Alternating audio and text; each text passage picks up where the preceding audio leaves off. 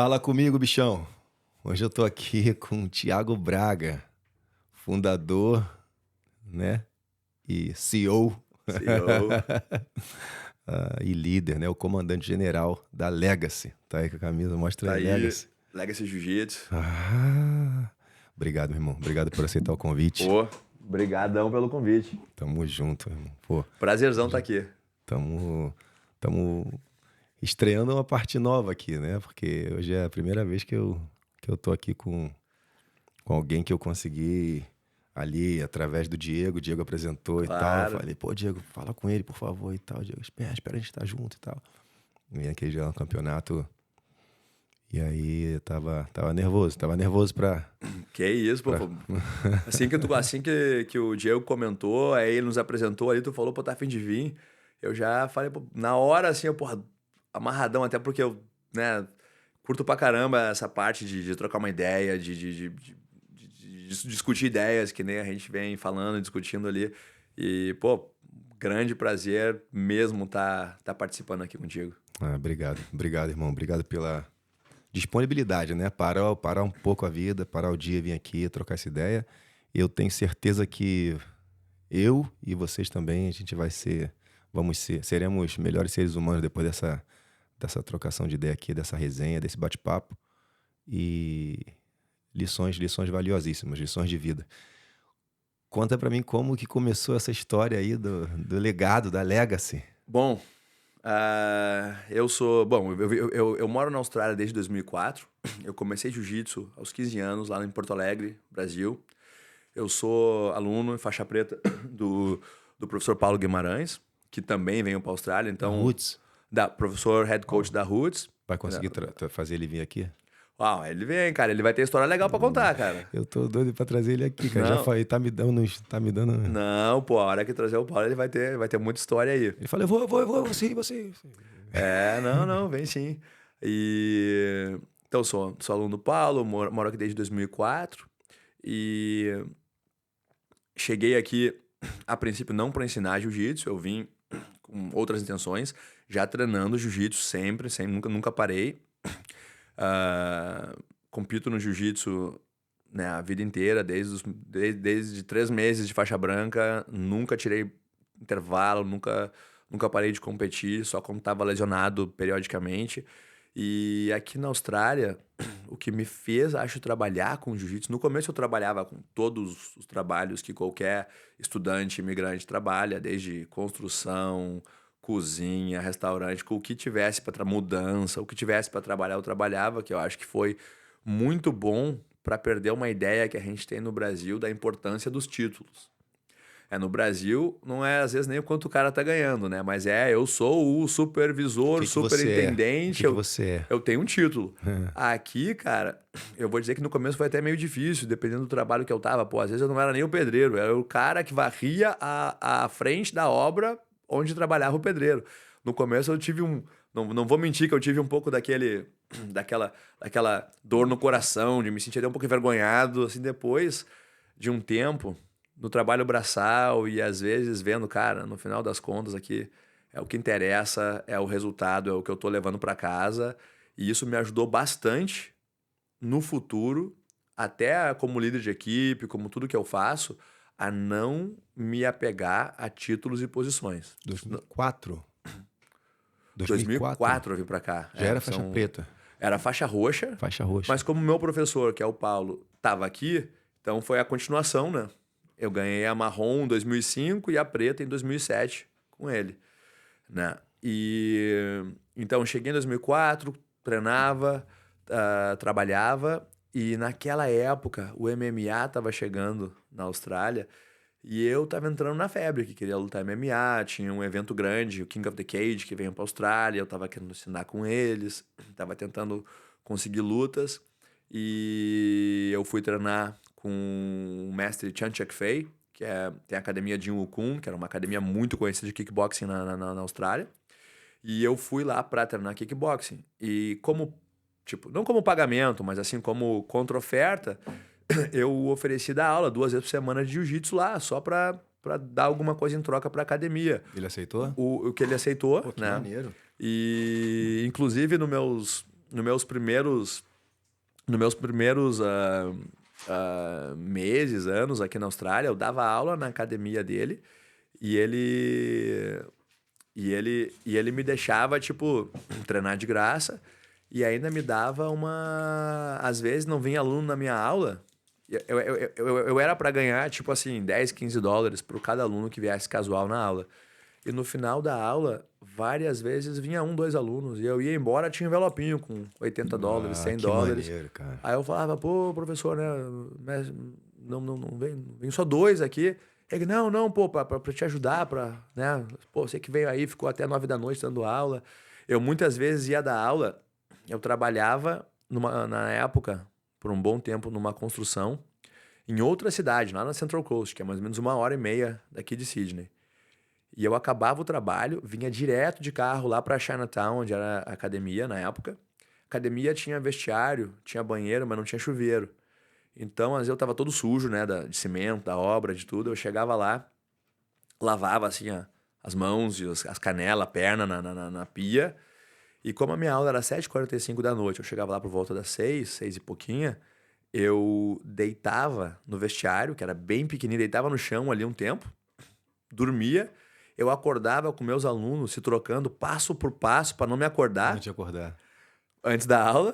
E aí eu acordava, botava o kimono e dava aula. E, pô, era muita, né, bondade dele ver o que eu tava fazendo. E às vezes me dava um pouquinho de dinheiro a mais ali.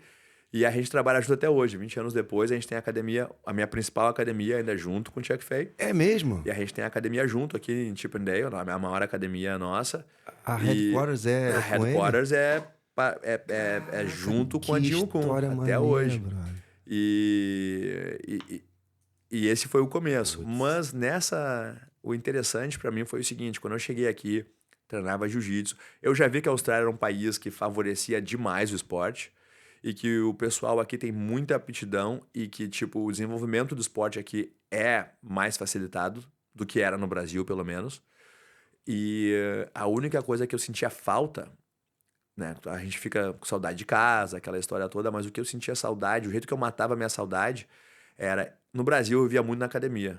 Eu treinava todos os dias, os meus amigos eram os amigos do jiu-jitsu, os amigos que eu viajava eram os do jiu-jitsu, os amigos que eu saía, que eu frequentava a casa, eram os amigos do jiu-jitsu. Era a minha segunda família. Então, o que eu tentei fazer aqui na Austrália no começo foi, pô, eu preciso criar essa segunda família. E eu comecei, dentro dos alunos que eu dava aula, criar aquele grupo de viajar junto, de ir para as competições, de fazer isso, fazer aquilo. E aí que começou a Legacy. Foi da minha ideia. Eu criei, na verdade, o meu primeiro grupo de alunos. Um ambiente para você. Era para mim, era um ambiente para eu treinar, competir, porque eu ainda era um jovem, 22, 23 anos, Tá competidor. quantos anos agora, Thiago? 41. 41. Cheguei aqui com 21. Tá com... Metade da minha vida. Episódio comemorativo de 20 anos de 20 Austrália. anos de Austrália. E eu cheguei aqui... Eu criei a academia não porque eu gostava de ser professor. Eu criei a academia para mim, para eu treinar. Para eu criar o meu ambiente, para eu ter o que eu tinha no Brasil. Foi até, de certa forma, poderia ser de uma forma egoísta. Eu criei um ambiente para mim. Eu quis replicar o que eu tinha no Brasil. E com o tempo, eu fui levando meus alunos para competir. E aí eu via que alguns dos meus alunos, eles treinando, competindo, eles faziam coisas na luta que eu não tinha ensinado, mas que eu fazia. Aí eu fiquei olhando, nossa, os caras não estão aprendendo só que eles estão me copiando. E alguns deles estavam copiando muito bem, tendo bons resultados. E aquilo foi o que começou a me despertar a vontade de ensinar mais, de dar aula. Porque, sabe, tu começa a ficar orgulhoso. Eu acho que quando tu começa a ver as pessoas fazendo o que tu faz, as pessoas, sabe, te analisando, te admirando nesse caso, assim.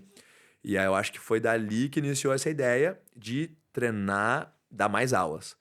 Agora, a ideia da Legacy em si foi mais pra frente, quando eu formei um grupo de amigos, que até amigos de fora do jiu-jitsu começaram a treinar comigo. E, como eu, nos seus 20 e poucos anos de idade, treinando todos os dias, os caras tinham seus trabalhos, que nem eu tive por um tempo. Em 2010 foi quando eu comecei a trabalhar full time com jiu-jitsu, não sem ter outro trabalho. Só que meus amigos, que eram meus alunos, faixa branca, azul, foram subindo.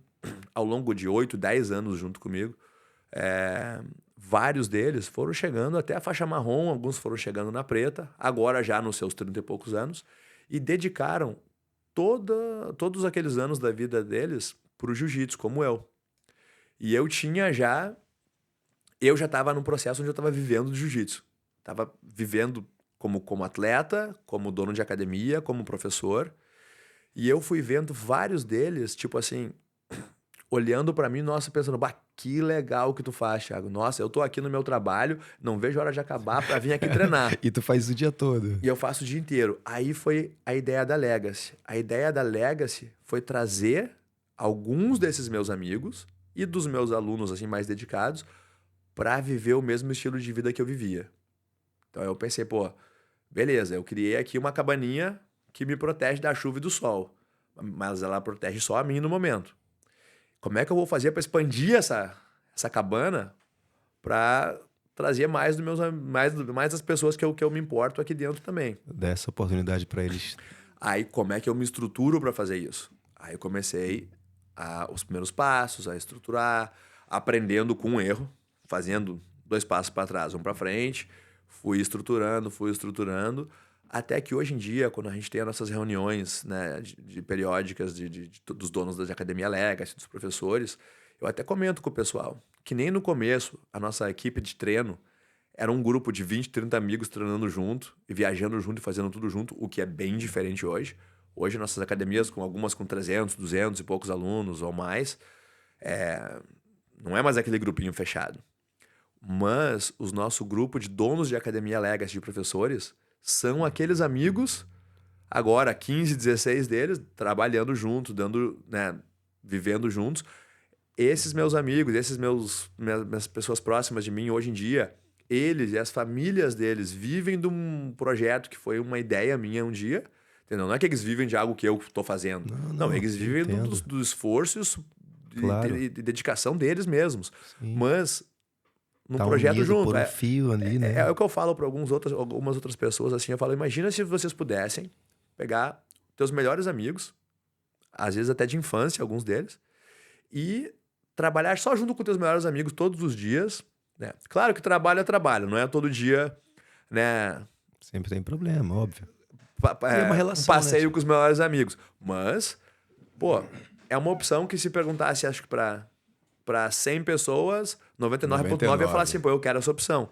E é o que a gente consegue fazer hoje.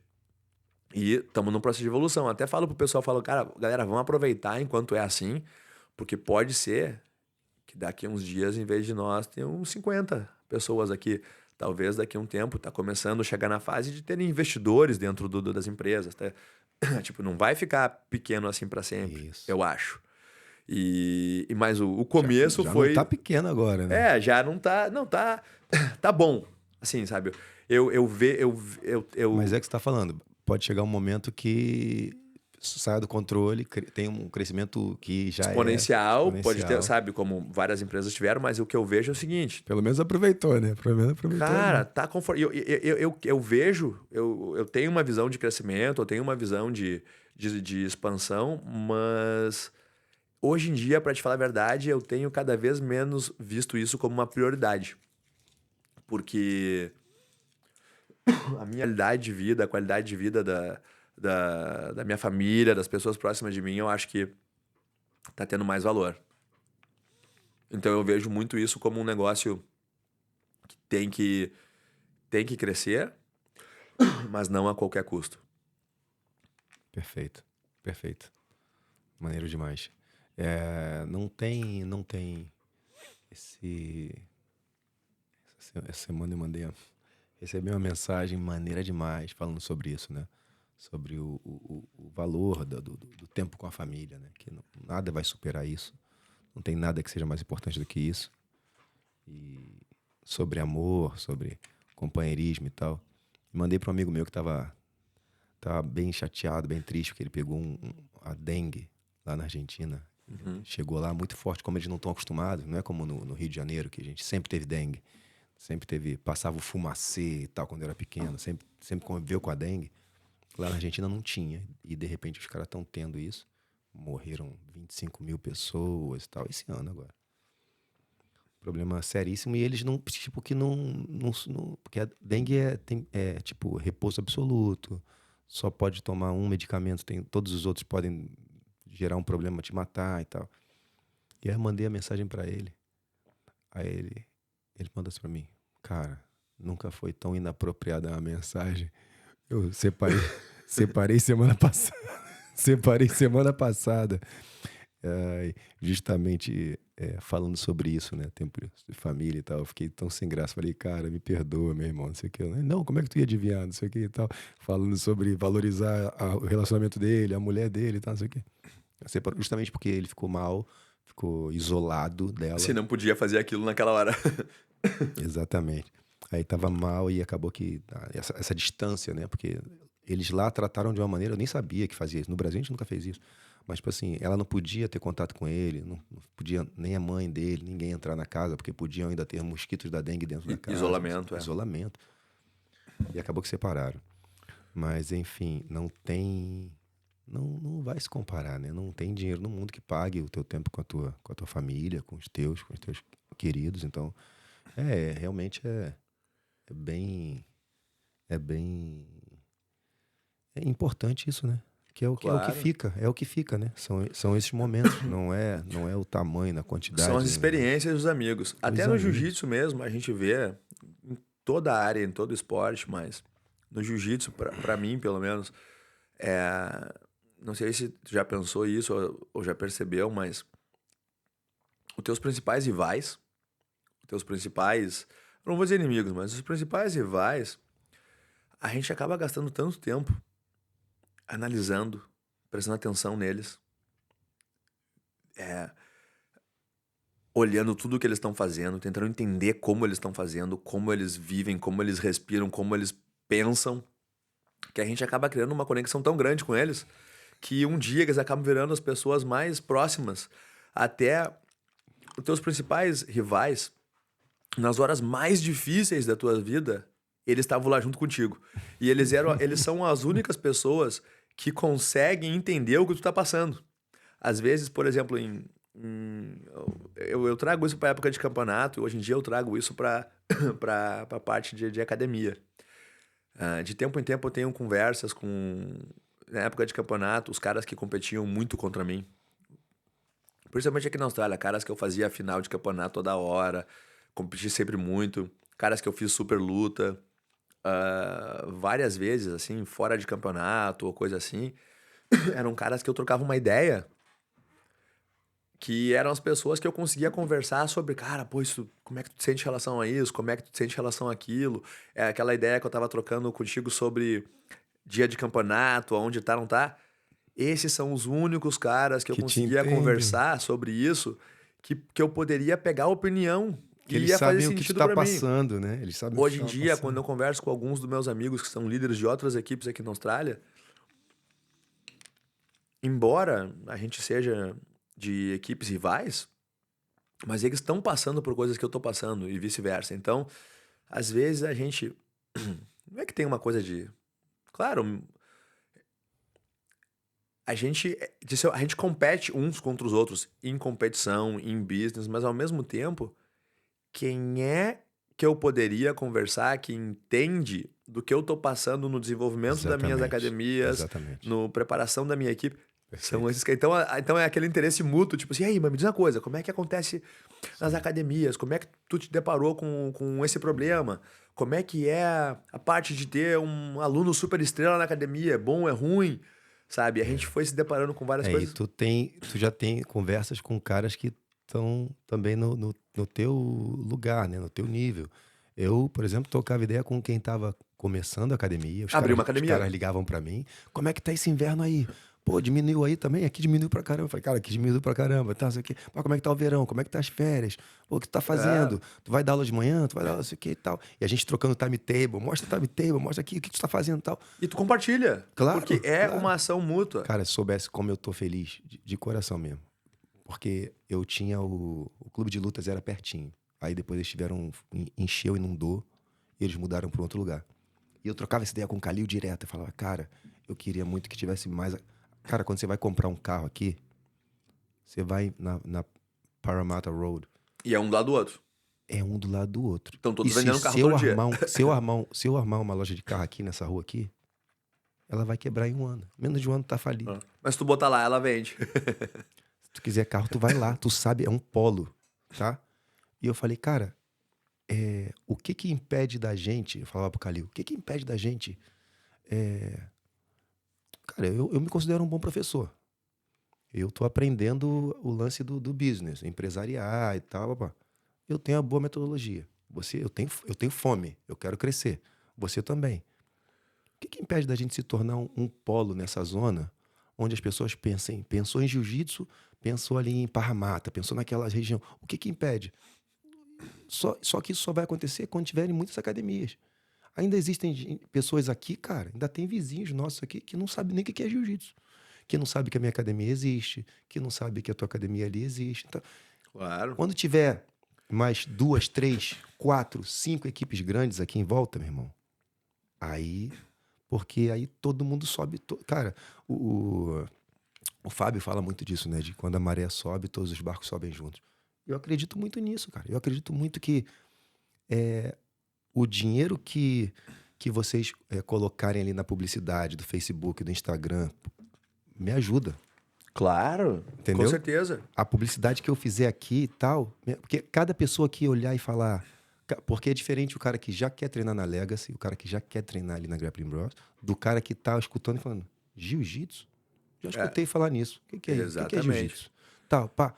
Às vezes ele pesquisa ou faz uma aula experimental e ele vê, pô, legal, gostei de jiu-jitsu. Tem uma academia de jiu-jitsu mais perto de mim lá, vou lá então ver como é que é. Mas eu conheci o jiu-jitsu. Eu tive essa experiência muito, muito forte pela primeira vez.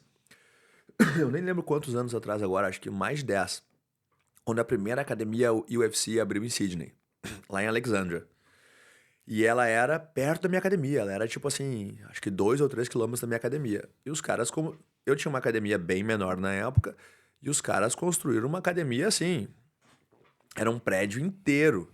Doideira, né? Com área de wrestling, cage oficial do UFC, área de jiu-jitsu, aula de judô, a academia inteira, a estrutura que não existia naquela época, não, era de milhões de dólares a estrutura. Aí todo mundo me falava, pô, Thiago, acho que vai ficar ruim pra ti aí, cara. Melhor tu pensar outro plano, porque os caras vão abrir a academia aí, vão te quebrar. Aí eu falei, pô, meu, não sei se eu tenho outro plano, né, cara? Eu tô aqui. Aí eu lembro que... plano B, eu vou lembrar naquele ano, não lembro qual era o ano, mas eu lembro que era fevereiro do ano, quando os caras iam abrir, e eles anunciaram, ou apareceu, que eles já tinham vendido 800 memberships. Eu falei, nossa, os caras estão vindo sério mesmo. Tipo assim, agora... Pô, eu na época tinha, sei lá, 100 alunos, 120 alunos, os caras já têm 800, nem abriu a porta. Quer dizer, os caras vão daqui a pouco me tirar do mapa. E aí abriu a academia UFC, teve 2 alunos meus que eram um faixa roxa meu, e um faixa roxa e um faixa... um faixa marrom, acho. Que, principalmente um faixa roxa meu, que davam aula lá na UFC. Porque eles tinham muitas aulas de muitas coisas. E um faixa roxa meu dava para as crianças e meus professores estavam lá. E passou um tempo, através deles começava a vir uma pessoa da UFC para minha academia, outra. Resumindo, naquele ano, a minha maior aquisição... Eu não fazia muito paid marketing, nada. A minha maior aquisição de membros foi alunos vindo da UFC. E por um lado eu tava feliz porque eu pensei, pô, o que eu achei que ia me quebrar, na verdade, tá me ajudando, tá me fortalecendo.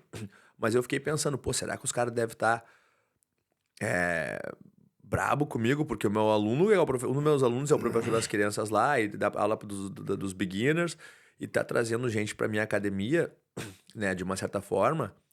Aí teve um evento lá e eu fui. E aí meus instrutores me apresentaram pro manager da academia, o cara que coordenava lá. Aí falou, pô, esse aqui é o Thiago Braga, dono da Legacy, meu professor. Aí o cara chegou, pô, prazer, Thiago, pô, grande prazer te conhecer. Cara, te considero nosso parceiro. Eu falei, ah, é? Pô, aí, mas, pô, elabora aí, né, esse elogio. Aí ele falou, cara, aqui é o seguinte, a gente não quer as pessoas aqui.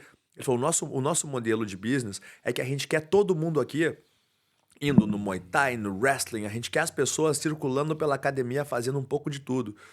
Por isso que a gente não oferece um programa completo de jiu-jitsu todos os dias, todos os horários. A gente tem aulas aqui e ali.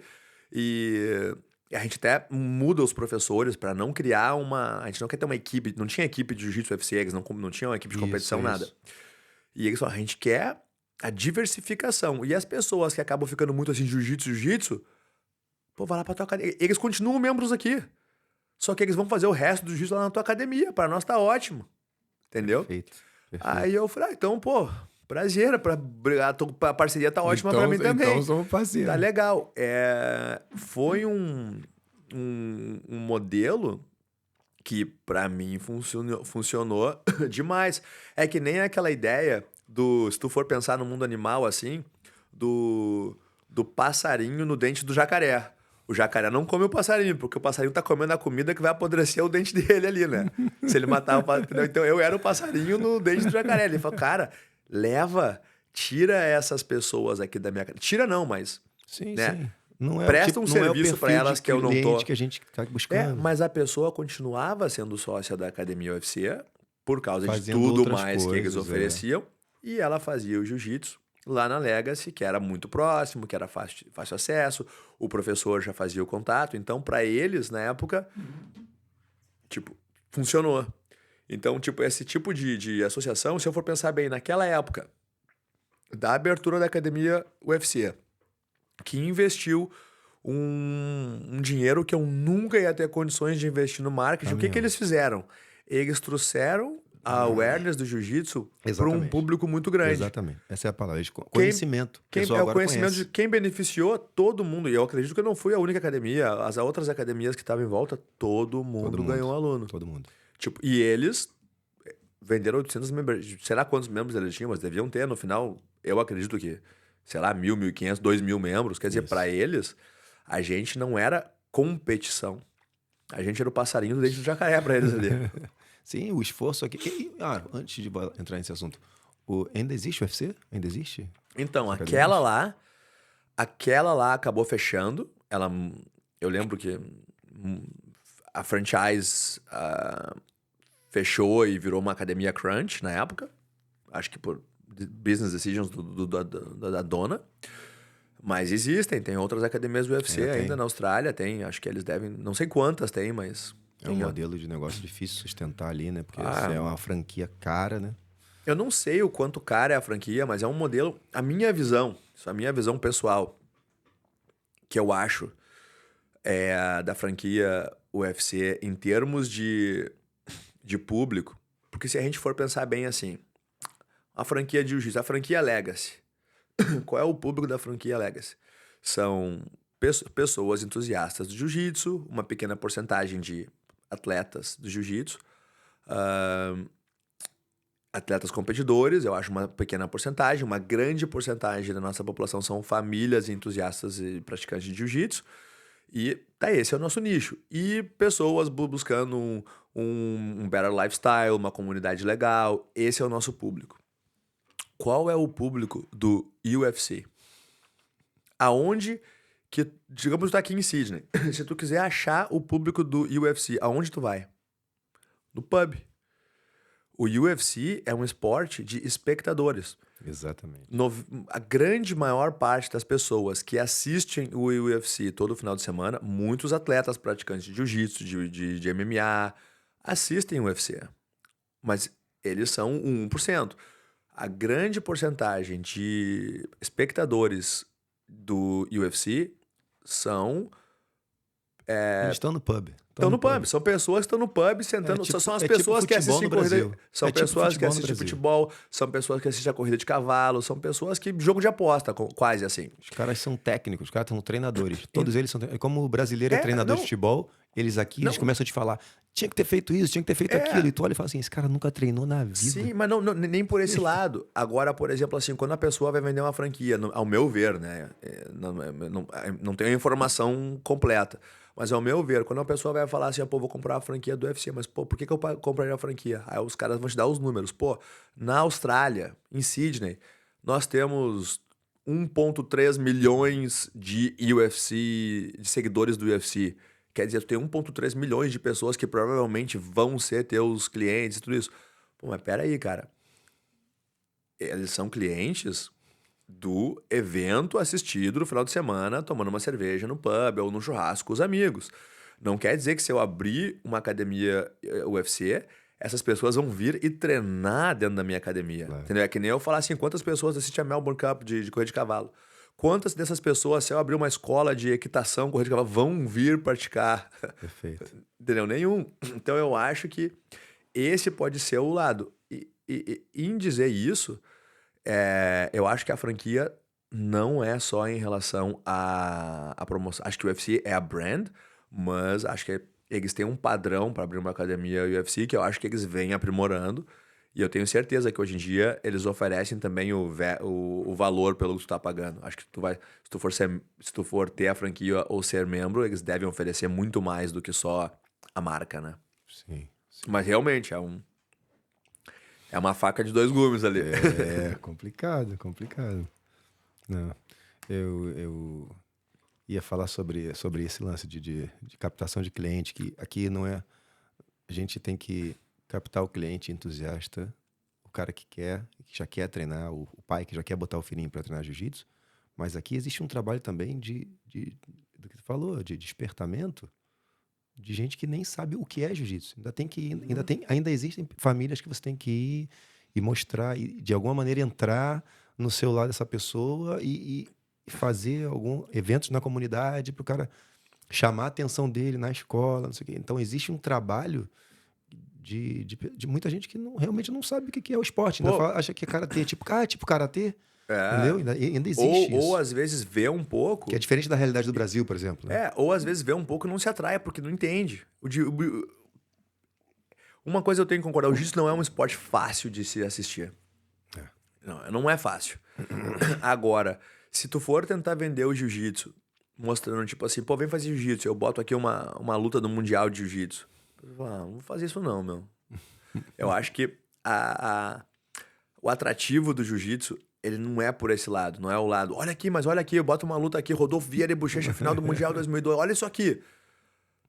Beleza, cara. Não sei se é o que atrairia uma pessoa a fazer jiu-jitsu. Pra gente que é fã do jiu-jitsu, olha e fala, nossa, isso aqui foi um espetáculo que os caras estão dando aqui, né? Mas eu vejo, por exemplo, pra gente, hoje em dia aqui na área, até o pessoal, quando a gente tá abrindo as academias novas, vão, mas quantas academias tem numa área, quantas não tem, quantos, né? Eu olho isso. Eu acho que faz parte olhar quantas academias tu tem, quem são os competidores da área, tudo, mas o que eu olho mais é o seguinte, qual é a população da área? Se tu olhar a população da área, tu já sabe que, por exemplo, pega aqui, por exemplo, numa área onde nós estamos aqui, a população daqui, eu não lembro de cabeça agora, eu tenho no software lá, mas só a população dessa área aqui deve ser mais de 50, 60 mil pessoas. Assim, de uma sub-área aqui. Sim. Fácil mais que isso. Ou mínimo isso. As áreas que eu olho todas têm mínimo 50 mil pessoas para eu abrir uma academia. Quando eu olho 50 mil pessoas, digamos que eu tenha aqui, sei lá, 4, 5 academias. Né? Sim, é que tá bem ali, tu tá bem no meio entre o que é Parramatta, Dundas, Redamir. Mas aqui é tipo 80 mil. 80 mil. Então, 80 mil pessoas. Digamos que nas academias que tem aqui no momento, cara, eu não sei os números, nem olhei assim, mas eu acredito que as academias podem ter qualquer coisa entre 100 e se tiver alguma com 500 alunos, tá bem. Mas eu acho que é ali. Então vamos pensar que se a gente tivesse 10 academias, entendeu? Estamos falando do quê? De 2, 3 mil pessoas? Exatamente. Então, será que falta... será que vai... Na verdade, vai faltar academia. Se vai faltar academia, se a conversão para o jiu-jitsu for correta. Ou digamos que, por exemplo, que considerando esses números e a adesão de agora, eu penso, quem é que é a minha competição aqui? Será que são as academias locais? Ou será que é o clube de futebol, o clube de rugby, o programa de alguma outro esporte que tenha na área? Será que não tem aqui o clube de cricket? Sabe, lá na praia, nas minhas academias que eu tenho lá perto da Northern Beaches, o Surf Life Saving Club, no verão, os Nippers, os caras botam várias mil crianças durante o verão naquele programa. Aquilo é uma competição séria pra mim, porque os caras dominam uma área durante o verão inteiro. Exatamente. Entendeu? Então, quando eu vejo a área, Por exemplo, aqui na CBD de Parramatta, quantas pessoas trabalham aqui? O que elas fazem no horário livre delas, depois do trabalho, antes do trabalho, na hora do almoço? O que é que elas estejam fazendo? Essa é a minha competição. Será que as pessoas vão fazer uma massagem? Será que eles vão na Fitness First? Será que eles vão malhar? Será que eles vão andar de bicicleta? Essa é a minha competição, porque as 80 mil pessoas, elas estão fazendo alguma coisa todos os E dias. para Parramatta tem muito mais pessoas. Eu É. tô te falando, essa área aqui. Essa área Tu aqui cruzar a ponte para Parramatta mesmo, tem mais ainda. muito mais gente. Então, é por Tudo esse, verticalizado, Thiago. por esse lado que eu Putz. vejo que, tipo assim, se eu, digamos que eu cheguei na área aqui agora, e a gente está fazendo nossa campanha de pre-launch, pegando as foundation memberships, e estamos tentando criar um máximo de awareness. A gente, né, tá fazendo todo o trabalho aquele do nosso background para fazer a abertura, para fazer o hype da academia, para começar já bombando, para abrir o E primeiro dia já bombando. eu até comento com meus professores, donos de academias, sempre que tu tá abrindo uma academia numa área nova, a gente recebe os inquiries de pessoas de outras academias. Ah, eu treino na academia tal, queria comprar já a membership de vocês da Foundation, eu vou levar meu amigo, vou levar 5 amigos comigo. E as pessoas, quando eu tô abrindo a academia, falam, pô, Thiago, tá vindo aí 5, 6 pessoas da academia tal, vizinha, pô, o que tu acha? Eu falo, cara, eu não acho nada. Eu não vejo isso como um grande sucesso, de uma certa forma, porque pensa por uma coisa. Pensa por um ângulo. É legal, porque quem tá abrindo a academia, tu sabe, tu fica contando os números, né? Eu tenho que bater os meus 50, 100 alunos no período tal. Conta, todo aluno Só que eu legal. penso o seguinte, as pessoas que eu tô convertendo do zero pro jiu-jitsu, essas pessoas eu tô convertendo fortemente ao jiu-jitsu. As pessoas que treinam numa academia X, e a minha academia tá abrindo. A minha academia é a academia nova no pedaço, tem uma hype toda sobre a minha academia, as pessoas às vezes têm um grupinho formado dentro de uma outra academia, no qual tem outros grupos acima deles, então se eu for para uma academia nova eu consigo botar o meu grupinho como o grupinho principal. Tem muita coisa que acontece nisso. Então eu falo o seguinte, excelente o que tu tá assinando de membros e alunos, vamos ser sempre profissional e fornecer o mesmo serviço, mas vamos ter sempre em mente que as pessoas que estão vindo de uma academia na abertura da nossa, provavelmente elas vão partir da nossa para a próxima academia da mesma forma, e elas não estão certas ou erradas. É o direito delas. Né? É uma questão de visão de mundo. É como elas vivem a vida delas. Mas o meu foco de marketing, de busca de novos membros, não é elas. Não é o aluno da outra academia que está no jiu-jitsu. Tipo assim, porque se ele tá vindo pra minha academia, ou é porque tem alguma coisa muito ruim, ou alguma coisa que ele tá insatisfeito, ou é pela hype, é que nem a gente conversou antes. Uma coisa nova. Se tu descer aqui na rua e abrir um café novo, tu vai pegar um café lá um dia. Porque ver qual é. Pra experimentar, abrir um restaurante. Tu gosta do restaurante libanês, tem na área aqui vários. Pô, se abrir um novo, tu vai um dia jantar lá pra ver se ele é bom. Isso aí. Entendeu? Então, não quer dizer que tu vai... Se abrir o próximo, tu vai ir no próximo também. Então, o foco, eu acho que tem que ser muito... sabe, na base. A base de novos membros, novos alunos, gente do zero, converter pessoas pro jiu-jitsu, que foi o que eu aprendi na época da academia UFC, abrindo perto de mim, convertendo meio mundo para as artes marciais, e desse meio mundo respingou 30% das minhas memberships da época vieram através do marketing de outros, que era um marketing que a princípio era para ser... contra o meu trabalho. Eu pensei, pô, será que eles vão tirar os meus alunos? Foi o oposto. Lembrei que eu ia falar que em Parramatta, se tu for, tem tipo tem uma agência enorme, gigante, tipo da Toyota, e do lado tem um dealership de carro usado. E os dois estão ali convivendo. Sabe qual é? Tipo, não é que agora vai abrir uma Nissan gigante, vai ter que fechar a tua agência de carro usado. Não. Cara, tá lá, brother. Tá funcionando, sabe qual é? Se o cara for esperto, ele ainda vai se dar melhor ainda, né? Não é? Cara, tem espaço para todo mundo. E eu realmente acho que, sendo jiu-jitsu, por ser alguma coisa que as pessoas muita gente não conhece ainda, acho que quanto mais academia, melhor. Porque todo mundo vai estar trabalhando para awareness. Todo mundo vai estar trabalhando. Todo mundo. Você tem que fazer, eu tenho que fazer, o cara que chegar tem que fazer, todo mundo vai ter que fazer.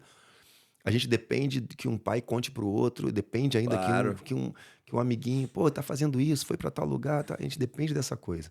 Não tem ainda como Estados Unidos e Brasil, que todo mundo sabe o que é jiu-jitsu. Sim, sim. Aqui ainda não é isso, não é a realidade. Não sei nem se de repente se tem a ver com culturas diferentes, né, backgrounds diferentes. Não sei, de repente para o centro de Sydney, para Northern Beaches, porque a galera tem uma outra realidade, outra condição. De repente lá já tá tudo estabelecido. Aqui, velho, tem muita gente que Não, não realmente não sabe. aqui tá valendo muito mais a pena ainda. Eu tenho uma academia na Northern Beaches, em Brookvale, e a minha academia lá, ela é estabelecida já há muitos anos. Ela não é muito grande ou muito pequena, ela, sabe, ela tem um tamanho bom, acho que tem 2 áreas grandes de tatame, tem, cara, ela é Maneira. maneira. O que eu vejo lá, tem aberto muita academia. Eu acho que numa área ali de pouquíssimos quilômetros, a gente deve ter umas 10. E a gente tá perto da praia. Se tu fizer um círculo assim, 5 Não quilômetros dá. nessa academia, tu pega muita água. Isso que Né? Eu acho que dali não vem gente. Né? E uma coisa que eu vejo é que muita gente lá, eu entendo, que é o meu caso, por ainda ter academia lá, vincula de forma correta, vincula o seu trabalho, vincula a abertura da academia ao estilo de vida. Pô, eu quero a minha academia onde eu moro, onde eu quero morar. O que faz sentido por um lado, mas em termos de resultado, que nem eu falei, na praia, a gente compete. Tem até um dos meus faixas pretas, que ele trabalha com real estate, ele tá sempre Tô falando para abrir ligado. academia, ele fica me mandando os lugares, Bondi, né? Abre aqui, Thiago, abre aqui, abre aqui, abre aqui. Eu falo, cara, não vou. Não vou. Não, mas aqui achei um com preço bom. Eu falo, cara, não vou abrir aí, porque, Não tem a ver com preço, né? cara, não tem. Não tem a ver com o preço do aluguel, tem a Não ver é só o preço do tem a ver aluguel. com o Mas, projeto a longo cara, eu prazo, né, não cara? vou botar um lugar, tipo, muito transigente, muita gente entrando, saindo, é um lugar tal, tal, tal. Não vejo muito valor em estar aí no momento, sabe? Não é meu empreendimento. Agora, para áreas aqui como no Oeste, pô, eu acho que aqui tu não tá competindo com. Se tem um dia de sol, vamos pra praia. Se tem um dia, Irmão, né? já Tem teve isso. surf, vamos surfar. Tem os esportes, outros aleatórios, tem outras atrações. Sim. Eu acho que áreas que, tipo assim, são mais limitadas em termos de entretenimento, tu consegue ter muito mais E sucesso. tá em franco crescimento. Muita família jovem, muita família com criança novinha assim, cara. Pô, Então muito. é uma coisa legal, mas eu acho que isso aí, essa é uma parte que me interessa bastante nesse lado. Mas hoje em dia eu tô sempre dando uma volta 180 graus pra tudo que é lado, né? E a volta que eu tenho dado agora, recentemente, é muito pro lado assim de o que eu tô passando? O que eu quero atingir? Beleza, eu quero criar uma marca, eu quero ter uma equipe, eu quero abrir mais localizações. Tá acontecendo, eu tô fazendo. Tô passando pelos meus obstáculos, como sempre, vou continuar passando, eles nunca vão desaparecer. Quando eu passar por esses, vão vir outros. Mas eu penso, pô, mas e aí? O que eu quero além disso? Tipo assim, será que eu quero ver quantas academias eu consigo abrir? Eu quero ver, sei lá, o que eu consigo atingir em termos de sucesso nesse lado. Agora, eu tenho pensado bastante pelo lado que eu quero passar, qual é o resultado que eu quero ter dentro de cada academia. Por exemplo, o que vai fazer, não o que vai fazer eu ser diferente, mas o que eu vou deixar fora um grande número de academias ou um business de sucesso no futuro, talvez, o que eu vou deixar em termos de aprendizado para as pessoas, o que eu vou estar entregando como escola, pensando no lado como escola, o que eu vou estar ensinando para as pessoas, então, nesse caminho. E essa é a parte que eu vejo que ela é mais trabalhosa, assim, hoje em dia. Não é Mas é o que te desafia hoje em dia, né? É é o o que te desafio. chama. É É o desafio de passar alguma coisa de valor, entendeu? E importante. mesmo no lado do jiu-jitsu, na parte técnica, mas um lado, por exemplo, que eu sinto nos meus dias, no começo, eu como professor, quando eu tinha uma equipe menor, eu passava muito tempo com meus alunos. Sabe, a gente vivia bem mais próximo, assim. Hoje em dia, com mais alunos, mais academias, eu tendo que me desdobrar em 1000 pedaços para estar mais presente em vários lugares, eu sinto que tem uma grande. Vira um obstáculo como fazer o delivery disso, como estar presente realmente com as pessoas, como sabe poder. não automatizar isso tanto. Sim. E essa é a parte que eu vejo que tem bastante valor. E esse é o challenge do futuro. Um desafio. Porque crescer é possível. Agora, e aí, como tá presente? Porque a gente não, né? Essa é é um desafio que todo mundo tá passando. Alguns estão achando formas, mas será que essa é a forma? Essa é a parte que hoje em dia me segura um pouco, pensando assim, ó, quantas mais academias ou quanto É, rápido eu quero abrir? Porque eu fui vendo que as primeiras academias que eu fui abrindo com pessoas, agora, por exemplo, aqui em Parramatta, que eu tô abrindo com três dos meus faixa pretas. Um deles sendo o Caio Tamura, que tá trabalhando lado a lado comigo pelos últimos 13, 14 anos, não 15. Eu considero o trabalho dele uma extensão do meu. Sabe, eu acho que a nossa comunicação já fica muito automática. Sabe, a gente já se entende e às vezes sem precisar falar, mas é muito tempo convivendo junto. sim. Mas quantas academias eu quero abrir ou quanto eu quero expandir meu trabalho sem convivência? Por exemplo, eu vou para as Perfeito. academias, eu vou para a nossa academia lá em Wollongong com o Mário Lima, que foi um dos meus alunos também, desde os primeiros, dos dias Ele antigos. já se comprometeu que vinha aqui. Ele falou Ele que vai vir, viria. vai contar uma história legal também. E, pô, quando eu vou na academia dele, eu lembro que quando eu cheguei lá as primeiras vezes, e coisa muito interessante. Eu lembro que ele tava, né, nervosão no começo, com a parada de dar aula, de ser professor, de abrir academia. Eu até peguei um pouco disso como um elogio, porque eu acho que eu tinha uma certa admiração dele no trabalho que ele seguiu, né, comigo. Quando ele foi abrir a academia, até a gente conversou sobre ele. Eu lembro que ele estava para ter o primeiro filho, e o filho dele, e a mulher dele estava grávida, ele ia ter um filho, e ele não sabia se dava depósito numa casa ou abrir academia. Eu falei, pô, cara, essa é uma decisão muito pessoal, não posso influenciar. Aí um dia ele falou, pô, decidi vou abrir a academia. No dia que ele decidiu abrir a academia, eu acho que eu fiquei tão nervoso, porque eu pensei, caraca, meu, ele escolheu abrir uma academia. Esses são alguns dos momentos que fizeram eu pensar em organizar mais a estrutura da Legacy. Porque eu falei, beleza, agora é um amigo meu, aluno meu, num momento crucial da vida dele, ele tá resolvendo investir numa ideia que eu tenho. Demais. Aí eu pensei, pô, agora tem que dar certo. Tipo, eu lembro que eu ia lá olhar o lugar com ele, fazer, né, tentar ajudar da forma que eu conseguia na época. E pensando que tinha que dar certo. Quando ele abriu a academia, deu lockdown. Aí fechou. 4 meses. Aí eu lembro de eu estar sentado em casa, graças a Deus não precisou nada disso, mas eu fiquei Meu pensando, Deus. cara, pô, se não der certo a academia do cara, o que eu vou fazer? Eu cheguei a pensar, nunca falei isso pra ele, até se ele escutar na podcast, talvez escute pela primeira vez. Eu cheguei a pensar, cara, o que eu vou ter que fazer? Se der ruim, eu vou falar com ele, ver quanto é que ele gastou. Numa dessas eu tento comprar a academia dele. Aí eu tenho meus professores aqui, numa dessas dá pra pegar o trem, descer e dar na aula lá. Sabe assim, se der uma ruim, não sei, né? Eu não tinha esse acordo, mas eu fiquei pensando, pô, Sim. numa dessa é legal oferecer porque o cara tá apostando na minha ideia. Graças a Deus, desde que ele abriu a academia depois do lockdown, a academia só Cresceu. desandou, só cresceu. Mas eu lembro de no começo ir lá na academia dele e entrar, assim, ela com os primeiros alunos, sabe? Já com o número de alunos, assim, mas as primeiras aulas, os primeiros meses. E eu chegar lá e ver a atuação dele com os alunos e o ambiente daquele primeiro grupo e me sentir como se eu estivesse entrando na minha academia de anos atrás, onde ele Do treinava. começo. Aí eu pensei, pô, ele tá fazendo o que eu fiz. Ele replicou o que, sabe, o que ele gostava da onde ele estava treinando jiu-jitsu antes. Ele replicou o environment. A Sim. academia dele é super família, sabe? A academia dele tem aquele ambiente de todo mundo é amigo de todo mundo. Eu lembro até da gente sair para jantar com os alunos depois do treino.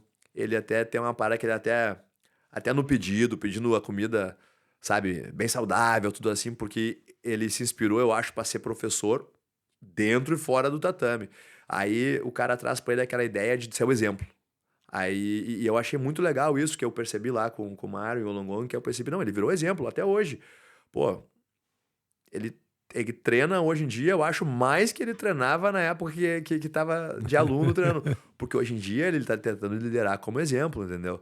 E eu acho, pô, legal pra caramba esse aspecto também. Maneiro demais, maneiro demais. Ah, ele foi o primeiro cara da Legacy que eu troquei ideia assim, que eu chamei ano passado. Acho que foi em outubro, é um campeonato assim, troquei ideia com ele. Falou, não, vamos sim, tal, vamos. E aí fica difícil, né? Porque é longe, né? Tem que coordenar tudo isso. Aí depois eu mandei uma mensagem pra ele e falei, cara, a gente tá mudando. Vou conseguir fazer um lugar fixo, vai ficar mais maneiro, vai ficar um pouquinho mais bonitinho. E aí vamos fechar pra ir lá. Pô, legal. Aí vai ser uma honra trazer ele aí. Nossa, essa responsabilidade de você agora tendo oportunidade do cara, o que você está falando, essa preocupação, porque ele bebeu dessa fonte lado a lado contigo, ele teve aula direta com você. Aí se vem outra pessoa para querer abrir uma Legacy, comprar a franquia e tal, vai botar esse faixa preta que vai dar aula lá, se ele não teve essa experiência, não teve essa oportunidade, isso já se transforma numa preocupação, né? Porque, tipo assim, o Mário Tava presente. Quando isso começa a crescer Mário, muito... a Mauri, que abriu o Willoughby também, todo mundo presente Todo mundo comigo. presente. Quando começa a crescer muito, você perder esse controle, aí vem esse desafio, né? Como fazer isso continuar com essa mesma essência, né? Para não perder a essência. Porque o ideal seria isso. O ideal seria o cara formou faixa preta e de todos esses faixa preta que você formou, um gostaria de ser dono de academia. Beleza, perfeito. Mas isso vai demorar um tempo e é no mundo ideal que eu tô falando, né? Claro. Eu tenho hoje em dia, não todos formados por mim, mas eu tava fazendo a minha lista para fazer as graduações dos pretas. Eu acho que eu devo ter uns 50, mais ou menos, faixa preta. Não todos formados Sim, branca preta de por branca mim. preta. Mas desses 50, nós temos 9 academias só. Então, Maneiro. a ideia é que vários deles talvez não venham a ter uma academia, não venham Isso, trabalhar com jiu-jitsu, e é ok. E é o que é o normal. E é o normal, não é a ideia, né? De todo mundo seguir esse lado. Mas no que tu tava comentando hoje em dia, o que tu tava comentando agora sobre essa parte, pô, alguns não estão presentes, não estão junto com a gente, não tem essa convivência. E aí, como é que vai abrir a academia? Nesse lado que eu senti que o que aconteceu comigo foi o seguinte: a gente tenta vestir todos os chapéus. Eu sempre fui do faxineiro ao marketing, head coach, tudo da academia. E a gente tem a ideia que na nossa academia, no nosso negócio, não tem ninguém que saiba fazer o nosso trabalho melhor que a gente. E eu fui, aos poucos, tendo que tirar esses chapéus, e alguns são fáceis de tirar. O marketing, pô, eu sei que eu não sou o melhor do marketing. Então, tira o chapéu, vamos pegar aqui o faixa preta do marketing para dar uma força. A parte de abrir outras academias foi onde veio a parte da estruturação por trás. Manuais, procedimentos. Foi a parte que eu tive que contratar uma empresa de consultoria para sentar comigo durante 6 meses e extrair da minha cabeça as ideias que estavam só na minha cabeça. Tive que trabalhar por 6 meses com uma empresa para criar todo o modelo, todos os manuais, tudo isso, que eu ainda acho difícil de usar, de certa forma, mas assim, é importante. Porque eu tenho que, se eu quero expandir ou ter as próximas, eu tenho que ter uma forma de fazer isso bem. E, principalmente, vão abrir academias de jiu-jitsu com pessoas que não são do jiu-jitsu. Vão ter investidores abrindo academias. E esses investidores vão proporcionar outras pessoas que querem ter uma academia, mas não têm a capacidade financeira de trabalhar e viver do jiu-jitsu também. Então, não é de todo mal. É um mal que vai vir pro bem. É importante. É um mal que vai por vir isso, pro bem. É um desafio. Por isso que é o meu momento de consultoria para mim, tá, galera? Eu sei que, de repente, é uma coisa que interessa a mim. Meu momento de consultoria aqui. Eu que tô tomando nota aqui. Sim. Porque é uma parada que é importante, que é legal. Tem que acontecer. Vai oportunizar trabalho para pessoas que, como você disse, alguns só querem dar aula mesmo, nem querem ter academia. Porque tem gente também que não quer ser dono de academia. E isso é uma coisa que a gente está fazendo abrindo as Legacy agora, casando o investidor com o professor. O cara quer dar aula, ele não quer se meter em mais nada. Ele quer dar aula dele, quer surfar de manhã, quer dar aula e acabou. Cara, e tá tudo bem. Até recentemente, eu fui fazendo mudança, como eu falei, né? Para fazer a estruturação, trazendo pessoas que são especialistas nisso, para fazer o marketing, para fazer outras áreas. E recentemente, na minha principal academia, no Headquarters, eu fiz uma mudança que eu tô achando interessante. Nas minhas aulas, na verdade, eu por um tempo agora, eu me retirei de todo o timetable. Eu não sou um professor da academia. Eu não tô no timetable. Então, Eu posso dar qualquer aula ou entrar em qualquer aula, mas o que eu tô fazendo, eu tô indo nas aulas dos meus professores e participando da aula. Eu tô me colocando numa posição. Eu dou aula na minha outra academia em de Porto Velho. aluno ali para ver. Eu tô conseguindo me colocar na posição de training partner dos meus alunos. Então, por exemplo, o professor que está dando aquela aula, eu tô participando da aula. Que é uma coisa que, pô, vou te dizer, depois de 20 anos, é um grande prazer poder entrar maneiro. numa aula. Eu não quero nem. Sabe quando a gente tem intervalo entre o rolo? Eu não quero nem descansar, porque eu tô tão amarradão de dar o treino inteiro agora, de fazer a aula inteira. Eu não me interessa se eu tô aprendendo a posição mais básica ou a mais avançada. E outra, eu olho agora, estando dentro da aula, eu tô dentro da aula de um dos meus faixa preta dando aula. E eu tô na aula, e enquanto ele tá dando a aula, eu tô sentado aqui com os alunos. E eu vou fazer a dupla com algum deles para fazer a posição, para fazer os drills. E eu tô fazendo os drills e é impressionante como a visão é diferente. Eu tô vendo a aula de um ângulo completamente diferente, o que me facilita dar feedback para os meus professores e ver coisas que eu não conseguiria ver estando Dando aula. dando aula. Eu consigo ter um relacionamento tão mais próximo com meus alunos agora, durante essa experiência, Sim. sabe? E eu achei, tipo assim, eu acabo as aulas. Essa semana passada eu sentei com dois dos meus professores e comecei a conversar com eles sobre as aulas. Pô, achei legal pra caramba o que tu fez na tua aula, isso. Pô, o que tu acha de fazer tal parada? Ó, a aula outra tava muito legal, mas eu achei que, pô, gastamos um tempo nisso. Aí agora eu consigo dar um feedback de aluno, que é quanto valioso é o feedback dos teus alunos pra ti. Incrível. Quanto tu não pagaria por teus alunos chegarem e falar assim, ó, real, Vinícius, mandar a real é real. a seguinte, cara. Mandar real. Porra, cara, tu explica demais a posição, pô, a gente quer ter mais rola, pô, a gente achou que, sabe, pô, estamos trabalhando muito tempo no mesmo assunto, ou, pô, dava pra ter trabalhado muito mais numa coisa tal, que é muito mais importante. Agora eu consigo dar o feedback porque eu tô naquele lado. E eu tô fazendo posição junto com os caras. Eu consigo ver o quanto os caras estão aproveitando ou curtindo aquilo. E entre uma aula e outra, eu consigo passar bastante tempo trocando ideia com meus alunos. Sabe quando acaba uma aula e os alunos ficam naquela resenha, trocando uma ideia, e o professor tem coisa pra fazer, vai fazer a próxima aula? Tem que fazer outra aula. Acabou a aula, eu tô sentado numa Tu tá rodinha ali no com grupinho eles. com os alunos, e aí, trocando aquela ideia, que é onde a mágica da academia acontece. É a engrenagem. E aí eu tô fazendo essa experiência, tô curtindo pra caramba. Vou voltar, vou dar aula, vou fazer tudo, mas tipo assim, esse foi o chapéu mais difícil de tirar. Porque o chapéu de professor head coach faixa preta é o mais difícil.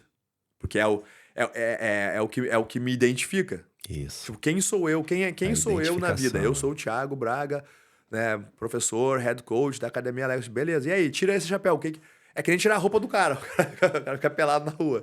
Mas eu vou dizer, é uma experiência muito legal de estar fazendo. É um negócio, tipo assim, que eu acho que, sabe, é um aprendizado muito grande dentro da minha área de trabalho, que eu já vi, na verdade, pesquisando pessoas de sucesso, como, por exemplo, Steve Jobs. Eu vi pessoas de grande sucesso em grandes empresas fazendo isso. Sabe? Eu já li livros sobre pessoas fazendo isso. Mas aí tu lê o livro, tu acha muito legal. Agora fala, agora faz aí. Tem que fazer. O cara ali é o cara... Aquela ideia que volta lá no começo, quando você falou da identificação, né? Porque o que você é, não é o que você é o que você está, né? Você estava ajudando, limpando o lixo do pedreiro. Você estava servindo a mesa. Você estava... Mas você não é aquilo, né? Então você estava CEO da sua empresa, mas você é muito mais do que isso. Você é um ser humano completo. Você mudando o tempo todo. Você é um cara que está em transformação constante. Exato. Então isso até de repente te facilitou ter passado por todos esses trabalhos e ter visto que você não é aquilo, que você estava aquilo. Aí agora fala, não, calma aí, mas eu também, se eu quiser sair, é difícil de tirar. Mas eu não sou isso. Dá pra... Mas as nossas experiências vão nos ensinando, né? Eu tive, cara, inúmeras experiências. Eu tento ver o lado positivo de tudo. Mas uma das grandes para mim foi em 2013, na verdade 11 anos atrás, quando a minha principal academia, na época eu tinha só duas, e uma era bem pequena e a outra era a principal. Ali em Chippendale, já no centro de Sydney. A gente tava com um lugar legal, mas um warehouse bem antigo, e rolou a oportunidade de renovar, construir um mezanino, fazer o segundo andar. Aí construímos, e quando ficou pronto, aquela ideia, né, no meu começo, da parte de business, não entendendo muito bem como as coisas funcionavam ali, achando que sabia Sim. um pouco, mas não sabia tanto. Eu tava esperando acabar todos os detalhes da academia para ir fazer o seguro do prédio, fazer tudo. Teve um incêndio. Ah, Um dia eu recebi uma ligação às 2 da manhã, um aluno meu. Pô, Thiago, acho que tem que vir aí na City, cara, porque pegou fogo aqui no prédio da academia. putz. Sábado de noite. Aí eu falei, pô, vamos lá. Acordei de madrugada, peguei meu carro, comecei a dirigir. E eu lembro que eu tava assim, pô, tomara que não tenha. A minha recepção da academia na época eu tinha construído tipo uma cabaninha, assim, bonita pra caramba. Tu entrava, tinha um telhadinho na recepção. A gente fez assim, coisa mais, mais legal mesmo. Aí custou uma grana fazer aquela recepção na época pra mim. Eu lembro que pra fazer aquela reforma da academia, eu peguei um empréstimo, né? E aí. E aí chegamos, não tinha dinheiro pra fazer, eu lembro que eu peguei um empréstimo. Cheguei na academia, pensando, vou tomar, não ter queimado a recepção. Quando eu cheguei, eu tive que parar o carro 2 quadras da academia e tinha uns 6, 7 caminhões de bombeiros. Foi o maior incêndio do centro de Sydney dos anos 60, Meu 70. Deus. Quando eu parei o carro, que eu cheguei na esquina, o telhado do prédio explodiu. E não Ah, sobrou tu nada. viu a explosão? Eu vi a Quando tu chegou, explosão. tu viu? Eu cheguei e vi a explosão. Que pegou fogo em tudo, as Meu estruturas Deus. de metal, tudo acabou. E o telhado explodiu. Aí eu olhei, assim, que eu parei na rua, assim, e falei, cara, não é que é boa recepção. Acabou o prédio. Tipo assim, não. Acabou tudo. Não tem mais nada. Aí eu lembro que eu, pô, olhei aquilo e. Difícil. Aí um monte de gente na rua ali. Aí eu lembro que, né, deu aquele tempo. Aí o pessoal, pô, não, agora tem que ir pra casa, vai vir polícia, vai investigar amanhã. Aí eu voltei pra casa, eu lembro que eu cheguei em casa nas 3 e pouca da manhã, fiquei sentado, acho que até umas 5 da manhã, sentado assim em casa, mas eu lembro que pra mim foi uma coisa, tipo assim, foi estranho. Foi um baque muito grande, mas eu lembro que eu cheguei e sentei em casa e deu aquela caída, assim, falei, puta, cara, perdi tudo. Perdi tudo, acabou. Aí no outro dia, tava uma baita chuva e os meus alunos, um aluno meu falou, Thiago, pô, vem aí que vai vir o pessoal da TV. Vai vir o pessoal da TV aqui fazer umas entrevistas. Pô, nós vamos montar, vamos pegar uns tatame, montar, que nem um parque, né? Vamos montar um treino no parque. Aí a gente vai pedir pro pessoal te entrevistar ali, porque não vai dar se a gente consegue, né, alguma ajuda pra renovar. Aí eu falei, beleza, galera. Vamos, né? Aí que eu acordei no outro dia pra ir pra academia, tava um temporal. Putz. Aí eu falei, não vai fazer nada agora, né? Aí dirigi lá, porque eu pensei, aqui, Foi lá. eu vou encontrar ali o pessoal. Quando cheguei na academia, cheguei assim na frente da onde é a academia, aquela chuva, assim, eu falei, vou descer do carro, né? Vou parar aqui, quando alguém chegar de carro, eu dou uma banada, pessoal, pô, não deu, que pena. Quando eu cheguei na frente, olhei pro parque, o tatame tava montado e tava todo mundo já de kimono, em pé, maior temporal. Aí eu lembro que eu olhei assim e velho. falei, caraca, meu, Que isso, os bro. caras estão aqui. Eu lembro que eu dentro do carro comecei a pegar meu kimono, botar o kimono rapidão, assim, sabe? Que eu falei, pô, os caras estão fazendo isso por mim e eu não ia fazer. Eu já tinha desistido. Aí troquei rapidão, saí ali na chuva. Aí a gente fez essa filmagem, tudo. Acabou que veio um pessoal da mídia, tudo, deu uma repercussão. Pô. No outro dia, não, no mesmo dia, acho que foi no mesmo dia ou no outro dia. Não, naquela noite eu voltei pra casa e aí eu pensei, bom, os caras me deram sabe, Uma injeção de uma injeção. ânimo. Aí eu cheguei e falei, bom, beleza, eu perdi a academia. O que que eu vou fazer? Liguei pra um amigo meu, amigão meu, que é um dos meus faixa preta também, que ele é builder. Falei, cara, preciso de um trabalho contigo. Eu já pensei, eu vou trabalhar com um cara vou vender um pouco das coisas que eu tenho, vou trabalhar com um cara na obra, meu amigo é builder, pô, pode me levar a trabalhar todo dia. Eu acho que em 6 meses, se eu salvar o dinheiro, eu consigo pegar um lugarzinho pequeno, eu já começo a dar aula de novo, Cara, daí 1 ano, 1 ano e meio, eu já tô voltando mais ou menos pra onde eu tava. Não com a academia tão grande, mas eu já volto a trabalhar só com jiu-jitsu. Então, pô, 1 ano e meio, vou fazer isso. Beleza, ele falou, Thiago, pode vir aí na semana que vem já, né? Segunda, terça vem aí. E eu, beleza, vou trabalhar com o E tu já cara. tinha um plano. Já fui, eu tinha um carro que eu tinha comprado financiado novo. Eu já fui lá na loja na segunda-feira de manhã, ver, ó, seguinte, preciso devolver o carro.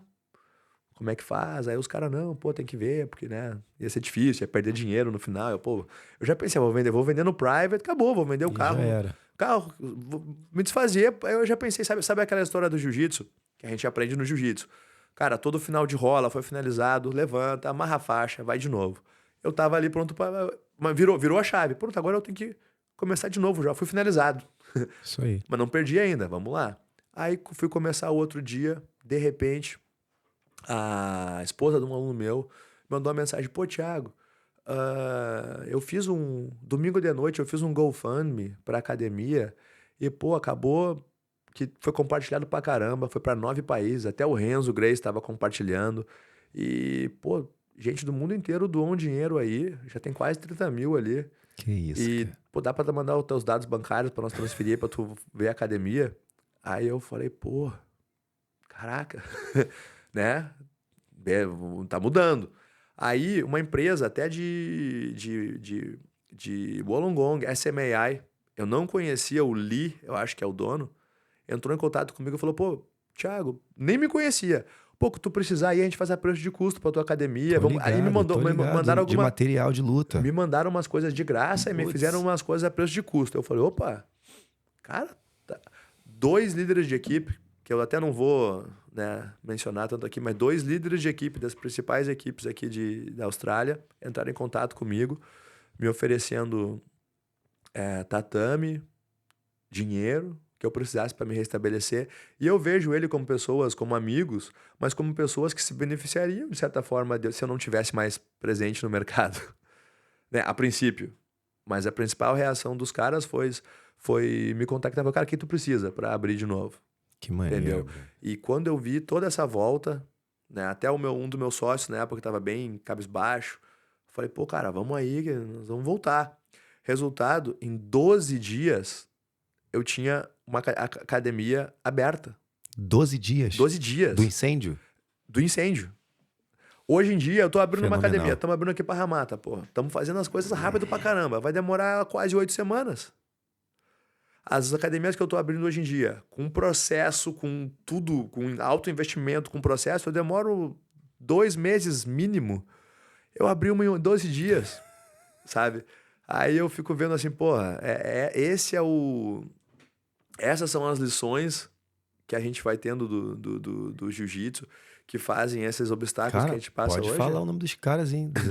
Das equipes, hein? Pelo amor de Deus. Não, eu acho não. Eu não tá, falei, não entendi. eu não comentei muito mais porque os dois me ligaram, tipo assim. Não fala pra ninguém. Nem por isso, mas ligaram meio em off mesmo assim, cara. Entre nós aqui, amigos, queremos Tô te ajudar, ligado, tô entendeu? Não ligado. foi um negócio. Perfeito. Não fizeram pra receber louros. Não fizeram pra botar um Pra post ganhar na méritos. social media pra ganhar Perfeito, mérito. Fizeram mesmo, perfeito. cara, tá na roubada, precisa de ajuda. Perfeito, Me fala aí o que tu precisa, vamos te ajudar, entendeu? entendi. Tipo assim, Não, vamos. pensei que você tinha dito Não pra- estamos porque- alinhando equipes, Perfeito, não estamos fazendo perfeito. nada. É realmente uma ajuda por ajudar. E isso pra mim foi Vale muito. vale muito. Vale E muito. essas lições assim que eu fui aprendendo naquela época me trouxeram, eu acho, em ver diferente os challenges de hoje. E principalmente a parte do que a gente leva da nossa carreira, ou da vida, ou do jiu-jitsu, aquilo que a gente falou no começo, da família, do isso, do aquilo. Hoje em dia eu não tenho espaço para ter inimizades ou para ter inimigos. Se os meus principais rivais são as pessoas que são próximas de mim hoje, tipo, como é que eu vou ter algo, sabe? Exato. O que vai sobrar pra gente desse trabalho todo do jiu-jitsu, dos nossos sucessos e falhas, vão ser os amigos, os relacionamentos, né? Porque hoje em dia eu vejo as pessoas mais velhas, pessoas de idade assim, dos nossos avós. Qual é a coisa mais difícil? É os amigos, Sim, cara. Os amigos vão morrendo. É ter os amigos, Entendeu? Então é aquele negócio, tu tem que plantar o máximo das coisas que um dia vão faltar, né? Cara, eu conheci o Diego em 2018, né? Aham. Lá no Mundial de Masters em Las Vegas. E uma parada que eu sempre falo com eles aqui, eu falo, eu quero voltar lá, eu preciso voltar lá. Sempre falo com a minha esposa. Eu falo, se você quiser, tu vai comigo, mas eu preciso voltar. Porque aquela energia e um monte de líder de equipe grande, líder de equipe que a gente, famoso, que a gente vê nos meios de comunicação do nosso esporte, os caras tudo junto ali, um zoando o outro. Os caras que rivalizam o tempo todo, mas estavam lá torcendo pelos velhos, porque é Mundial de Master. Então, estavam Sim, torcendo pelos outros amigos deles, que não são líderes de claro. equipe, mas que são faixa preta Master 5, Master 6, gritando, um zoando o outro. Eu falei, cara, eu quero isso pra minha vida, velho. Eu quero Mas, estar, sabe, tá velhinho e tá com os outros caras preta, dono de equipe, dono de academia, e a gente sentar todo mundo e viajar e tá rindo e um zoando. Ô, Vini, tá careca, pô, não sei o que e é, tal. Cara, eu preciso disso, sabe? É a parada, é o que fica, né, cara? É o que é o que fica, sobra. é o que sobra, velho. E o relacionamento, a parada. Cara, a nossa família tem a nossa família, mas eu acho que, tipo assim, ó, tudo engloba. Sabe, eu gosto de ter pessoas ao redor. Sabe, eu sou contador de história, o que tá conversando sempre, mas eu acho que o principal. Eu acho que eu desenvolvi essa qualidade pra agrupar pessoas em volta de mim, de uma certa forma, entendeu? E eu vejo que, por exemplo, o lado do jiu-jitsu, que eu acho que muda. Por exemplo, dentro de uma academia de jiu-jitsu, que é o mais legal de tudo, tu não consegue diferenciar. Eu vejo, às vezes, uma coisa que eu analiso no treino de jiu-jitsu, principalmente nas minhas aulas, todas as aulas da academia. Tu olha no treino assim, eu tenho aqui um, um cirurgião de sucesso, um estudante universitário, um imigrante da Indonésia, sabe? O outro cara que é, sabe, pô, do Líbano, o da Itália, o cara que é mais velho, o cara que é mais novo. Eu tenho a mulher mais velha, a mulher mais nova, sabe? Eu tenho todos os tipos de pessoa. E no momento que todo mundo tem uma certa influência de acordo com o seu meio Sim, que sim. atua. Mas dentro do tatame, na hora que tu tá ali treinando, só tem uma coisa que vai te dar mais influência ou poder. É o quanto legal tu é e o quanto tu sabe jiu-jitsu. Tu pode ser o pé rapado do pé rapado do não sei da onde. Tu é bom pra caramba de jiu-jitsu, tu tem uma personalidade boa. Tu vai agrupar pessoas em volta de ti. Fora do tatame, fora da academia, a única coisa que eu consigo ver de ti é o kimono, a faixa e o como tu te comporta.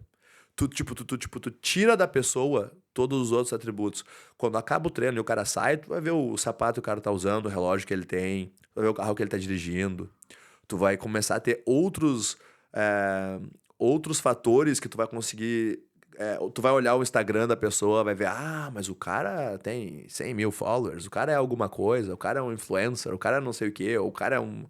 Sabe? Mas dentro do tatame, tu só tem uma Nada. ferramenta, que é a tua habilidade pessoal e física. E eu acho que isso é uma parada. Até em outros esportes, tu vai olhar no. Qualquer outra coisa que tu for fazer, no jogar tênis, surfar, tu consegue ver outras coisas Consegue da ver alguma pessoa. coisa assim. Pô, se tu tá num resort surfando em algum lugar, tu sabe que se o cara tá naquele resort é porque, né, É, ele tem uma certa condição. Se é. tu vai jogar O golfe, tu já sabe que o cara é tênis, a membro de um clube de golfe. raquete, Tu vai olhar no tênis, tu a sabe raquete que que ele tá a segurando. criação do cara, no jiu-jitsu, por exemplo, no nosso começo lá, tinha isso. O jiu-jitsu era um esporte elitizado. Muito. Quando eu comecei a fazer jiu-jitsu lá em Porto Alegre, eu jogava tênis antes de fazer jiu-jitsu. E os meus pais, pô, esse jiu-jitsu aí, hein? Caro essa parada. Pô, comparado com tênis, Com que é um esporte tênis. caro no Brasil. Então agora eu tenho uma comparação assim, pô, era elitizado. Eu acho que isso aconteceu, mas houveram as mudanças, o jiu-jitsu se espalhou, pô, que nem água. É. E hoje em dia é a coisa mais legal do jiu-jitsu é a inclusão. Apareceu esses tempos aí umas camisetas. ah, Acho que vai ter uma menina aí da Austrália que fez umas camisetas, né? Elimine o racismo do jiu-jitsu. Aí eu falei, pô, mal pra caramba, cara. Por quê? Se é uma coisa que não tem no jiu-jitsu tu É, pode ser pode da crer. onde tu for, tu pode ser palestino, israelense, pode ser preto, branco, amarelo, verde. No jiu-jitsu, né? É uma das bênçãos que a gente tem. Não tem, A galera não vai, tem a galera vai separação. querer. saber estar junto, colar contigo se tu souber jiu-jitsu. Quanto mais tu bater nelas, mais elas vão querer estar perto de você. Ou se tu é um cara Você é um cara maneirão. prazeroso de estar em volta, Isso, né? Que eu maneirão. tenho na academia, cara. Eu tenho os caras da minha academia lá que, assim, é a atração do dia do treino. Se o cara vem pro treino, o treino já é animado, Já é né? animado. Né?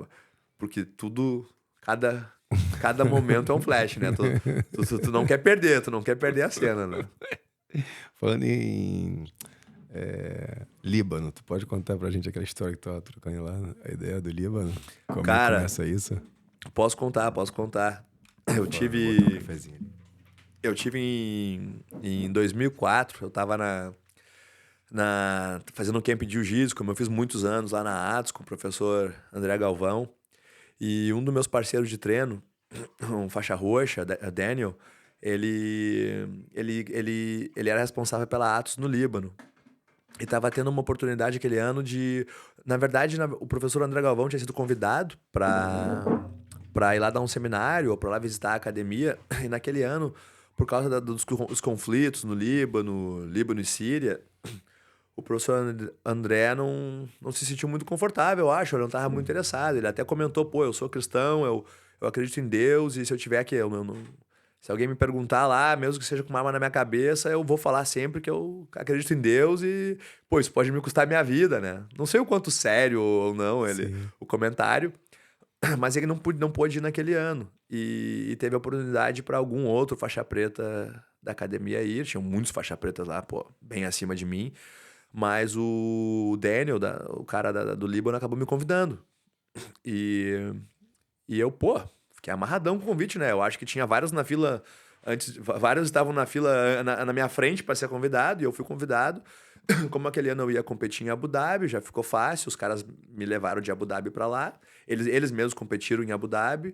Eu tinha classificado naquela época tinha Abu Dhabi Trials para lutar o Sim. mundial, eu classifiquei pela Austrália, tava indo competir, fui convidado, fui participar.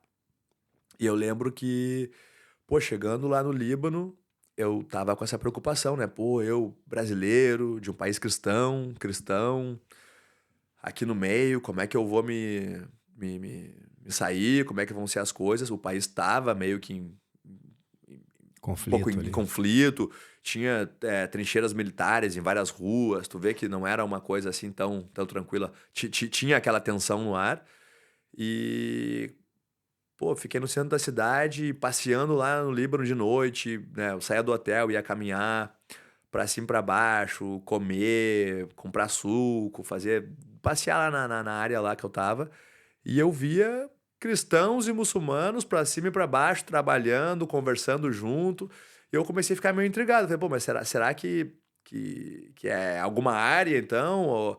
Ou será que os caras, né, têm um conflito, mas não tem? Como é que Sim. funciona? Aí eu comecei a perguntar para os meus amigos de lá, né? E inclusive dentro do pessoal da academia, alguns eram muçulmanos, alguns eram cristãos. Eu falei, como é que funciona isso aí, pessoal? Depois que eu tive mais intimidade, pô, como é que é essa parada da guerra aí, cara? Tem os cristãos, os muçulmanos, os guerrilhanos. Ele falou, não, cara, aqui a parada é a seguinte: são os dois partidos muçulmanos, são divergências dentro do lado muçulmano. Tem bairros cristãos, bairros muçulmanos, mas não tem guerra entre os cristãos e os muçulmanos no geral aqui acontecendo. Tanto é que, pô, tu tá vendo aqui, no bairro que tu tá aqui no centro, que é todo mundo misturado, é tranquilo, pô. Aí eu... Foi uma experiência muito legal de vida, porque muitas vezes a gente vê coisa das guerras agora, né? Não sou nenhum expert no assunto para falar, mas a gente tem uma visão da mídia do que querem nos mostrar, né? Exato. Que são, sei lá, Sim. uma certa... Enviesado, né? Enviesado. Um certo povo querendo eliminar o outro, ou isso acontecendo, aquilo acontecendo. Aí quando a gente chega ou tal grupo é um grupo político, é um grupo terrorista, é um grupo de, sabe, o que os caras são, a gente não sabe. Quando a gente chega lá na hora e olha, eu falo, pô, peraí, meu, mas eu pensei que ia chegar aqui e tinha cristão e muçulmano se matando todo dia, Claro. e não foi o que eu vi, sabe? Então foi legal poder ter aquela experiência ao vivo. E o que acrescentou para mim foi um pouco mais de... fez eu entender e não seguir tanto tudo que eu escuto, sabe? Algumas coisas não são como elas aparentam, né? E muitas vezes, pô, hoje em dia o veículo de propaganda é muito forte. A gente acaba aprendendo muita coisa sobre o resto do mundo por um ângulo que as pessoas nos informando querem que a gente Querem aprenda. que a gente tenha essa visão. Tem né? essa visão. Acho que a nossa visão, hoje em dia acontece muito assim, né? A pessoa desinformada, ela liga o YouTube, digita um assunto ou bota um Google num assunto e vê 3 formas de opinião sobre aquele assunto. Aí ela escolhe uma, fala, pronto, essa é a minha forma de opinião, eu vou ler 3 vezes, adotar e agora eu posso falar para todo mundo. Porque E agora eu sou especialista. agora eu sou especialista, né? Agora eu sou especialista nesse assunto. É. Não, muito bom. Eu vi que você Pô, trouxe trouxe uma lembrança. Essa aqui é uma camisa comemorativa, né, quando a gente cumpriu 10 anos, 2 anos atrás. Gosto Então, muito. trouxe um presentinho pra te passar hoje. Pô, valeu. Obrigado mesmo. Muito lindo. Essa é a comemorativa dos nossos 10 anos. Agora, né, estamos seguindo. Dá pra trazer a dos 20? Isso. Tem que voltar antes também, pelo amor de Deus. Não, Volta com daqui a 10 certeza, anos pô. só não, pô. Legacy Jiu-Jitsu. Ia pedir pra você compartilhar, se possível, aquela história que tu me contou lá do trabalho dos amigos. Pô, essa foi uma história interessante aqui, né? E Pô, também aproveita para linkar isso, porque aquilo ali fala dos seus começos, né? sim, Então, linkar isso com o cara que tá do outro lado, que tem vontade de vir. Pô, uma tremenda história de sucesso da tua vida, sim. né? Do legado que você tá deixando realmente. Claro, claro. Tirando a brincadeira, os jogos de palavra. Aham. Pô, é uma história de sucesso, uma história vitoriosa, vencedora, que tá no meio dela, né? Não acabou. A gente vai estar em pleno em andamento, né? expansão, Tem muitos altos e baixos pela frente ainda. plena expansão. Pô, maneiro demais, bonito demais. Papo para um filme. Cada pessoa que senta aqui na minha frente, na real, pode dar pra fazer um filme, né? Sim. Porque cada um tem uma história maravilhosa.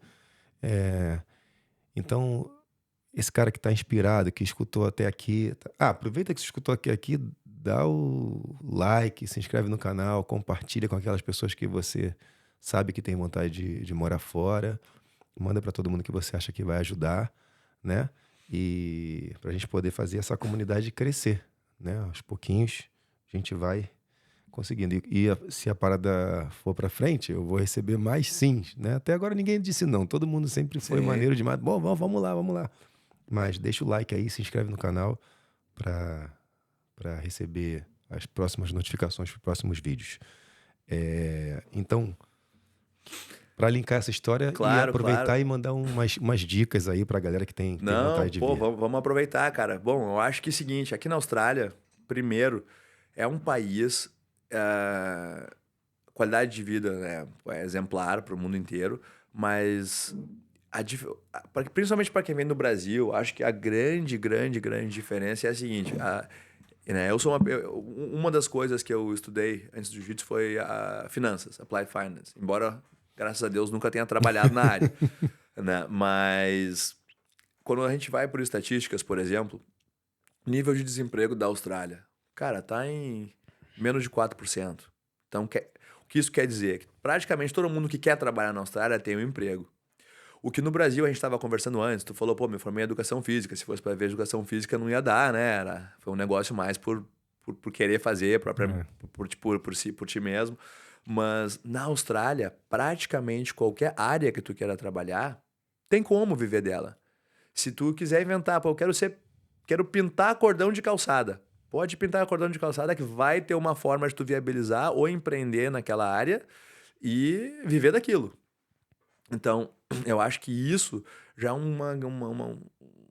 não motivação, mas é um grande facilitador para quem quiser experimentar. Agora, é fácil, é difícil, cara?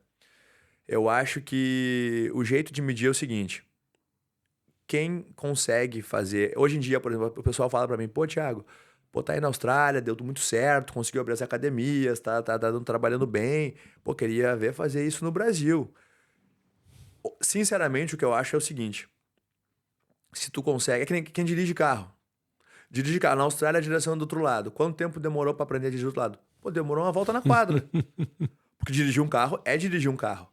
Se tu dirigir um carro, tu dirige um ônibus, dirige uma caminhonete, dirige um carrinho pequeno. Exato. Eu acho que quem sabe trabalhar e quem tem vontade de trabalhar, tem umas oportunidades na Austrália? Tem, mas quem trabalha bem em qualquer lugar. Perfeito. E aqui tem mais Anda, oportunidades. Eu acho que aqui as coisas acontecem. Acho que é um país mais organizado, é um país que a gente tem como fazer algumas coisas de uma forma muito melhor, mas a oportunidade está lá e tá livre para todo mundo ir atrás.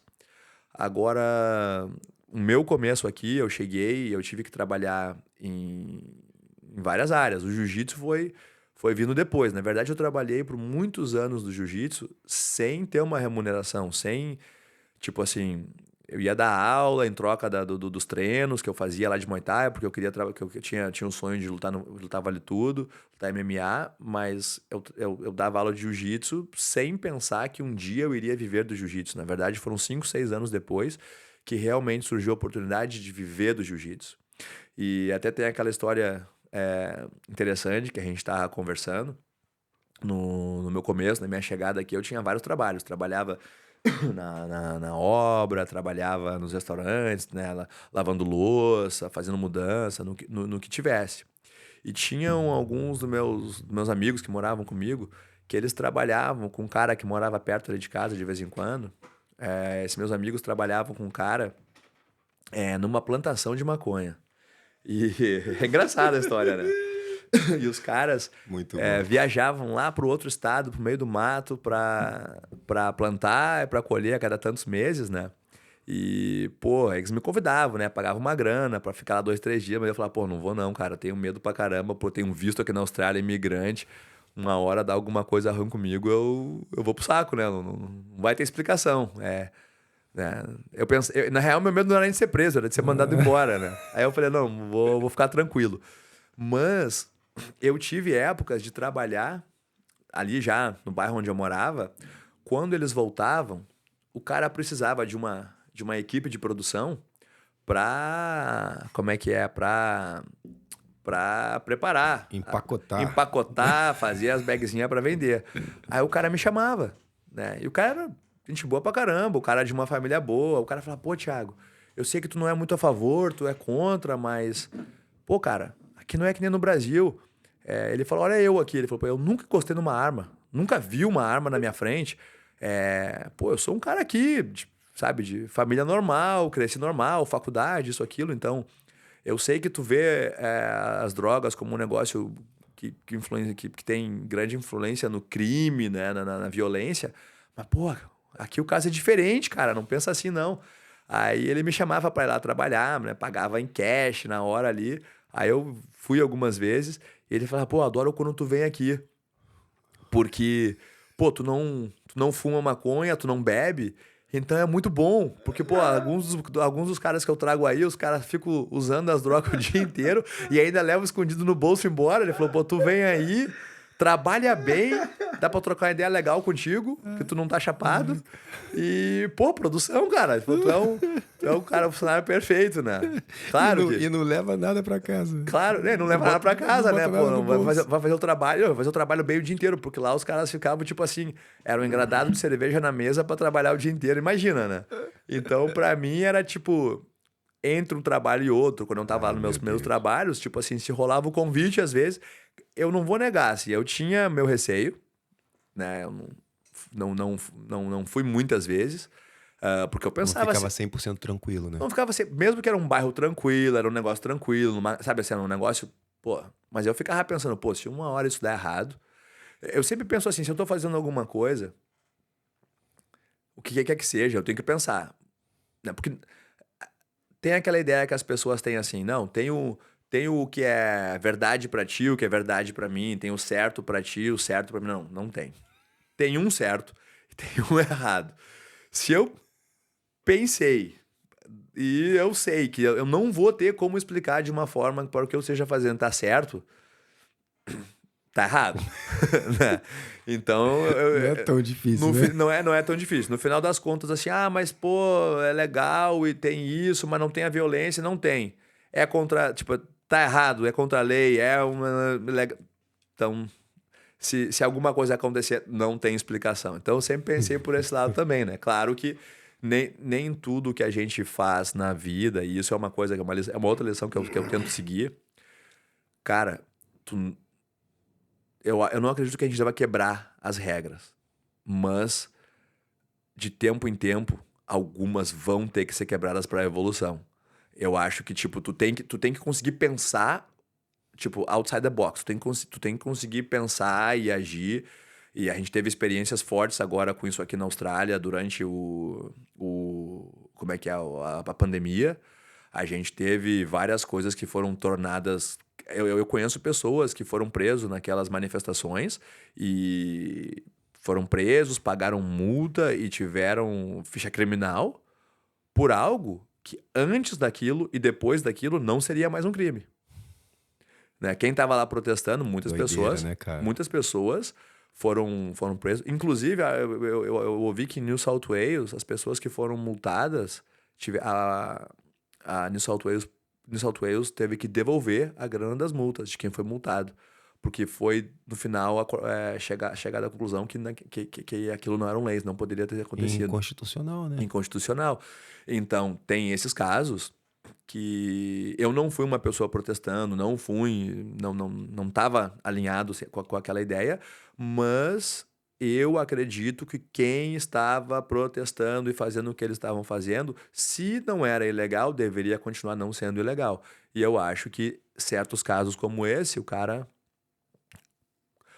corretamente quebrou uma regra. Porque não foi a pessoa que quebrou a regra que mudou. Isso. Entendeu? Agora, no meu caso lá, não. A regra era bem clara e eu sabia qual a regra era. E eu sabia que, tipo, né... Se eu tivesse tido problema e pegado uma ficha criminal, a ficha criminal ia continuar. Então, voltando ali a dica para as pessoas que vão vir para a Austrália, tem oportunidades, tem tudo. Não acho que participar da produção, plantação ou venda de drogas seja um dos caminhos a ser seguido. Eu acho que eu estou falando de coisas de 20 anos atrás. Eu acho que hoje em dia, né, o mundo evoluiu tanto a parte boa como a parte ruim. Eu acho que o que não era tão criminoso há 20 anos na Austrália, hoje em dia possa ser um pouco mais, né? Esse cara deve estar produzindo lá na Califórnia agora. Não, deve estar. Hoje em dia é tudo bem diferente. Que nem eu falei, o mundo é uma evolução. Tu não pode pegar regras do passado e querer aplicar elas exatamente no futuro, né? Exatamente. Não, mas foi uma história maneira. Maneiro de... Tá louco. Experiências, né? Que nem eu falei, no final... É de filme a parada, tô falando, é de filme. No final são as experiências que a gente leva, né? Não é Eu lembro daquele A Ilha, não era A Ilha o nome do filme, com o Leonardo DiCaprio? Tu tava contando, eu falei, caraca. Não, os caras, cara, aqui, pô, eu acho que desses 20 anos aqui, mesmo estando longe de casa, longe da família, tudo assim, eu acho que a gente vai... foi um baita aprendizado. Eu acho que isso é uma outra coisa também.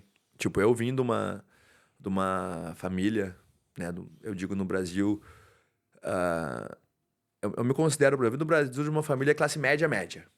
Sabe? Eu nunca me faltou nada. Eu sempre tive uma condição relativamente boa de vida. Mas eu via grande parte da população com uma condição ainda melhor, entendeu? Então eu tava naquele meio.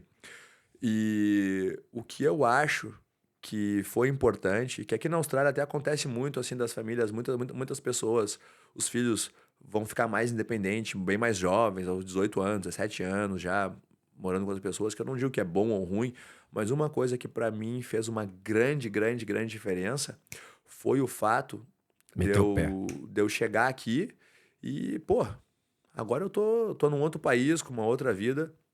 Eu lembro que cedo. Dentro dessa parte das dicas de experiência, eu quando cheguei aqui, eu lembro que eu saí do Brasil, eu tinha $1.000 em cash. E que a minha mãe me deu.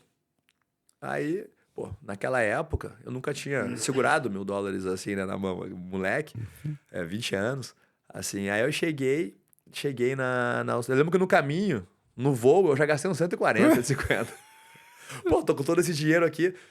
Aí, cheguei na Austrália, meu primeiro mês de vida, aí cheguei aqui, né, pô, Caraca. fui ficar com um amigo e trabalhar um dia, aí trabalhava outro, tinha um trabalho na mudança, tem isso, ganha tanto, faço a primeira coisa que eu gostei foi... Eu tive meus primeiros dias trabalhando, aí meu amigo já falou, pô, compra um carro. Carro velho, comprei um carro assim, Sim. 89, Pra caiu nos quê? pedaços. Comprei o carro por $700, que era pra... Aí, pô, se tu comprar um carro, tu pode entregar pizza também, pode fazer outros trabalhos. Beleza, comprar o carro então, tu pode trabalhar em lugares mais longe. Cara, é a história. Fui fazendo isso e teve épocas que tinha menos emprego, às vezes não tinha trabalho uma semana, não tinha trabalho, eu não tinha um trabalho permanente. Eu tava Fixo. trabalhando onde aparecia. Sim. E eu lembro que eu tive uns dias, assim, umas semanas que, pô, não foi tendo trabalho, eu acabei comprando esse carro, fui ficando meio sem dinheiro. E teve um dia que eu fui no caixa eletrônico sacar dinheiro e, pô, eu não sacava o dinheiro. Aí eu fui ver, eu tinha menos de $20 e o mínimo que saía era nota de $20. Aí eu falei, putz, cara, eu não tenho dinheiro. E eu tinha guardado na minha mala um cartão de crédito, que era tipo assim, um cartão de crédito, como é que é? Um cartão de crédito afiliado ao cartão de crédito da minha mãe. Sim. Que era para um caso de Caso de emergência, pô, necessidade, se emergência. machucou, tem que ir pro hospital, Um aí bote salva-vida, né? Um bote passa o salva-vida. cartão, né? Mas a minha vinda, uma parte mais importante pra mim era, pô, eu tô indo pra, né, virar homem, no sentido Sim, sim. integral da palavra mesmo, sabe? Aprender a me cuidar de mim mesmo. Eu não queria fazer isso. Aí eu lembro que eu cheguei em casa pensando, puta, vou ter que usar o cartão pra fazer as compras, né? Pra comprar comida e tal. Aí eu lembro que eu fiquei meio assim, aí o pessoal que morava comigo, meus amigos, um amigão meu falou, pô, o que foi, cara? Tá aí cabisbaixo? Eu falei, cara, ah, sem dinheiro. Aí o cara, pô, mas o que tem, cara?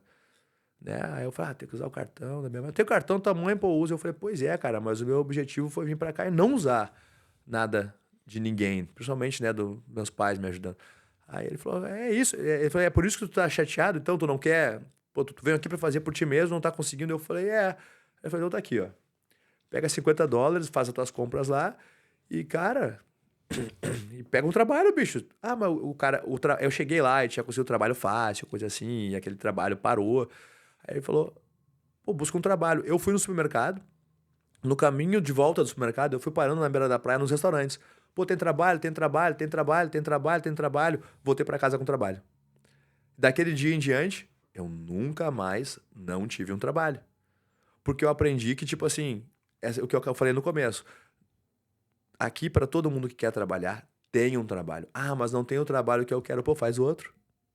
E aquela ali pra mim foi uma volta muito grande no que eu tava fazendo, porque, sabe, pô, cheguei ali, fiquei cabisbaixo porque não tinha, e eu acho que a principal, eu não diria só da Austrália, mas a principal lição que eu aprendi por estar longe de casa foi essa. Eu acho que todo mundo que tivesse a chance, não precisa ser pra fora do país, ou se distanciar tanto da família, mas tipo assim, se testar fora do ambiente onde tu é totalmente acolhido, totalmente protegido. Protegido, né? Aí eu acho que um dos grandes erros de muitas sociedades, e a gente tem essa cultura no Brasil, é de proteger os nossos filhos até o limite, porque a gente faz.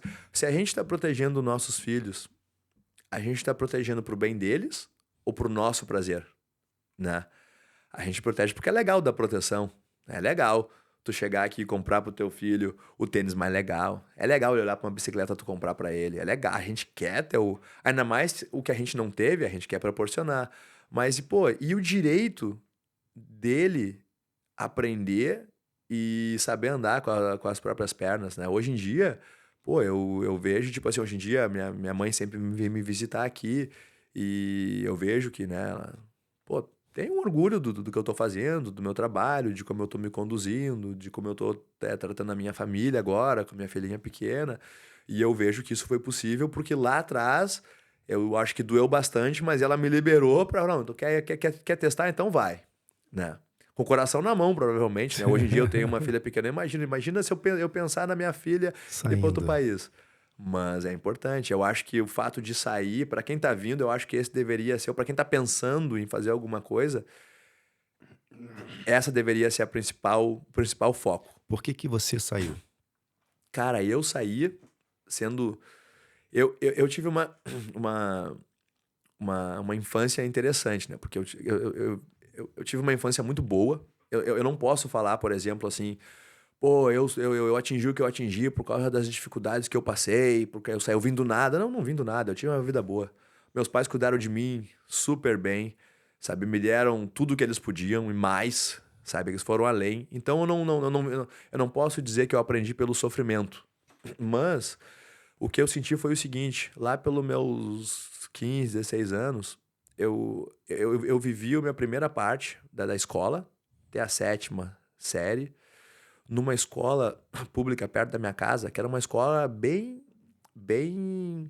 assim, bem de baixa renda mesmo, sabe? Assim, eu via que vários dos meus colegas, meus pais de propósito me botaram lá e falaram, não, pô, o Thiago tem que começar a vida vendo a realidade, não pode ficar muito protegido dessa forma. Isso eles fizeram muito bem.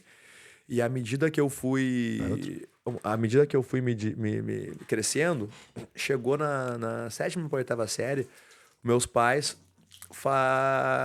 me trocaram por uma escola particular muito boa da minha cidade. E, e eu não queria ir na época. Eu falei, pô, meus amigos, eu tô aqui a vida inteira nessa escola, não quero passar a escola aí, pô, de Mauricinho, esse pessoal aí que não tem nada a ver comigo, não vou. E acabou que eu fui, né? Entrando nessa escola, eu vi uma outra realidade. Eu vi a realidade das pessoas que tinham uma condição melhor, as pessoas que foram, de certa forma, muito mais protegidas, mas, de certa forma, as pessoas que teriam na mão as condições de fazer a diferença no futuro. Daí que os nossos líderes, bem ou mal, daí que muitos dos nossos líderes, os nossos CEOs, vieram dessas escolas. Os meus colegas daquela escola são as pessoas que hoje em dia acabaram ocupando posições que têm uma certa influência na sociedade. Então, meus pais tiveram essa visão. Só que, quando eu estava lá, eu via que naquele grupo, eu tinha uma condição de vida legal, mas eu via que as pessoas dentro da minha escola, eles tinham muito mais. Muitos deles tinham muito mais do que eu tinha. E muitos deles, os pais tinham uma empresa, tinham uma rede de empresas. E muitos deles iam chegar, a maioria deles, não a maioria, muitos deles iam chegar num ponto aonde eles iam assumir a posição dos pais nas empresas. Então o futuro deles estava planejado de certa forma, sabe? Ah, o meu pai é dono da empresa tal, o meu pai é dono do business tal. Um dia vai ser meu. Eu vou herdar um cargo e uma posição, que era muito interessante, de uma certa forma assim, não era. Eu fui vendo assim vários deles sendo preparados para aquilo. Muito legal. Meus pais trabalhavam, meus pais eram bancários, trabalhavam, e eu não ia herdar o trabalho deles. Então, várias vezes eu ficava na minha cabeça pensando assim, pô, quanto é que eu custo por mês? Por exemplo, quando eu tinha, pô, eu faço jiu-jitsu, eu jogo tênis, eu saio no final de semana, eu tenho isso. Quando eu fiz 18 anos, eu tinha um carro, que é um carrinho simples, um Fiat Uno, simplesinho usar, mas, pô, eu ganhei o carro, eu gasto gasolina. Eu faço tudo isso. Então, quanto é que eu custo por mês? Pô, eu custo o valor X. Aí eu fui ver. Dentro do 3% da população brasileira. Total. Eu custo esse X. Meu pai paga uma escola, paga o meu clube, onde eu vou. Beleza. Quando eu me formar na faculdade, eu tava fazendo engenharia na época. Quanto é que eu vou ganhar quando eu me formar? Pô, se eu me formar como engenheiro, eu vou ganhar X. Quer dizer, o que eu vou ganhar nos meus primeiros 5 anos de formado vão, mais ou menos, talvez pagar pelo meu custo de vida. Morando com a minha mãe. Ali. Morando com a minha mãe. E se eu tiver que sair, morar na minha casa, no meu apartamento, fazer a minha vida? Porra, aí vai demorar um tempo mais. Aí isso me preocupava. Porque eu pensava assim, quanto tempo eu vou demorar para sustentar a minha própria vida? Aí isso já me instigava a querer sair um pouco. Foi aí, quando rolou a oportunidade de vir, que eu me joguei e fui. Aí que eu cheguei aqui, eu fui trabalhar, fui fazer isso, morava com os amigos. Alguém te chamou? Oi? Alguém te chamou? Não, tinha um amigo meu que tava vindo e falou, pô, tô indo morar na Austrália, não sei o quê. Eu, pô, tenho interesse. Aí Ele falou veio assim, de visto estudante? veio estudante também. Eu vim de estudante também. Vim estudante de business na época. E ele já sabia que veio pra ficar. Ele já tinha vindo antes, ficar pouco tempo, tava voltando. Já tinha visto Tinha vindo como pra é que era ficar. tudo. Só que quando eu cheguei aqui, eu fui vendo esse lado, entendeu? De todo trabalhar. E eu vou te dizer, cara, eu cheguei aqui, eu morava num apartamento de 2 quartos, eu e mais 8, eram 9 pessoas. Eu dormia num saco de dormir no chão da sala. Entendeu? Não tinha cama. A minha mala. Eu ficava com a mala e o meu saco de dormir na sala. Se o pessoal tava acordado até tarde, não podia dormir. Eu tinha que acordar às 5 da manhã pra ir pra obra, mas eu só podia dormir quando o pessoal saísse da sala, né? E era isso, por um tempo foi assim, foi mudando. Até o dia que eu tive a minha primeira casa só eu falei, nossa, olha aí, essa é a minha casa. Porque eu ficava pensando aos 15, 16, como é que será que vai ser a minha primeira casa? Eu, sabe? E eu senti que isso foi uma grande diferença. E o principal de tudo, quando eu te contei agora, eu vivia lá e tinha as coisas. Eu pensava numa coisa, por exemplo, se eu quisesse comprar uma TV nova, eu pensava em quanto a TV custa. A TV custa 300 reais, não fala em dólar, não sei, mas $300. Pô, $300 não é caro, cara. Tem TV de 5 mil, $300 é barato. Ou se tu me falasse quanto é que custa um tênis novo, pô, tênis novo custa $150. Pô, 150 não é caro, é barato. Porque, pô, tem coisa muito mais cara que 150. Isso. Depois que eu tava trabalhando na obra, eu ganhava $140 na época, um dia. Geralmente era ou cavando buraco, ou carregando tijolo, ou carregando coisa. Então, um dia me dava $140. Uma calça jeans na época que eu fosse comprar por $100, $80. Eu precisava de metade, eu precisava de 4 ou 5 horas cavando buraco ou carregando tijolo para comprar uma calça. Quando eu ia pro shopping experimentar a calça, eu falava, pô, isso aqui vale 4 horas de buraco. Não vale, meu. Eu ia comprar um tênis, eu pensava assim, pô, esse tênis aqui vai me custar 2 dias cavando buraco. Já não é Não mais tão vale. maneiro assim. Já não é mais tão Porque maneiro assim. agora esse o meu tênis. valor para mim não era O porque preço. o dinheiro, se tu for pensar, foi inventado para acabar com o escambo. Porque antigamente, na época antiga, antes de ser inventada a moeda, eu tinha laranjas. Eu queria trocar pelas bananas que tu tava vendendo. Só que eu falava, pô, não, tu tava vendendo carne. Eu falava, cara, eu te dou uma banana por um pedaço de carne. Ele falava, não, meu, a carne vale bem mais que a banana. Então o que aconteceu? A moeda unificou, né? Então agora tudo vale um valor de moeda. Só que o que que a gente faz para ganhar essa moeda que volta ao valor antigo da troca? Por exemplo, tu quer me dar, quer me vender, pô, essa camiseta. Cara, quanto eu tenho que fazer do que eu faço para comprar a camiseta? A camiseta, eu comecei a converter tudo em buraco cavado, em móvel carregado, que era o que eu fazia, Em horas trabalhadas, em né? horas trabalhadas. Dependendo do que tu faz, essa hora tem um valor para ti muito maior. Isso. Entendeu? Não é a mesma coisa que passar uma hora dando uma aula particular. Não. Não é a mesma E coisa. não é a mesma coisa que receber uma allowance, uma mesada Uh, do pai. hum. Porque, pô, se eu sei que eu vou receber no final da semana, no final do mês, um valor X, ou pior ainda, né, eu posso chegar e pedir, falo, pô mãe, pô pai, me dá o tênis, só custa 150. Eu sei que tu tem muito mais que 150, só custa isso, pô, me dá. Se tu não me der, é uma puta sacanagem. Entendeu? Porque eu sei que não é um problema pra ti me dar esse tênis. Entendeu? E é isso que eu acho que foi a Sensacional. principal razão, o principal motivo. Eu acho que isso é o que dá pra tirar mais dessa experiência, é valor às coisas. É uma coisa que eu, por exemplo, hoje em dia, como pai, minha filhinha é muito pequena ainda, mas eu fico pensando, como que eu vou fazer? Quantos anos ela tem? Um. Que Mas eu maneiro. vejo tipo assim, se ela quer esse copo, não pode, o copo é de vidro. Se ela chorar, eu falo, não, não pode, eu tenho que te ensinar que tu não pode pegar o copo de vidro. Se ela olhar pra mim e chorar demais, eu vou segurar, mas tu pode pegar agora. Se ela falar, agora eu quero sair, tá chovendo. Ela olha pra rua, quero ir na rua. Eu falo, não pode, tá chovendo, não pode ir na rua. Se ela chorar de novo, quero ir na rua. Pô, vou pegar o guarda-chuva pra rua. Aí eu fico pensando, como é que eu vou fazer agora? Agora eu entendo, eu tô na outra posição. Como é que eu vou fazer pra, às vezes, não facilitar Sim, demais, pra não fazer tudo sim, que ela quer, entendeu? sim. É Porque, complicado. pô, se ela chorar 2 vezes eu faço, né? Pode crer. Eu posso te perguntar como tu conheceu a tua esposa? Claro, Porque claro. esse processo foi Putz, aqui, né? foi aqui. Ela é a Alana, ela é de Brisbane e a gente se conheceu, na verdade. Eu fui dar um seminário numa academia. Cara, a história é engraçada pra caramba, na verdade. Foi legal que perguntou. Eu fui dar um seminário numa academia em Brisbane, de uma amiga minha, Manuela, e Academia Arte Suave. E eu fui dar um seminário lá e na ida pra lá, eu fiquei doente. E eu cheguei lá mal. Eu não sabia o que eu tinha, achei que tava gripado. Depois eu fui descobrir que eu tava com glandular fever. Então, eu cheguei Nem lá. sei o que é isso. Cara, é uma gripe que fica em ti, assim. Acho que é pior que Covid. É mesmo? E eu cheguei lá, fiquei ruinzão. Então, num dia, mas não sabia. Cheguei, tava meio Só mal, tava mal. tomei um Panadol e fiquei sentado do lado do tatame ali, né? Esperando a hora do meu seminário. Tinha as outras aulas. E a Lana chegou pra fazer a aula. Ela chegou pra fazer uma aula experimental. Ela tinha treinado um pouquinho numa outra academia, mas ela não fazia jiu-jitsu. A irmã dela fazia, ela tava fazendo só algumas aulas. E ela veio fazer aula experimental e eu tava sentado assim, com febre, sentado do lado. E ela chegou, o pessoal da recepção falou com ela, deu o kimono, ela foi no vestiário e voltou. Ah, pô, esse kimono ficou muito grande, me dá outro. Aí eles pegaram, tipo assim, o A1, deram o A0. Aí ela voltou. Ah, botei o kimono e ficou grande. Tem um menor.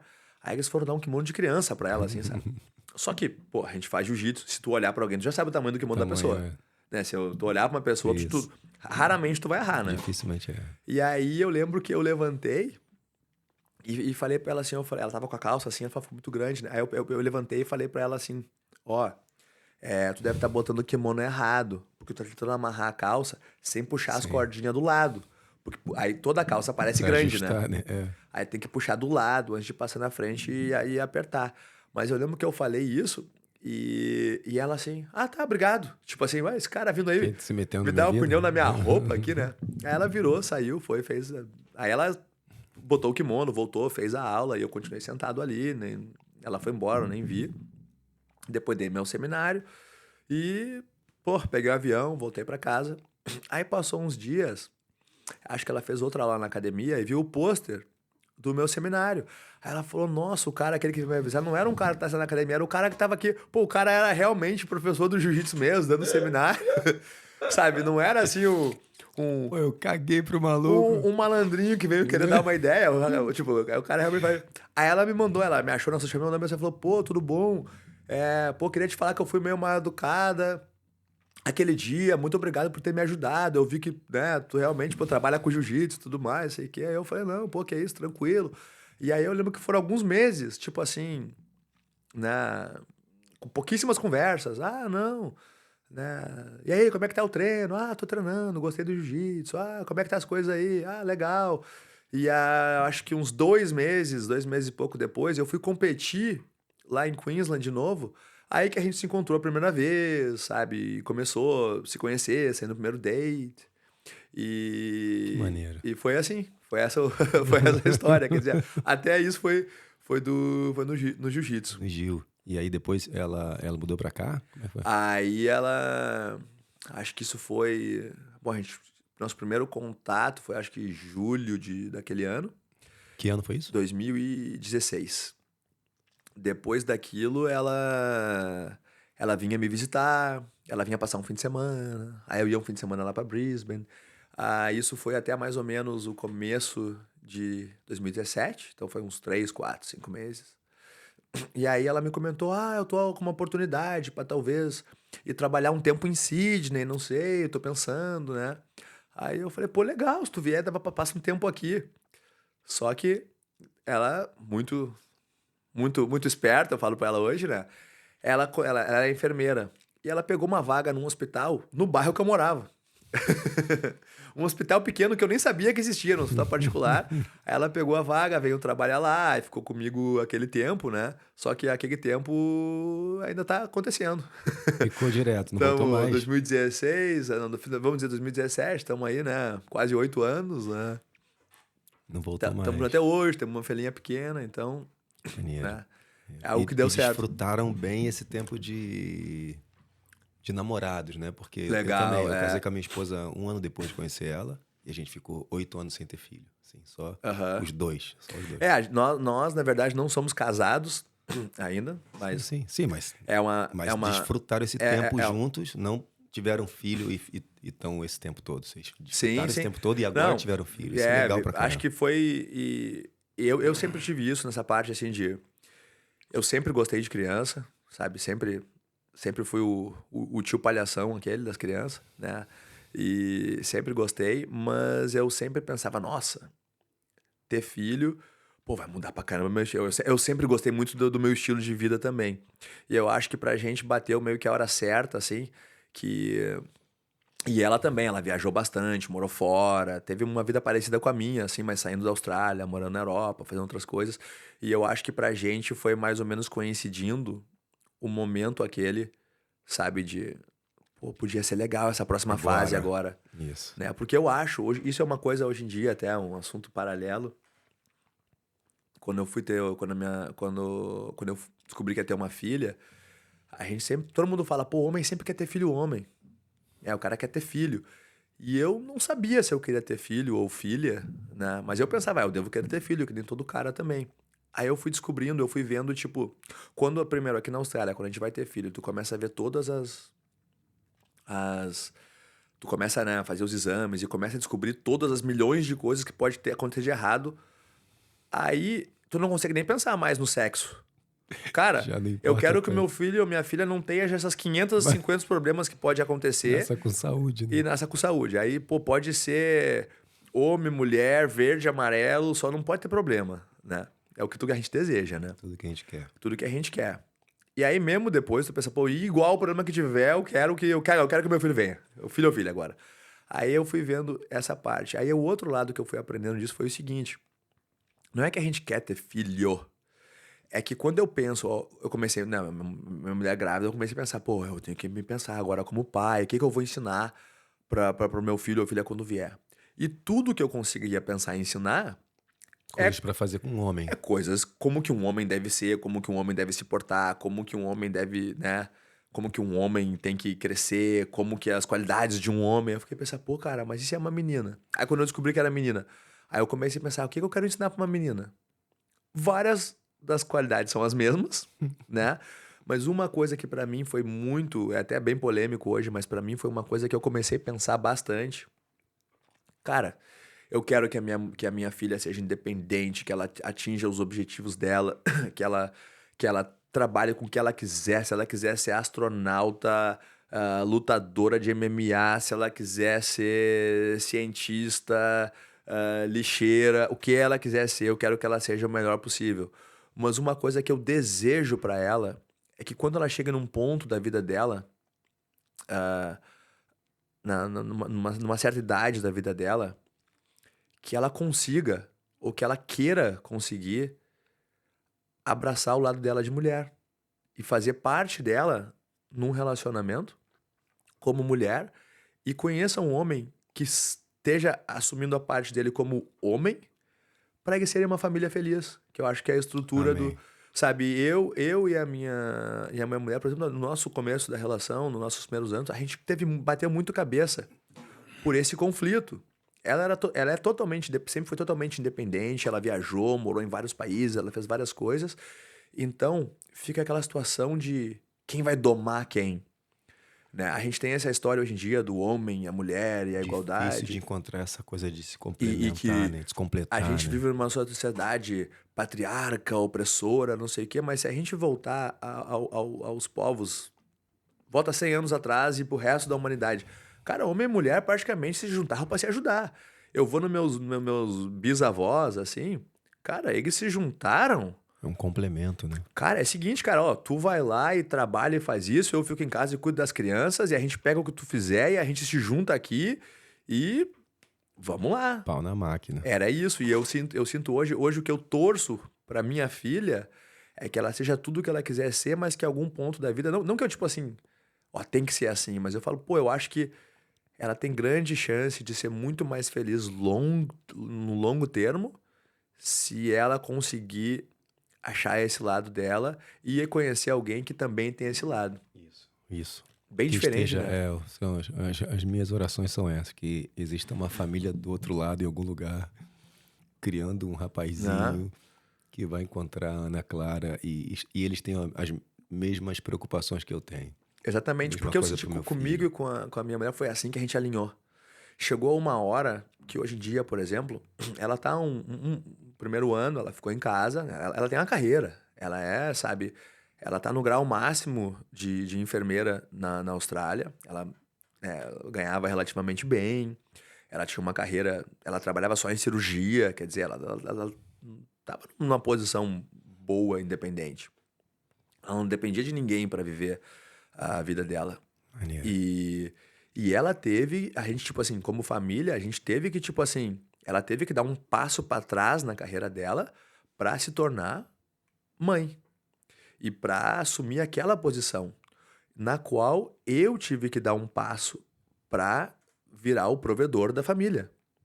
Só que não é uma relação de dependência, Não é assim. mas é uma É dependência assim. voluntária que, tipo, acontece dentro de o que a gente fala dentro de uma empresa. Para eu poder ser o CEO, ou para eu ser o professor, alguém tem que ser o marketing, alguém tem que ser outra área. Tem as áreas de interdependência. Eu acho que uma família que funciona tem isso. E hoje em dia eu acho que tem tanta coisa lutando contra isso. Muito ruído, né? Sabe assim, Muita pô, confusão, né, cara? Porque mais do que esclarecer, traz confusão para parar. Uma coisa que tá bem, que, que é é a simples. base da É a humanidade. A base, gente é o que a exato. gente é por causa A dessa gente só formação. chegou até aqui por causa Por disso. causa que a gente conseguiu formar famílias fortes, né? E eu vejo esse lado assim. E isso tem um lado que algumas pessoas vão levar exclusivamente para dentro de uma religião ou do lado. Mas não, isso é.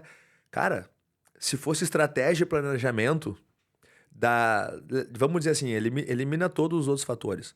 Como que a gente pode progredir como humanidade da melhor forma possível? Forma família, Deixa cara. só a ciência, né? É, Porque trazem muito, a ciência. Tá bom, deixa só a ciência então. Tira é. tudo, exclui tudo, deixa a ciência. Também é isso. É a base, e essa é a parte assim que eu vejo de ter uma família agora, de entender o meu propósito dentro do que eu tô fazendo, como, pô, é algo que pra mim é novo. Se tu me perguntasse isso, sei lá, 4, 5, 6 anos atrás, eu não sei se a minha resposta seria a mesma. Por isso que eu gosto bastante de, de não ter medo de mudar. Por exemplo, assim, eu acredito muito que a gente tem que tá sempre disposto a abandonar o que a gente é hoje ou o que a gente tem hoje em prol do que a gente vai ser amanhã. Sabe, a história é aquela do como é que é do caranguejo que tem que sair tem que deixar a casinha dele, porque ele vai crescer e vai precisar de uma nova. A gente não tem como se desenvolver em nossa futura pessoa sem abandonar quem a gente é hoje. Não tem como se apegar, sabe? Eu não sei se você já ouviu falar a história do... Não sei se foi Sócrates ou Platão que falou. Tem uma teoria que ele explica que tu não tem como mergulhar 2 vezes no mesmo rio. Porque nem tu, nem o rio são o mesmo, né? Então é uma ideia que, pô, eu gosto de pensar nela assim, porque, pô, é real.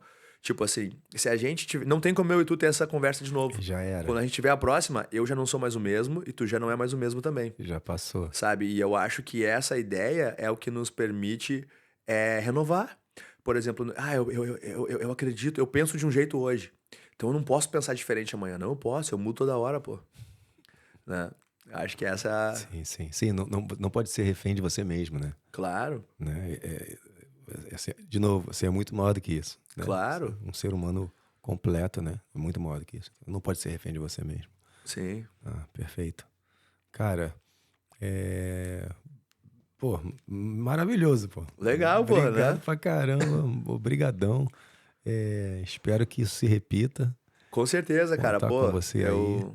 Espero poder visitar lá o lugar que você me disser, Claro. a Northern Beats ou Headquarters. pra Não, poder- vamos visitar, vamos fazer o projeto. Eu me amarro nesse projeto, que nem eu te falei, eu tô curtindo cada vez mais. Eu acho que porque eu escuto tanto podcast e eu acho que é uma forma tão interessante de comunicação.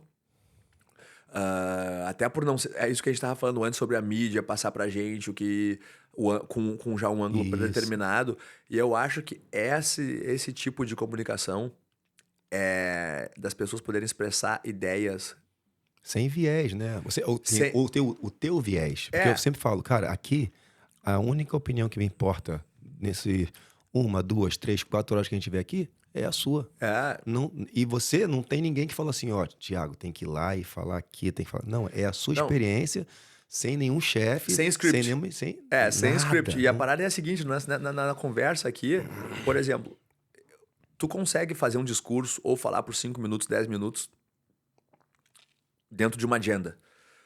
Quando tu começa a conversar de várias outras coisas Isso e com aí. outras perguntas Isso aí. e são os debates. Por que a gente vê debate na política? Porque tu quer que as pessoas falem por tempo o suficiente sobre coisas não planejadas para tu descobrir se a ideia deles tu acredita mesmo neles ou não, Isso. né? Se eles mesmo acreditam ou não, Pra ver né? se, pô. Também. Então, quando tu começa. Várias vezes eu pego alguém, por exemplo, que eu não achava muito, eu escuto nas podcasts, que eu não conheço tanto a pessoa, ou que às vezes eu tinha uma opinião não tão positiva, aí eu escuto o cara ali por 1h30, 2, eu falo, pô, cara, Se não é que eu. surpreende, Pô, eu né? gostei do cara, agora eu entendo por que o cara é quem ele é, né? Pô, isso. Acontece É, direto, né? Tu fala, cara, agora eu tô mais. né? Entendo ele, entendo um pouco mais ele, né? Por Claro. porquê de determinados posicionamentos, atitudes, É. né?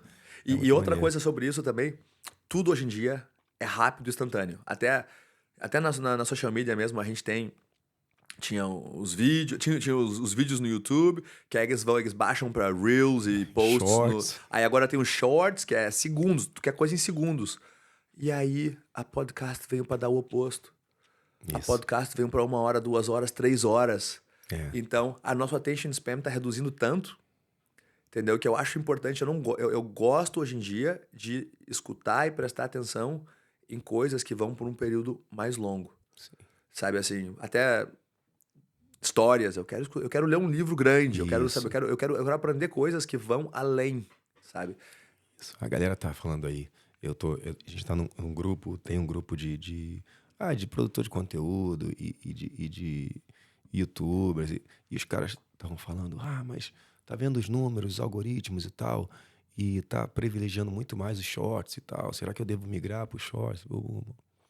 E eu tava conversando com um amigo, e falou, o que tu acha disso? Eu falei, cara, não, na real, não muda nada para mim, porque eu não vou sair desse formato, porque é uma coisa que eu escolhi fazer com objetivo e ele não funciona no formato curto, não funciona para Sim. mim, não funciona para as pessoas. Já mesmo que funcionasse numericamente para algoritmo, para dar like e tal, não tem nada a ver com o que a gente está fazendo aqui, pô. Claro. O cara, se ele quiser uma parada, cara, o que não falta é canal no YouTube. Tem Não, espaço para todo mundo. O tem, cara quer uma parada mais rápida, ele vai ter outra coisa. Aqui é claro. isso aqui. Aqui é tentar se maravilhar com a vida do outro. É parar ali e falar, caraca, fascinante, e viajar nisso. É o objetivo da parada. E Claro. dentro disso, motivar o cara que quer sair, motivar, inspirar o cara, equipar, ó. Eu vim com esse visto, eu fiz com essa parada, tem esse tipo de trabalho, aqui é assim, lá é assado. Mas se não tiver um interesse genuíno pela vida da outra pessoa, não tem sentido o canal. E no Shorts não dá para fazer isso. Eu tenho ainda que eu tô engateando nisso, né? Eu vou usar o Shorts de repente para poder atrair, né? Para Não, os captar o cortes. cara. Tem os cortes Os pra. cortes, os Que é um shorts. trailer. É um trailer do que o Isso. cara vai ver. Mas, e isso que tu falou agora também, trazendo pra nossa academia de jiu-jitsu, foi uma parte que eu recentemente mudei os meus planos de aula da academia, conversei com os instrutores, conversei com todas as nossas academias, a nossa reunião geral. E a gente teve uma fase desenvolvendo currículo de treino, pensando no que seria mais atrativo.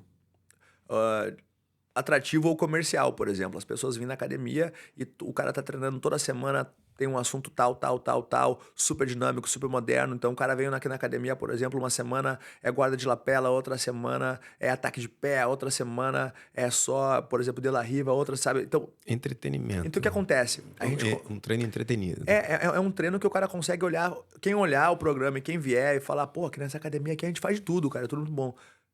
É legal, mas aí chegou num ponto que eu falei, a gente tava conversando, eu falei, cara, acho que a gente agora, eu queria virar a chave um pouco e pensar em resultados.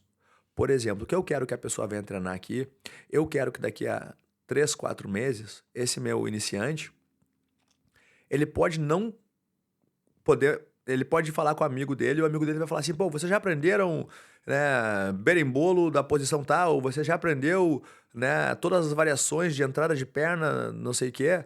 Pô, talvez não, mas esse cara, ele se sente super confiante no que ele sabe e ele vai visitar a academia, ou ele vai treinar, ou vai participar de uma competição, ele vai se sentir Ele tem uma solidez, né? uma solidez e vai se sentir bem, isso foi um trajeto. Esse projeto é menos comercial e é um pouco mais lento? É. Mas eu falei, cara, vamos fazer o seguinte então, vamos fazer o nosso marketing em resultados. Entendeu? Resultados, não resultados só de equipe campeã. Sim, Tipo, a gente sim. tá fazendo esse trabalho também, Sim. entendeu? Com os atletas. Mas fazer o resultado em termos de os nossos alunos normais, os hobbyists, né? Os praticantes. Cara, vamos fazer todos eles se sentirem confiantes no jiu-jitsu que eles estão aprendendo, entendeu? Mas eles vão ter que confiar no processo. O cara vai vir aqui, vai fazer uma semana de saída de montada, vai fazer defesa de posição ruim. É divertido? Não é tão divertido. É importante? Claro que é. É a maior importância no começo, Exato. entendeu? Do que eu te... Todo professor de jiu-jitsu tem esse momento, eu explico para meus professores. Tu vai dar uma aula. Eu consigo entrar em qualquer academia para dar uma aula e naquela aula ter um momento da aula que eu consiga tirar um uau das pessoas, sabe? Eu mostro ali alguma coisa que eu faço bem, uma coisa assim. Se tu dá aula para as pessoas todos os dias, por uma semana, um mês, vai reduzindo a chance de tu dar aquele uau para eles todas as horas. Se eu tô dando aula há 10 anos, 15 anos, que nem eu tô, eu não posso mais confiar no elemento surpresa das pessoas. Meus alunos não vão entrar na minha aula hoje em dia e olhar assim, nossa, o Thiago mostrou esse negócio hoje que a gente nunca já viram, cara. Tu é meu aluno? Já viu. E outra, não pode ser esse o meu objetivo como professor. Tentar... Isso é o meu objetivo como entertainer. É o meu objetivo para fortalecer o meu ego. É legal quando tu mostra uma parada e a galera olha assim, nossa, olha lá, o cara é muito bom. Quando eu vou dar um seminário, às vezes, eu sinto essa Legal, parte, assim, que eu mostro uma parada e a galera, pô, que legal isso aí. Ou o cara faz uma parada assim. Mas o que eu acho interessante agora é, cara, o que eu quero fazer, o professor, ele não pode ser o astro da aula. Ele não pode ser o elemento principal, né? O professor bom é o professor que consegue fazer os alunos se sentirem os astros da aula, né? As estrelas, né? As estrelas. O professor ele tem que ser um facilitador do aprendizado. Ele tem que ser, não invisível, ele tem que criar um ambiente bom, trazer energia. Mas o que eu acho é o seguinte, hoje em dia, a gente tenta passar dentro da Legacy, a gente tenta passar a aula fazendo as pessoas aprenderem quase sem sentir.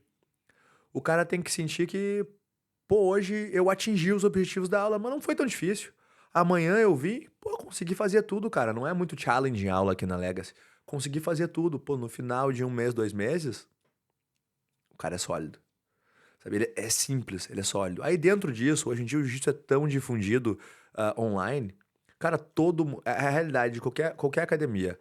Todos os teus alunos que ficam um pouquinho mais interessados nisso, até os que não são muito, todos eles assistem, tem um Flow Grappling, todos eles têm uma membership de algum online ou compraram Estão inscritos em vários canais de estão lá no BJ jiu-jitsu. Fanatics, estão nos canais de Jiu-Jitsu, todos eles estão na social media ou no YouTube pelo menos seguindo Pode crer. as trends e assistindo posição. O cara aprende Jiu-Jitsu e isso é bom, é bom. Autodidata, pesquisem, aprendam. A gente tá aqui para fazer o fundamento de vocês como eu tô na minha academia para fazer o fundamento dos meus alunos, para ensinar a base para eles e para ajudar eles a desenvolver. Por exemplo, como é que tu considera um aluno? Eu falo isso na minha academia. O que que faz para mim um aluno se tornar de branca para azul, que é a principal, é a primeira barreira do jiu-jitsu. Primeira barreira. Quando eu falo isso na academia, quando eu dou a faixa azul para um aluno, parabéns, está qualificado a aprender agora. Agora, tu tá qualificado a começar a aprender. O que que eu espero num treino se eu chego e tenho um faixa branca e um faixa azul? O faixa branca, eu entendo que talvez eu explique para ele a posição de 3, 4, 5 formas diferentes e talvez ele não pegue ainda, ele não aprenda ainda. E eu vou ter que aceitar. E achar outras formas e repetir. O aluno faixa azul, eu espero que ele tenha uma capacidade de aprendizado um pouco melhor já. Eu espero que se eu explique para ele 1, 2 vezes por um ângulo 2, que ele consiga entender o que eu estou explicando dentro do jiu-jitsu. E isso para mim é o aluno faixa azul. Aí, daí vai para roxa, aí tem um pouquinho diferente para marrom, sabe? Eu tenho umas visões um pouco diferentes, Sim. mas, por exemplo, uma pergunta dentro do aluno, uma conversa que a gente tem tido recentemente. O aluno faixa branca, quantas academias Tu já pode ter visto na tua academia, alguém chega e pergunta pro professor, pô, e aquele aluno ali? Né, o fulano ali. Pô, aquele ali tá 5 anos na branca, aquele ali é ruim pra caramba, meu. Aquele não tem jeito. Esse aqui não tem jeito, cara. Esse aqui é 3 anos, faixa branca. É mesmo? Pô, de quem que é esse problema? Né? Exatamente. É dele? Quem é que tá ensinando ele, pô? Então, tu tá me dizendo o seguinte, o jeito que tu devia falar é o seguinte, olha, esse aluno está acima da minha capacidade de professor. Eu não tenho capacidade suficiente para ensinar ele a chegar onde ele deveria chegar. Eu acho que a gente tem que trazer a responsabilidade pra gente, né? A culpa tem que ser nossa. Entendeu? Tipo assim, a responsabilidade é nossa. Isso que eu tento falar pros professores. Pô, isso aí não pode ser assim. Pô, esse aqui vai ficar na branca pra sempre. Pô, então isso aí tá dizendo pra mim uma coisa sobre o teu trabalho. Que tu tem certas limitações. E o que é ok, todos nós temos limitações.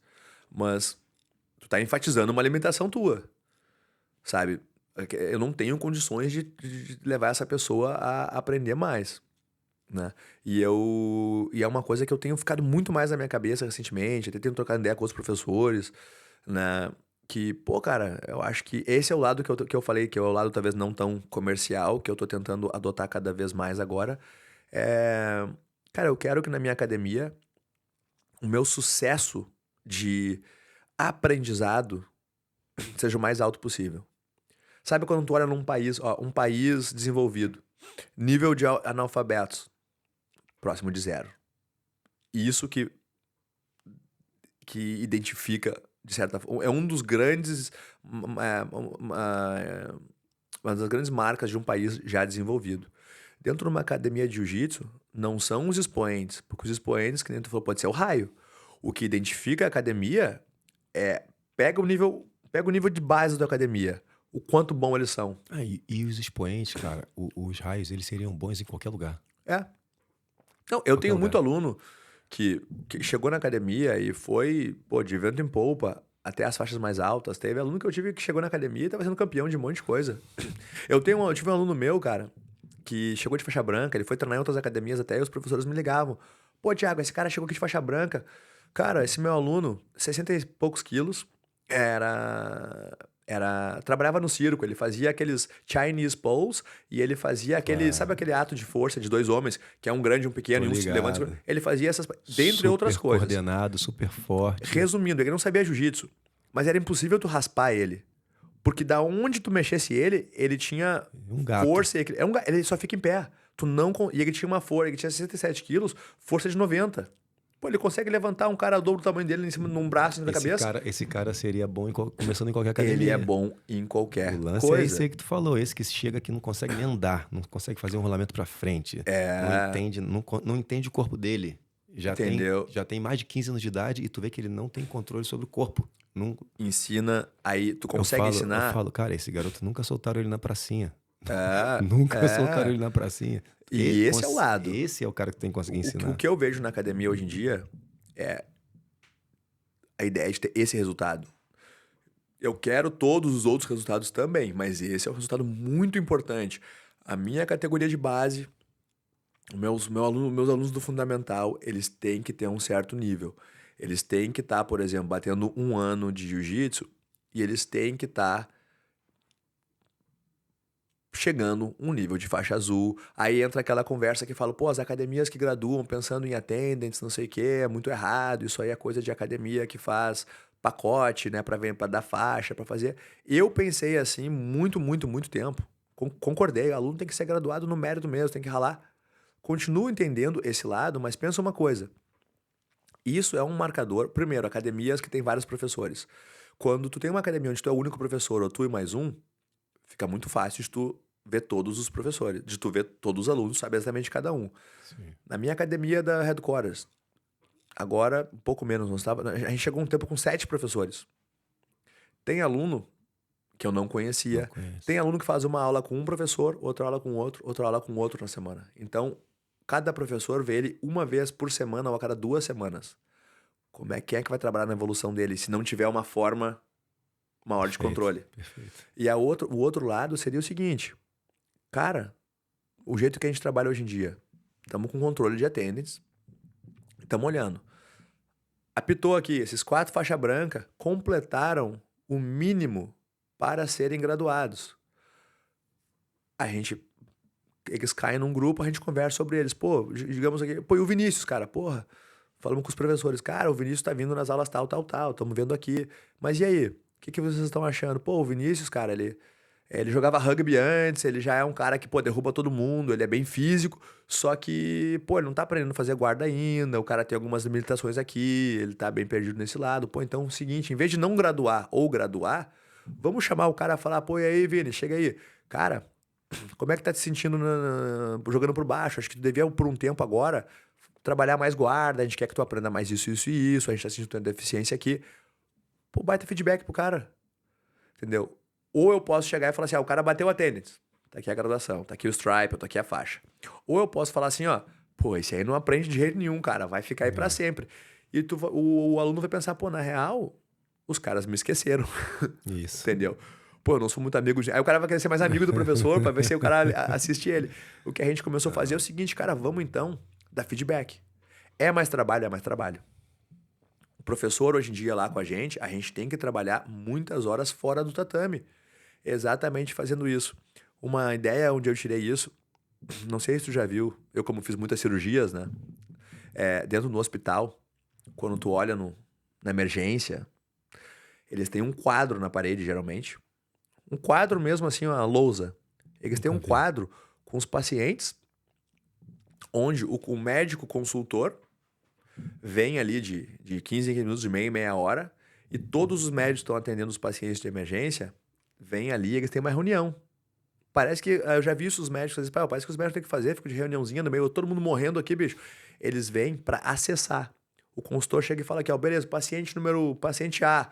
Pô, então administramos tal, tarará, como é que ele tá reagindo? Tarará, então, o que vamos fazer com ele? Aí o outro médico fala, não, com esse a gente devia fazer tal coisa, entendeu? Então vamos botar ele em tantos miligramas de tal. E o paciente B, todo mundo discutindo os pacientes. Decisão de 10 médicos, mais um consultor, para ver o que vai fazer com aquele paciente médica para um cara. Para todos os pacientes e depois individualmente. Outro cara, e depois para outro cara. É assim que os alunos têm que ser tratados. Entendeu? Reúne os professores. E aí? E o fulano? Cara, porque imagina que legal, como ali é a vida do cara que tá em jogo. Mas eu acho que por que a gente não pode tratar do mesmo jeito? Sabe? Pô, um aluno tá ali. Uma visão que eu tenho muito forte. Nossos alunos, a gente opera um business, a gente tá fornecendo um serviço e que a gente está sendo remunerado por ele. Então, beleza, temos que fornecer esse serviço, né, ao melhor que a gente puder. Mas tem uma outra coisa, aquilo que a gente estava falando das classes sociais, algumas pessoas, aquilo de quem tem 100 para dar ou quem tem 10, às vezes, né, alguém que está nos pagando, tem cara que está trabalhando ali, tem aluno universitário ali que está trabalhando a semana para pagar o jiu-jitsu, tem cara que o jiu-jitsu para ele sai nas moedas que tem no bolso ali. Só que uma coisa que eu vejo disso é o seguinte, tem uma coisa, nossos alunos vêm para nossa academia muitas vezes na semana. Eles gastam pelo menos 1h30, 2 cada vez que eles vêm lá.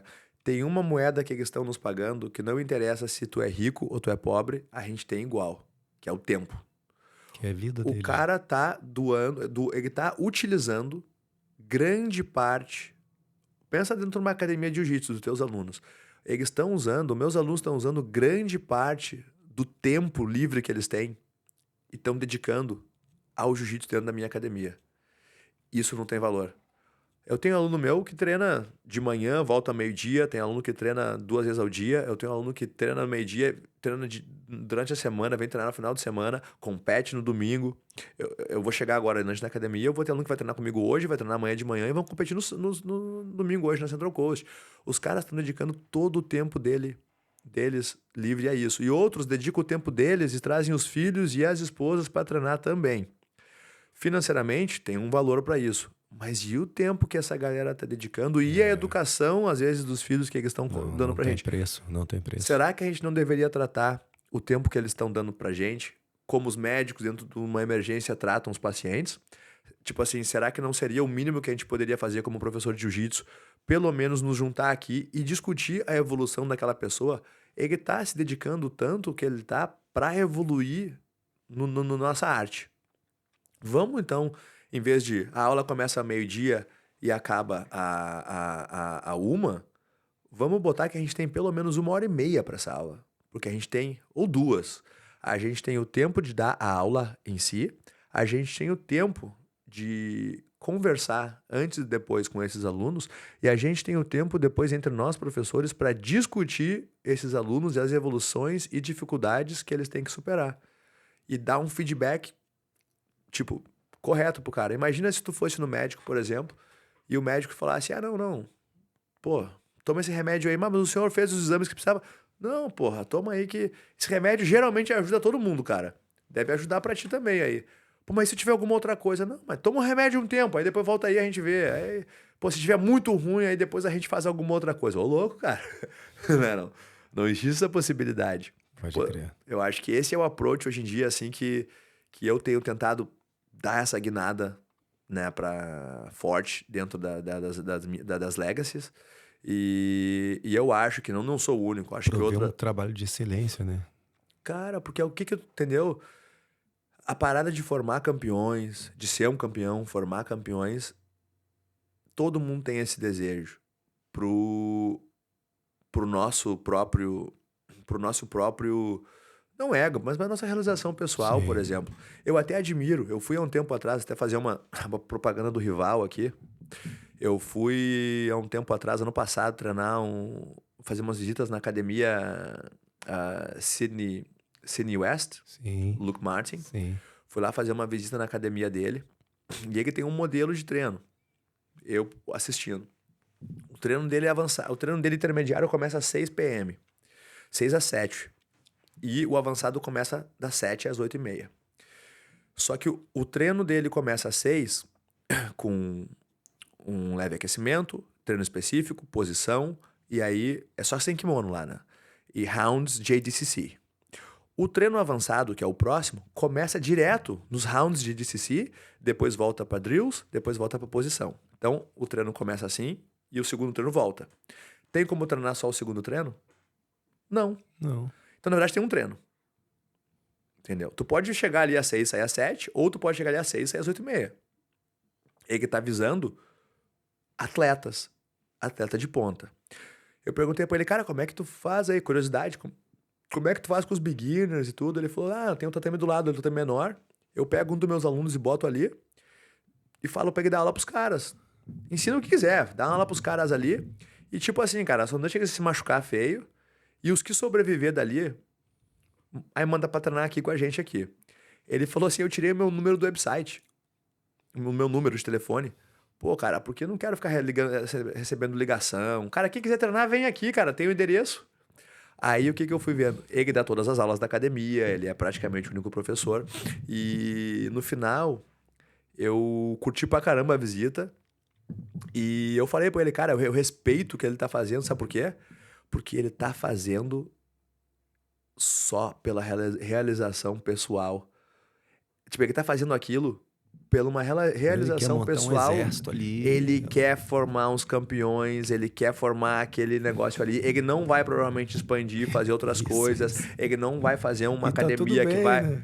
Mas ele tá fazendo aquilo, ele tá sendo fiel à ideia dele e isso merece um respeito. Sim. Entendeu? Na real, eu vi ele até menos como. Eu falei pra ele, cara, se a tua academia fosse mais perto, que é lá em Penrith, se a tua academia fosse mais perto, eu tirei uma membership da tua academia pra vir treinar aqui, cara. Entendeu? Ele falou, pô, legal, Thiago. Eu falei, cara, mas é real. Tem pessoas fazendo isso. Eu acho, tipo assim. Eu faria isso. Já fiz, já vivi assim na minha época de atleta, que eu não queria que quem viesse treinar comigo, pessoas que não estivessem seguindo a mesma ideia que eu. Mas hoje em dia, o porquê que eu não faria? Porque eu acho que a minha ambição de formar campeões, ela não é tão grande quanto a minha ambição de propagar o jiu-jitsu. E eu luto muito pelo lado do jiu-jitsu virar um esporte mais profissional para os professores também. Tipo, quando eu comecei a dar aula de jiu-jitsu, o pessoal me perguntava assim, ó. Pô, Thiago, o que tu faz? Pô, eu dou aula de jiu-jitsu. Pô, legal pra caramba, mas qual que é o teu trabalho? Dou aula de jiu-jitsu. Então, pra mim, foi uma grande briga pessoal o jiu-jitsu ser visto como uma profissão. Você só dá aula. Sabe, pô, só dá aula, os caras pensam, pô, o cara é vagabundo, né, meu? Passa o dia fazendo nada, né? Os caras falam, pô, passa o dia ali brincando com os amigos. Então, pra mim, hoje em dia, o cara entrar... Quando eu tento fazer as academias nossas, serem cada vez mais estabelecidas, até o lugar mesmo, o visual serem mais legais. Mais respeitado. Eu gosto quando alguém entra alguém que não é do jiu-jitsu, por exemplo, um amigo meu. Ah, vou visitar, tu dá aula de jiu, eu vou levar a visitar a tua academia. Aí o cara entra e fala, porra, cara, isso aqui é... Maneiro. Pô, esse é meu local de trabalho, bicho. Entendeu? É mais legal que o teu office. Tá ligado? Sabe assim? Pô, o cara, eu sou real estate, pô, e aí? Pô, minhas facilities são maiores que a tua real estate, não porque eu quero ser... eu não quero ter luxo, mas, pô... Tá botando teu tudo ali, né? Não, o teu é uma tudo, forma, tipo tua... assim, pô, meu local de trabalho é tão... Não é uma fine gym ali, que é um lugar sujo, é tão respeitoso como o teu lugar de trabalho, tipo assim, é tão admirável quanto o escritório do médico, entendeu? É esse lado, mais ou menos, que eu tive, assim, de... Eu e vários outros, né? Eu acho que o jiu-jitsu tá seguindo esse lado. Tá crescendo, Foi muito isso, cara, de ter essa visão, entendeu? Muito bom, muito bom. Caraca, muito louco esse lance da porradaria, né? O que eu fiquei pensando enquanto a gente tava trocando ideia era que o campeonato, formar campeões é tipo shorts, é tipo reels, né?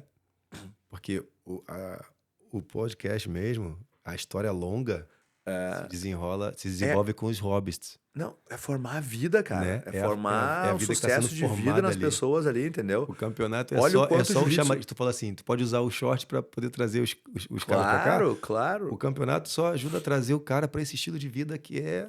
Exatamente. É o vídeo longo, né? Exatamente. Quantas pessoas estão tendo sucesso aí agora no jiu-jitsu? Até os caras que às vezes a gente meio que demoniza um pouco a aparência deles aí, o Gordon Ryan, os caras que são polarizantes, assim.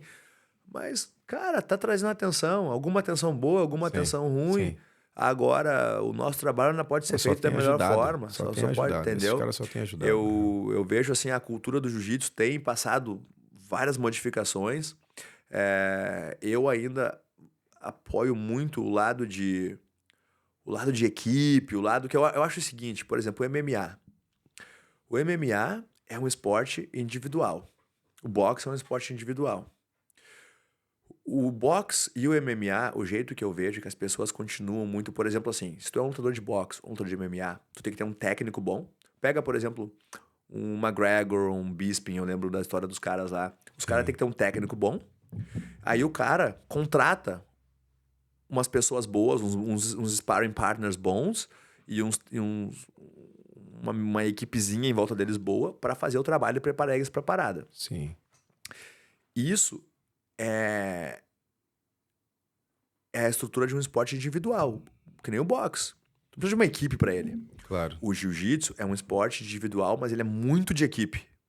E eu sinto que o caminho que está acontecendo agora, um pouco, aqui na Austrália pelo menos, é a ideia de fazer o jiu-jitsu ficar muito individual, no qual não existem equipes, só existem atletas. Entendeu? Tipo, eu sou o Thiago Braga e da onde é que o Thiago Braga veio? O Thiago Braga se fez como o Thiago Braga.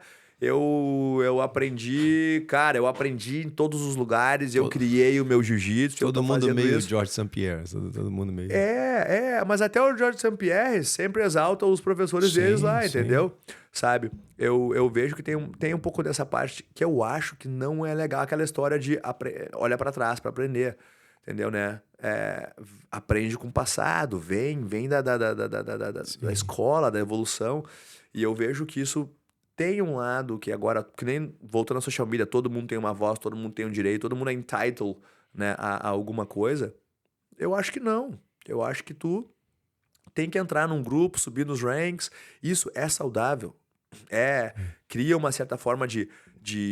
A gente, durante a pandemia, a gente viu como o isolamento é horrível. E a parada de participar de um grupo... Eu discuto isso direto dentro da academia. As pessoas que vêm treinar jiu-jitsu, cara... Não tem 1% das pessoas dentro das minhas academias todas, mais de 1.500 alunos, que estão ali exclusivamente com a intenção de serem campeões profissionais do esporte. Não existe. Todo mundo que vem, e até os profissionais do esporte se desenvolvem melhor se eles estão num ambiente que eles gostam de estar e se eles estão com pessoas que eles confiam, que eles têm afinidade, entendeu? É parte do lifestyle do esporte. É parte do lifestyle. E eu acho que quanto mais a gente se distanciar disso, entendeu?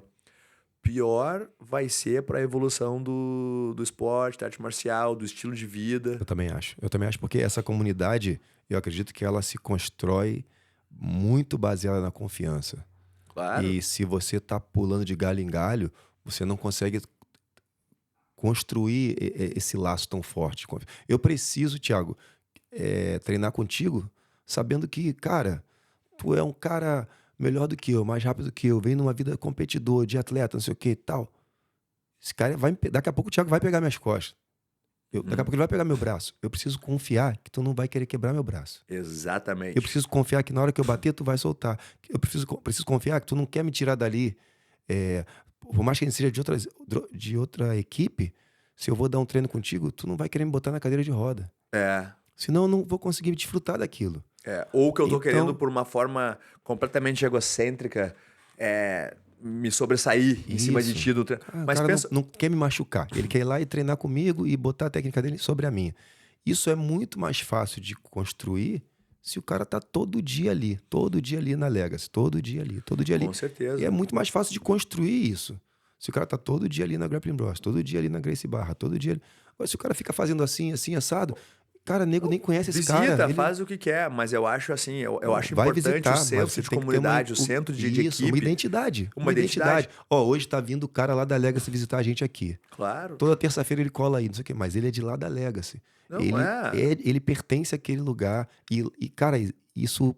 Não, e até das origens. Pra mim isso é tão importante quanto aquela história que a gente conversou sobre a competição na vida do atleta que é robista. Tipo assim, ele vai competir pra ter contato com a competição algumas vezes, só pra ele ver como é que é. Então, pra mim isso é tão importante quanto isso. Tipo, da mesma maneira que eu acredito que o cara da branca até a preta, ele tem que ter tido algumas competições, eu também acredito que ele precisa ser parte de um grupo. Parte de um grupo. Ter a identidade dele como ele é fulano de tal, da equipe tal. E até naquela parte do que fica depois. Por exemplo, uma coisa que eu até ia comentar antes, eu tive muita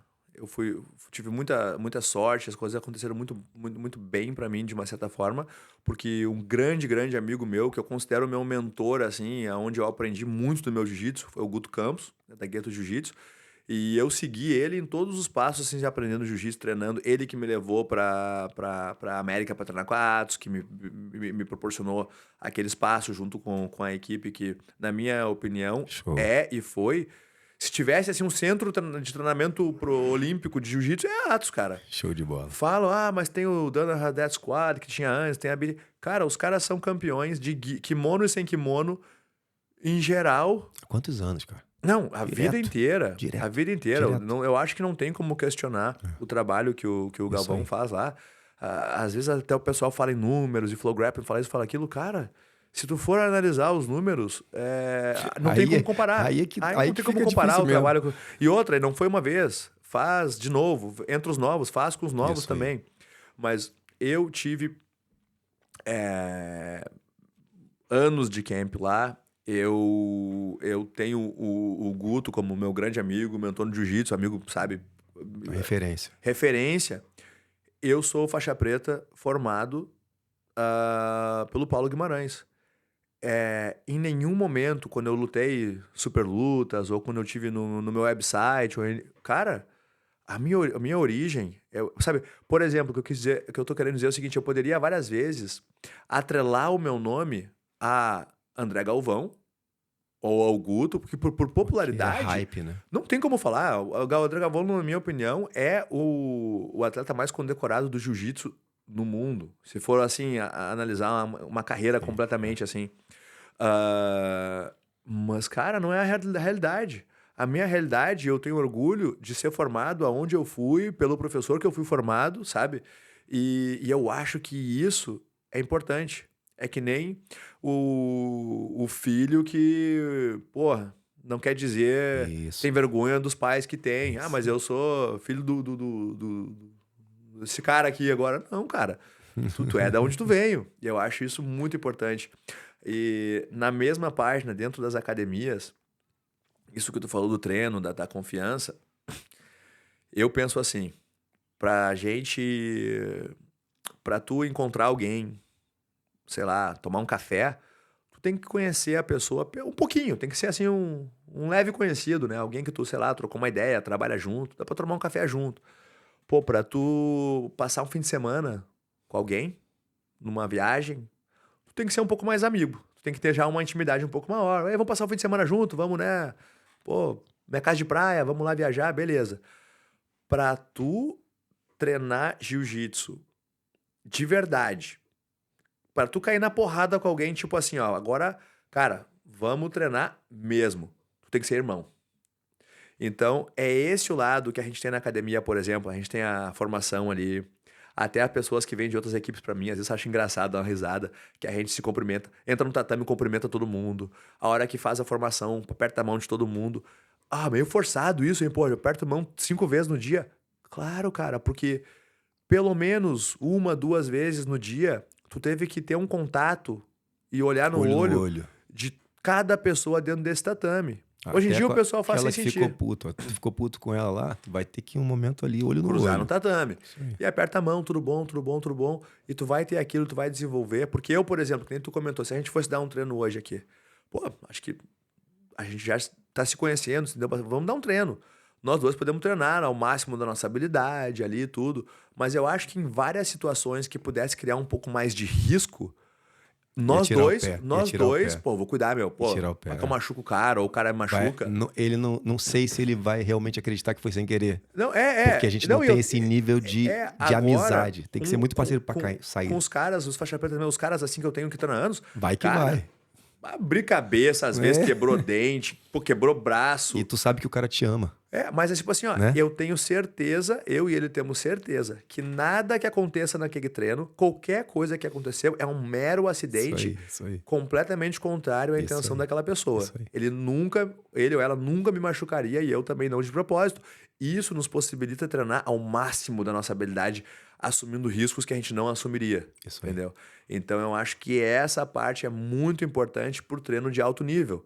E essa nova cultura vai bloquear isso. Tá bloqueando. Porque tu tem essa cultura agora que, pô, numa dessas, eu fui lá treinar com o fulaninho, que também é bambambam no jiu-jitsu, e eu tenho uma reputação, ele tem uma reputação, a gente marcou um treino na academia tal, aí chegou ali, pô, eu acho que Já o cara outras deu... pessoas vendo. Pô, o cara pegou meu tornozelo ali, e eu meio que bati, mas ele continuou apertando, pô, numa dessas ele apertou pra- por alguma razão. Ele quis deixar uma marca ali. Pra eu mancar na frente de todo mundo. Ele quis deixar uma marca ali. Ou o cara, pô, sabe? Pô, tava no Sim, treino ali, sim. aí ficou botando a mão na minha cara só pra Sim. galera olhar. Rolou uma intenção de uma leve humilhação naquele momento, entendeu? E aí, E pô, que se fosse um brother dele, ele não ia pensar isso.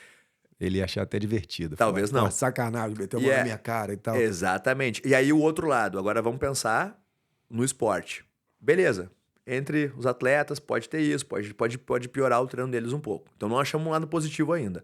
Agora vamos pensar naquela pessoa que estava assistindo isso, ou que veio ver a academia para ver se gosta de fazer jiu-jitsu ou não.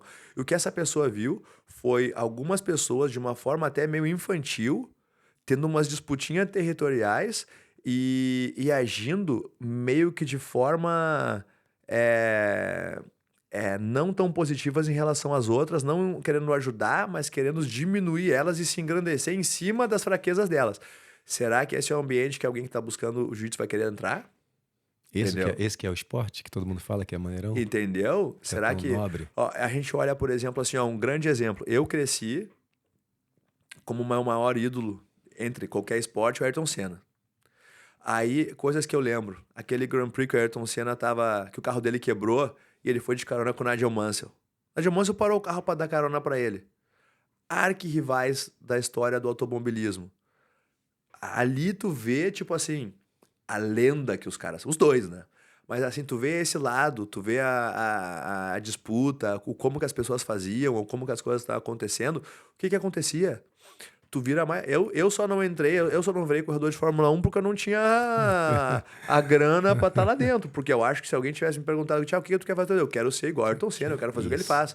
Se o Ayrton Senna fosse pipoqueiro, eu ia querer ser pipoqueiro. Eu queria fazer pipoca o dia inteiro, entendeu? Tu inspira as pessoas no jiu-jitsu, quem tá fazendo isso muito bem hoje em dia, eu acho que é o Mika e o Tainan. Que o pessoal joga a lenha pros caras brigar e os caras falam, não, nos respeitamos pra caramba, vamos lutar sim. mas no máximo dos respeitos. Isso, vai Entendeu? acontecer, mas não do jeito que a galera tá Entendeu? pensando. Então eu acho que esse lado dentro das academias, do esporte, na cultura, isso tá vindo do MMA, tá vindo muito da América. A cultura americana, WWE, wrestling, Sim, professional, exatamente. é muito assim. Aquele cara do pub que tu falou? O cara do pub. É esse cara do Entendeu? WWE. O cara, por exemplo, agora, se o cara entrar. No jiu-jitsu tá muito comum agora. Se o cara entrar e não falar uma besteirinha, ele não vende a luta. E tem que vender. Entendeu? Então eu acho que esse lado, assim, eu entendo. Eu não vou dizer, é 100% errado. Mas o que alguns atletas estão nos mostrando, cara, dá pra fazer de outro jeito. Entendeu? Dá pra tu ser Tem que. É o uma, cara. é uma luta, né? É uma luta. Ainda é uma luta normal, de um trabalho normal, como o trabalho extra de dar um feedback pro aluno. Ainda não. Agora, se ninguém fizer nada, ninguém remar nada, não lutar um pouquinho, daqui a pouco vai ser tipo heróis da resistência. Vai estar fazendo sozinho. Eu acho que a Ainda é um parada de momento mídia é de- importante. Por exemplo, eu quero até não confundir o que eu tô falando, tipo assim, não tem que falar nada, tem que ficar quieto e lutar e ser campeão. Não, eu acho que isso tá errado também hoje em dia, porque eu penso, eu organizo eventos de jiu-jitsu e eu trabalho nesse lado também, e eu sempre explico para meus atletas que estão participando de eventos de La Casada, Subversion, Battleground em Perth, um baita evento também, tem vários outros acontecendo, alguém que for lutar os eventos fora, eu Tem que tento. vender. O objetivo do evento é o quê? O cara que me investiu, construiu um evento e tá investindo uma grana, o que ele tá querendo? Ele está querendo vender e que os acionistas dele, que os shareholders ganhem dinheiro. Como qualquer empresa, não tem nada de errado com isso. Quando tu tá trabalhando para um evento, tu tá indo lá porque tu é um atleta e tá indo lutar. Porque o evento, se fosse um circo, ia um palhaço. Se fosse um show de música, iam músicos, todos eles teriam que vender ingressos. A gente tem que vender ingresso e pay-per-view. Como é que tu faz isso? Tu usa a tua rede social, a tua rede de influências, a tua academia, o teu público, onde tu tiver, e tu ajuda a promover o evento. O teu trabalho começa antes da luta, quando tu for contratado, e ele acaba depois do evento. Por isso, quando acaba o evento, eu sempre falo pro nosso pessoal ali, cara, acabou o evento, ficou triste, ficou feliz, beleza, fica triste, fica feliz, mas continua o trabalho. Vai ter uma entrevista antes do evento, vai ter uma entrevista depois. O que tu vai falar, o que tu vai planejar, como tu vai fazer, como tu vai te conduzir, como que tu vai continuar promovendo. Cara, mas eu nem sou tão fã dos caras. Cara, tu tá sendo contratado para um trabalho. Faça o trabalho da forma mais profissional, entrega o trabalho da forma mais profissional. Para mim foi impressionante no Tough Row que teve ano passado lá em Queensland, que eu conheci, passei um tempo ali e foi onde eu conheci pessoalmente o Tainan Dalpra.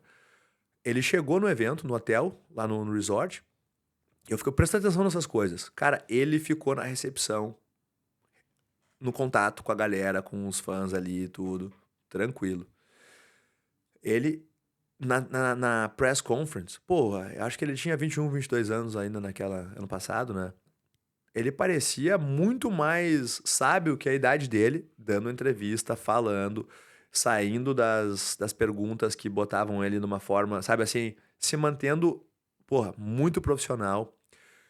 O organizador do evento me falou que quando contratou ele falou, pô, o que precisa? O que você precisa de mim aí? Ele falou, não, cara, pô, precisamos que tu venha aí, lute. Pô, se tiver alguma coisinha pra mandar pra gente, assim, né? Os caras estão em 48 horas, se eu não me engano. Ele mandou 2 ou 3 vídeos profissionais, já do dia a dia dele, falando do evento, falando da promoção.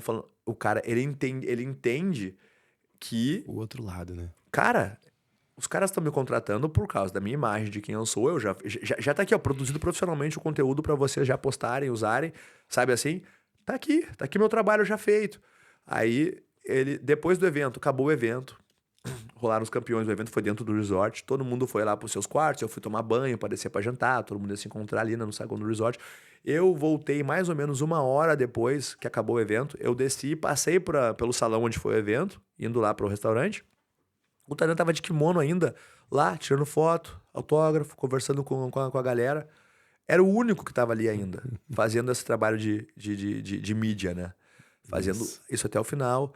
E isso que durante o período ele deu 1 milhão de seminários aqui ainda, sabe? Em todos os seminários, hora pra A mesma pergunta, hora pra coisa. tirar foto, hora pra isso, sabe? Aí eu falei, pô, é profissional.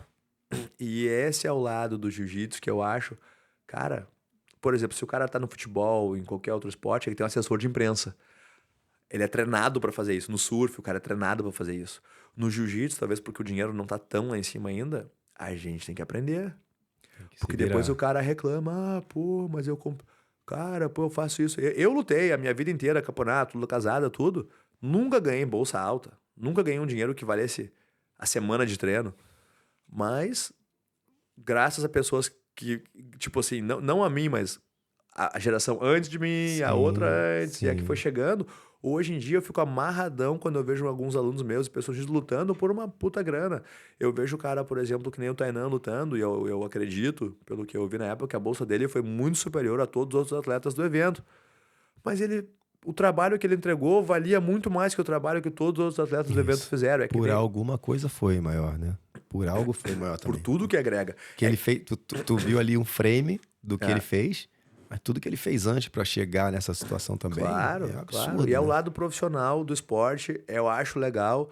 Eu acho que tem que ir mais pro profissional, cada vez mais ainda, Perfeito. mantendo as tradições, mantendo uma arte marcial, mas quanto mais profissional o jiu-jitsu for, mais pessoas a gente vai atingir, mais pessoas vão ter os benefícios do jiu-jitsu, e quanto mais profissionais as nossas academias forem, maior vai ser não só o benefício para os praticantes, para os professores, para os donos de equipe. Sabe assim, é uma coisa que hoje em dia, pessoas discutem isso comigo, que segue uma outra. Às vezes eu até, cara, eu tô chegando num ponto que eu me retiro da discussão, porque eu penso, cara, se a gente tá pensando tão diferente assim, acho que a conversa não vai nem chegar lá, tá ligado? Porque tem gente com aquela ideia ainda revolucionária, assim, não, mas cada um devia fazer o que acha certo e por exemplo, dentro de uma equipe, por exemplo, a ideia do professor e o aluno, sabe? Eu concordo com a ideia de não ter o mestre, né, o cara supremo, assim, aquele de, né, beijar o anel, o professor. Eu acho que vários rituais assim tem que sair, são coisa meio de culto mesmo. Sim. Mas a ideia do professor ter uma autoridade maior do que o aluno dentro de uma sala de aula é muito importante. Senão tu tá só sugerindo coisas. Não, tu É, tá ali isso. conduzindo o ambiente, tu tá ali conduzindo uma aula, tu tá ali conduzindo um grupo. O técnico do time, o coach do time, ele tem que ter mais autoridade que os jogadores. Perfeito. Entendeu? Porque aquilo que cria a prosperidade do ambiente não tem como fazer de forma diferente. A ideia agora, que, tipo assim, de equipes, como é, por exemplo, eu acho lá na B-Team do Craig, que é uma equipe, não tem um head coach. Eu acho que é o Craig o head coach, mas eu acho que é uma coisa, todo mundo tá aqui se ajudando. Cara, pô, quanto importante é a figura do líder Pô, liderando. cara, cada vez que eu tô em algum lugar e tem alguém pra me corrigir, Pô, eu que saí do Brasil muito, muito cedo pra ficar morando lá na Argentina. Cara, até o dia de hoje eu me amarro se alguém, pô, entendeu? Tô treinando lá, tu fala, ó, Vini, aqui, ó, dá pra melhorar essa pegada aqui. Isso aqui tá errado. Se tu fizer isso aqui. Ah, é tão bom, cara, tu ter uma aula, tu ter alguém. sim. E eu sou faixa preta e eu tenho 44 anos de idade. É, faz parte. Imagina um cara de 20, pô, de 25, de 18, ficar ali treinando sem um referencial, um cara que tá prestando atenção só nisso, tá ali pra eles, pra servir, pra ajudar, pra direcionar. É importantíssimo pô, ter alguém. Eu também não acho que não Não, porra, sinistro. tá Mas junto. eu acho que isso é uma coisa assim bastante forte na vida de qualquer Em pessoa qualquer que coisa, em esteja qualquer buscando área. alguma coisa mais maior. Por exemplo, o, o cara tem sempre aquela ideia. Eu vejo no jiu-jitsu, por exemplo, e academias que seguem esse. Uma coisa que eu falo com meus alunos direto é o seguinte: quando todo mundo está sempre se espelhando nos atuais campeões, nos atuais competidores de sucesso, para espelhar o caminho que eles vão tentar, né, simular para a vida deles. E o que eu vejo é o seguinte: todo mundo sempre tenta ver quem está em ascensão no momento. Por exemplo, tu olha no No Gi hoje em dia, a pessoa olha pro Gordon Ryan, olha pro Craig Jones, aqui, né, de fora do Brasil. Aí Sim, uma galera olha até, pô, no kimono, a galera olha ali o Mika, os Rotolo, olha o Tainan, olha essa galera toda que, pô, puta referência, eu concordo 100%. Mas o que eu sempre tento ver é o seguinte, se tu quer ter mais certeza de uma carreira de sucesso, porque que nem tu falou, tem aquelas exceções. Tem o raio às vezes cai.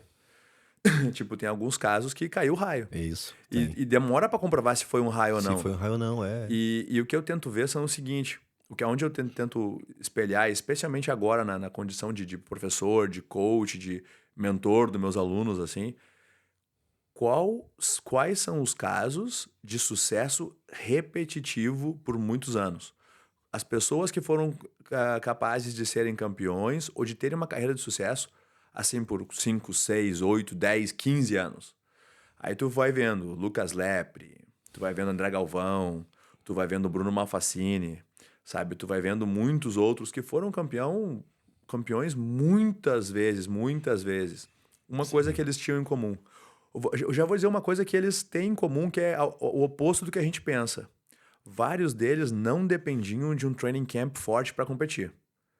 Tipo assim, até onde eu sei, pô, o Lucas Lepre, eu vi muitas vezes nos últimos anos que ele foi campeão mundial treinando na academia dele, com o preparador dele, com os alunos dele. O Malfacine nem sei, mas o Malfacine é campeão mundial que é 10, 11 vezes, sabe? O Malfacine tem história dele treinar também com um monte de faixa branca, Cobrinha, o Cyborg. Cobrinha é outro. O Cyborg também fala que, pô, o primeiro título dele mundial, que já veio depois de certa idade e tal, mas fala que ele treinava só com faixa branca ali. Pô. Não, o maluco treinava... daquele tamanho. Pois é, aí uma coisa que eu vi, quilos. Então, que o melhor training camp do mundo não é a resposta, talvez. É legal, é muito legal tu estar num ambiente cheio de campeões, cheio de pessoas com a mesma garra, com mais garra que tu. É motivacional, é inspirador, mas não sei se é a solução. Uma coisa que vários desses caras tinham em comum é a rotina. Todos os dias os caras viviam a mesma vida e a falta de distrações. Por quê? A maioria, não o caso do Malfacine, mas o caso do André, o caso do que eu vi do Lucas, os caras tinham família muito cedo, casado, filhos, foco na carreira. O que acontece muitas vezes, que nem tu comentou ali, o atleta, agora, vários que estão em ascensão, pô, o cara no mundo do jiu-jitsu, no mundo do esporte, no mundo do futebol, do que quer que seja, geralmente ele sai de algo muito pequeno, e a carreira dele entra em ascensão de forma meteórica, assim. O cara ganhou um mundial, o cara bateu nas cabeças um dia, e aí ele tá no topo do mundo. Nessa do topo do mundo, vem o dinheiro, vem vem todas as distrações que acompanham o dinheiro, e naquela hora, talvez... mas a namorada ou a esposa que tava há muitos anos, pô, agora... né, já não...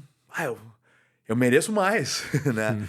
E aí sobe pra cabeça a distração, aí o cara começa às vezes ficar muito impressionado consigo mesmo, o cara começa, né, ter o ego às vezes cresce demais. Ego não vou dizer que é ruim, mas é uma coisa que se fora de controle, né? Tem que estar se fora de controle, e o que acontece? Essas distrações acabam levando um cara a não conseguir atingir mais os resultados que ele vinha atingindo, porque pro cara tá, ainda mais hoje, em qualquer área, mas no jiu-jitsu, por exemplo, pro cara tá no topo, ele precisa de todo o tempo e energia que ele tem e mais um pouco. Então, se ele tem que gastar tempo com muitas outras coisas, com muitas outras distrações, com coisas que desviam ele do propósito, vai ser mais difícil.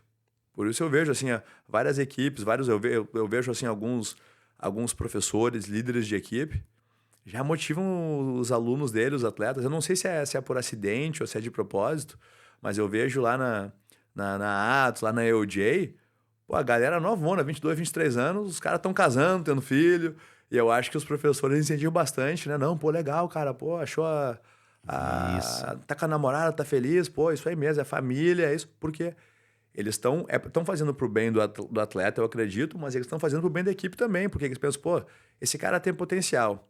Se ele atingir esse potencial aos 21, 22 anos e as distrações chegarem e ele estiver livre, pô, eu vou perder o atleta, vamos perder o cara. E ele vai perder de saber o quanto bom ele poderia ser, né? Nossa, nunca vai saber. Mas isso acontece bastante, Nossa. né? Eu vejo isso no dia a dia, hoje, né, eu já né, tendo passado muitos anos no esporte, como atleta, como competidor, como coach, como dono de academia, como líder de equipe, eu vou vendo todas essas fases, né? assim, eu vejo, pô, interessante, cara. por isso que eu dou muito valor hoje em dia até para não só focar tanto no ensinar jiu-jitsu, a skill, a técnica, mas tentar passar o máximo possível de mentoria através da experiência, porque ser campeão, ganhar medalha, passa, né? Ela passa muito rápido, sabe? E às vezes não é nem o objetivo principal, sabe? A gente pensa que é, mas o que a gente tá... O que tá valendo a pena de treinar e competir e ser campeão é o que aquele processo de treinar, competir para ser campeão te transforma como pessoa, sabe? Cada vez que tu passa por aquele processo, tu vai mudando. Eu sempre troco essa ideia na aula com os alunos. Que legado que vai deixar, né? Qual é o legado? Qual é a legacy que vai deixar, cara? Porque chega num ponto que pra gente, eu acho que em tudo, até uma das paradas que eu tenho com a legacy, com o legado, se tu faz uma coisa, tu começa um projeto ou tu começa um trabalho primeiro por ideias pessoais. Tu quer ser o campeão, tu quer ser o melhor.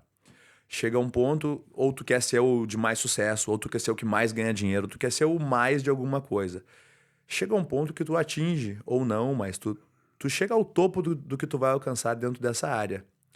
E aí tu tem duas opções, eu vejo, quando tu começa a chegar nessa fase. Eu, como atleta, por exemplo, como competidor, eu fui a minha vida adulta inteira, eu fui chegando ali, entrando nos masters, e eu fui vendo quanto mais eu atingiria, quanto mais eu não atingiria. E eu fui pensando assim, tem dois caminhos agora. Eu vou começar a relaxar um pouco e aproveitar o que eu fiz e começar... Não me aposentar, mas vou começar, tipo assim, desfrutar um pouco do que eu já fiz no passado e deixar agora o mundo continuar. Ou eu vou tentar trabalhar em alguma coisa para deixar minha marca, para que seja lembrado, não eu como atleta, ou eu como pessoa, mas que, hoje em dia o meu grande objetivo é que daqui a 30, 40, 50 anos, o trabalho que eu comecei ainda esteja acontecendo. Mesmo que o meu nome seja tipo assim, ouvimos falar que tinha esse tal do Thiago Braga aí que teve essa ideia lá, fundador, começou... foi maneiro. Foi o fundador, mas... cara maneiro. O cara era maneiro, sei lá, nem sei quem ele direito, né? Mas o trabalho dele tá aí, o trabalho dele tá crescendo. Que nem eu passo por essa experiência, anos atrás, até um grande amigo meu, que hoje em dia lutava no UFC, agora tá no PFL, o Antônio Carlos Júnior, cara de sapato. Sim. Ele ficava um tempo aqui na Austrália, a gente treinava direto, né? Preparando para o Pan-Americano, preparando para campeonatos. Quando ele estava aqui, a gente era patrocinado pela mesma marca, os caras traziam ele para cá. E um dia a gente conversando sobre jiu-jitsu. E naquela época, uma pessoa que vinha frequente na Austrália dos seminários, e a gente sempre tinha a honra de receber na nossa academia, era o Royce Gracie. E eu lembro que a gente estava comentando na aula sobre isso, sobre o Royce, sobre MMA. Ele nem pensava em MMA, o Juninho, naquela época. Né? Era uma ideia no futuro, talvez, ainda. Isso era 2012, né? E a gente falando de MMA, do começo do UFC, do Royce, e eu percebi que ele não sabia muito bem quem era. Aí eu falei, Juninho, tá Royce, sabe quem é o Royce? Ele, não sei. Ele tava confundindo o Royce com o Royler. Aí eu fiquei pensando, eu falei, caramba, cara. Aí eu fui me dar conta. Nem tem tanto tempo Ele assim, tinha né? 21 anos, ele nasceu em 94. Ele nasceu quando o Royce estava fazendo... Né, tava começando o UFC, tava botando o UFC no mapa. Então, quando ele começou o jiu-jitsu, se eu não me engano, em 2007, eu acho. Quer dizer, 2007 já era muito longe. Então, tem pessoas hoje em dia que estão assistindo o maior evento de MMA do mundo que talvez, ainda mais pessoas jovens assistindo MMA, talvez eles não saibam realmente quem é o Royce Gracie. Talvez eles nunca tenham visto uma luta do Royce Gracie. Talvez eles não tenham nem visto o que o Royce Gracie fez antes de ser o campeão do UFC.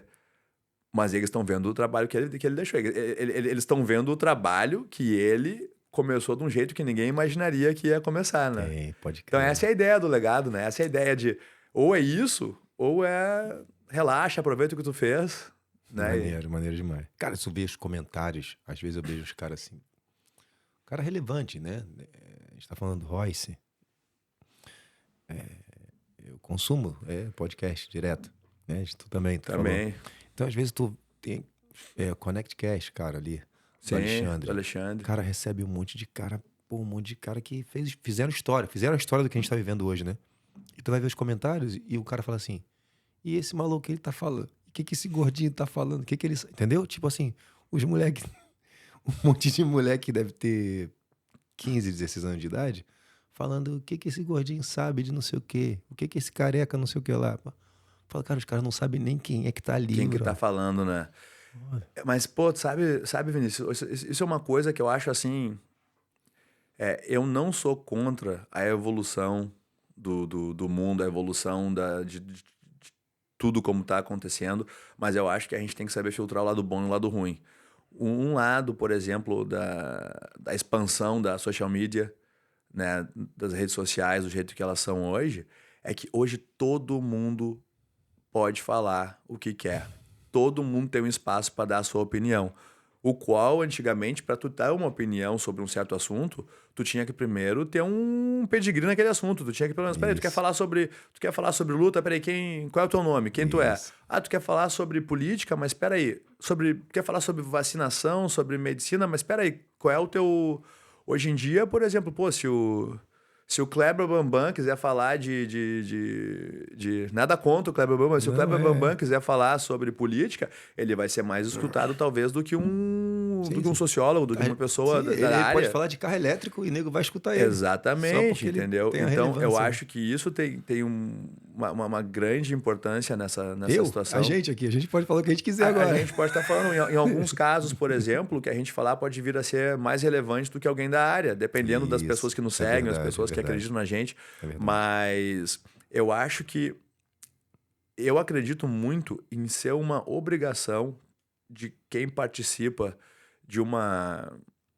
da área que tu estiver estudando ou praticando, ou do esporte que tu estiver fazendo. Cara, eu acho que a história do esporte e entender as origens do que tu tá fazendo é muito importante. Eu acho, tipo assim, que... Eu até nem sei de quem que vem essa frase, ou se eu tô falando certo, mas... né, a vida é para ser vivida para frente, mas ela é para ser entendida para trás. Então, a gente tá no presente. A gente tá vivendo pro futuro. Todo mundo fala, não, pô, mas quem vive de passado é museu. Mas para tu saber o caminho que tu vai fazer no futuro, tu tem que entender o passado, tu tem que entender como que tu chegou até onde tu tá hoje.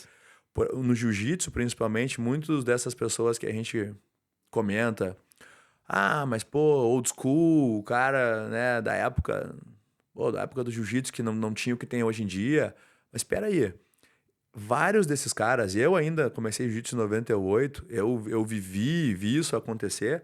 Pô, muitos desses caras tiveram que lutar sem luva, tiveram que brigar com pessoas de outras artes marciais, até o Royce fazendo no UFC, mas muita gente teve que provar de muitas formas a supremacia do jiu-jitsu em relação às outras artes marciais, para hoje a gente poder entrar numa academia que, pô, né, nota 10 e praticar um esporte e chamar de esporte. E praticar sem problema, sem ter que provar nada para ninguém, já foi provado. Isso. Já tá provado que o jiu-jitsu é o Exatamente. jiu-jitsu, que é a arte marcial mais eficiente.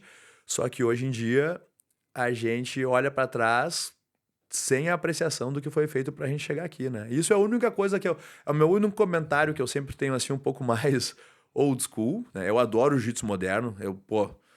Eu tô sempre olhando né, as categorias atuais, eu tô sempre tentando aprender o que estão fazendo de novo, mas eu dou muito valor ao que foi feito antes, Isso. né, da gente. Muito, muito, muito verdadeira, muito, muito sábia essa frase, né?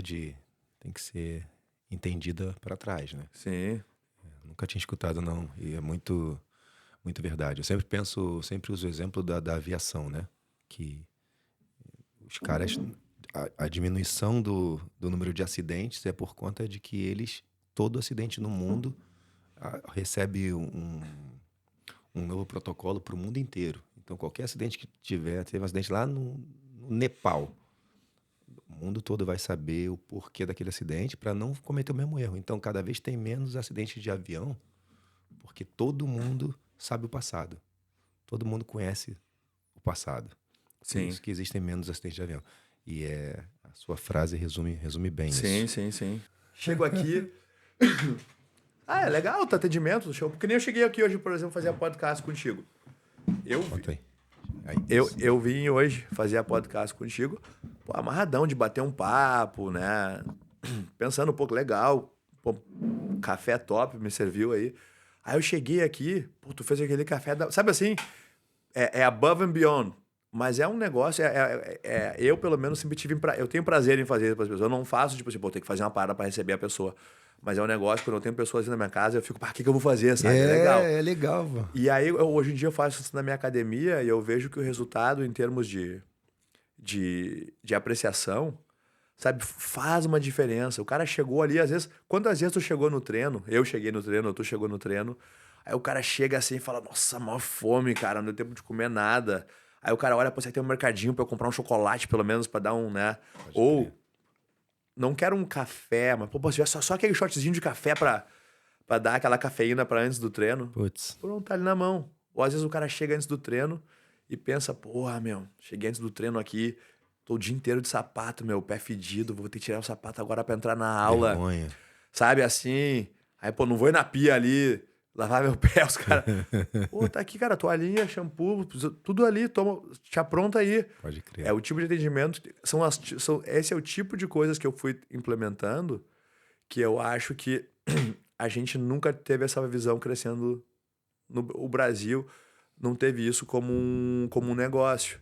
Por exemplo, assim, eu cresci, acho que tu também deve ter vivido a vida inteira, numa fase onde era muito errado confundir uma academia de jiu-jitsu com uma empresa ou com um negócio.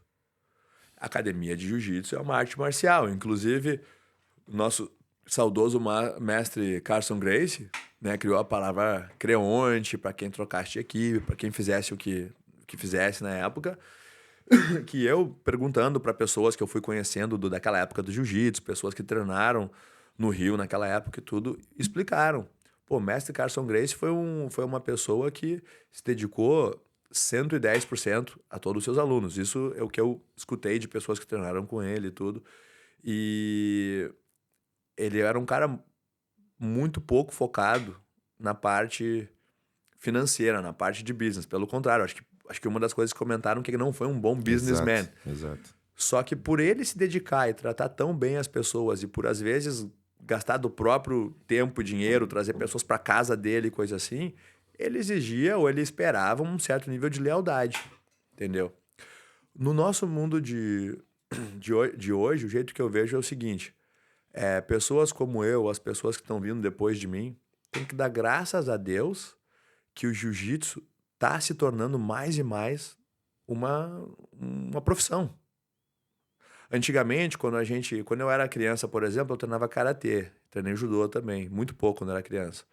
Karatê treinei por mais anos, mas o meu professor, ele era um engenheiro que trabalhava o dia inteiro na engenharia e dava aula 2, 3 vezes por semana de karatê no estúdiozinho que ele tinha de karatê. O judô sempre foi assim. Aqui em Sydney tem muitos lugares, se tu for no PCYC ou em alguns community halls, eles têm a aula de Hapkido, de Aikido, Taekwondo. Tem muitos que não são não tem como comparar uma academia dessas outras artes marciais com uma academia de jiu-jitsu. Então, o fato do teu jiu-jitsu ter se tornado uma empresa, um negócio, uma profissão, beneficiou muito as pessoas que vivem do jiu-jitsu, beneficiou muito a expansão do jiu-jitsu. E hoje em dia, eu falo isso, por exemplo, na minha academia. Eu tenho vários professores que trabalham comigo hoje em dia nas academias. Se eu chegasse para um professor de jiu-jitsu, que por consequência, vários são faixas pretas meus, que treinam comigo desde o começo, ou desde alguma das faixas mais baixas, e falasse assim, pô, fulano, tô trazendo mais um professor aí, ou mais 2 professores, vou ter que cortar as tuas horas pela metade para acomodar as outras pessoas, beleza? E esse professor me falasse assim, pô, Thiago, cara, esse é meu trabalho, é o meu ganha-pão. Se tu vai cortar o meu horário pela metade, eu vou ter que procurar algum outro lugar que possa me oferecer o trabalho para completar minhas horas. Eu trabalho disso, eu trabalho com isso, minha família depende disso. Eu poderia falar para ele assim, pô, cara, se tu fizer isso aí, tu é um creonte, um traidor. Tem que ficar aqui. Né? Se o cara fosse um mecânico, eu posso falar isso pro mecânico? Se o cara fosse, sei lá, o um médico, um padeiro. Cara, eu vou ter que cortar tantas horas. Porra, te entendo completamente, mas eu vou procurar um outro trabalho. E eu acho que essa visão, ela é parte de profissionalizar o esporte, sabe? Coisas como, por exemplo, um jogador de futebol. Qual é o time que ele torce? Exato. Às vezes a gente nem sabe. E vários, né, não... Se perguntar, vários nunca vão dar uma resposta direta, né? Agora, eu acho que tem esse lado. Eu vejo acontecer hoje em dia, o jeito que eu tento aproximar isso é o seguinte, pô, então, em vez de querer barrar as pessoas, o que eu tenho que tentar fazer é proporcionar as melhores condições de trabalho, de ambiente e pessoais e a maior suporte para os meus professores e atletas para que continue sendo sempre a melhor opção para eles estarem comigo na minha equipe e que eles consigam acreditar no mesmo ideal que eu estou acreditando. Vão haver casos que as pessoas vão divergir ou vão ter outras opções e tem que ser ok. E é isso, Não tem como, né, querer ficar com todas as fatias do bolo, né? Exatamente. É o mercado, né, cara? Livre mercado, né? O cara sentir que tem que ir para outro lugar, fazer outra coisa, mudar os ares, é com ele mesmo, não tem. E é difícil entender isso, né? Porque eu vejo isso eu sempre tive isso crescendo e na minha vida. Por exemplo, assim, eu tenho, aonde eu morava até pouco tempo atrás, tinha um restaurante tailandês e tem o café. E eu vou no mesmo restaurante e no mesmo café. Foram abrindo outros cafés de outros restaurantes. E eu sempre, as pessoas às vezes falam, pô, mas tem que abrir outro café ali do lado ali, pô, tem outro restaurante tailandês em cima da rua, novinho, vai lá. Eu falo, pô, cara, não vou, eu vou naquele ali. Por que tu vai naquele? Pô, porque aquele ali é o que eu faço parte, é ali que eu vou. Sabe, no café que eu vou lá onde eu moro, sabe, às vezes a gente até brinca com o pessoal, pô, tu não vai nos outros, que não sei o quê. Eu falo, cara, não, é ali que eu vou, o dono é meu amigo, ali é o café, ali é o lugar que eu frequento, é ali. Você deu uma oportunidade pro cara. O café te abraçou de volta? Não tem por que tu sair ali, né? Se você abraçou, o cara te abraçou. Sim, o problema é quando tu dá a oportunidade e o cara não te abraça. Mas às vezes acontece que eu chego ali, por exemplo, faz pouco tempo, a gente chegou ali num sábado de manhã, final do verão. Os cafés todos lotados, beira da praia, né? Aí a gente chegou ali e nós, pô, não vai ter onde sentar. Aí o dono, que é meu amigo, me viu, falou, pô, Thiago, tá precisando de uma mesa? Eu, não, cara, tô dando uma, né, tá tudo cheio. Não, dá 2 minutos. Abriu a mesa pra nós, eu falei, viu? Aí eu falei pra meus amigos, por isso que eu venho aqui todo dia. Por quê, né? Porque, né, o cara é reciprocidade. Pô, o cara tá sempre me apoiando. Agora, no dia que eu tenho uma oportunidade de apoiar ele de volta, eu vou apoiar, nem que seja com uma mesa num dia cheio. Então, às vezes, é que nem eu tava falando da história antes da toalha, da fruta. Cara, é nas coisas pequenas, gestos grandes, né? Não é só o que aparece. É a mesma história aquela que falam, né? Pô, o cara tava sem... o cara um dia tava precisando de ajuda e veio alguém e deu R$100 pra ele pra ajudar. Entendeu? E veio uma outra pessoa e deu só 10. Só que a pessoa que deu 10 só tinha 10. A pessoa que deu 100 tinha 1.000. Entendeu? Então não é o tamanho da ajuda ou o tamanho do suporte. É a intenção e o que aquilo representa para a pessoa que ajudou. O cara me forneceu uma mesa num dia cheio, sabe? É um gesto maior do que o cara que me pagasse um café num outro dia. Entendeu? Exatamente. Então eu tento ver por isso, por exemplo, assim, às vezes o que eu tô fornecendo de extra nas minhas academias, porra. Thiago, pô, tu acha que tu é grande coisa? Tá dando uma maçã e um cafezinho de máquina, cara? Não é o valor do cafezinho de máquina e da maçã. É a situação em qual... o momento que eu tô oferecendo e como eu tô oferecendo, entendeu? Eu acredito muito nisso, Thiago. Pô, a gente fala sempre... Eu converso sempre com meus filhos, né? Que eles não têm como virar as costas pra mim, eles são obrigados a me ouvir até o final, então eu uso eles pra conversar muito. Né? Toda a sabedoria que eu acho que eu tenho, eu despejo em cima deles.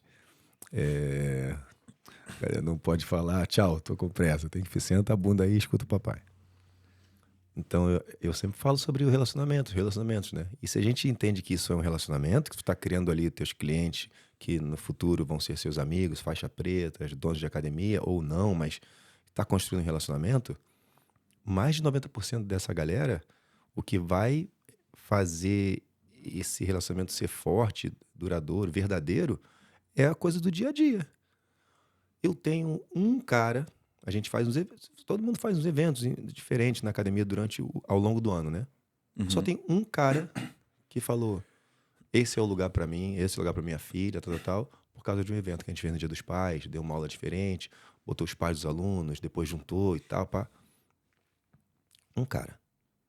A maioria dos pais, sabe o que eles valorizam?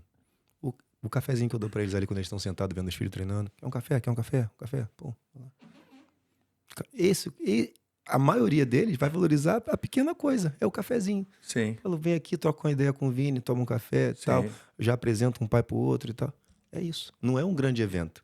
O grande evento, ele vai marcar ali a vida de um cara que de repente aquilo representa alguma coisa pra ele, porque ele teve uma experiência ruim no passado, não sei o que e tal.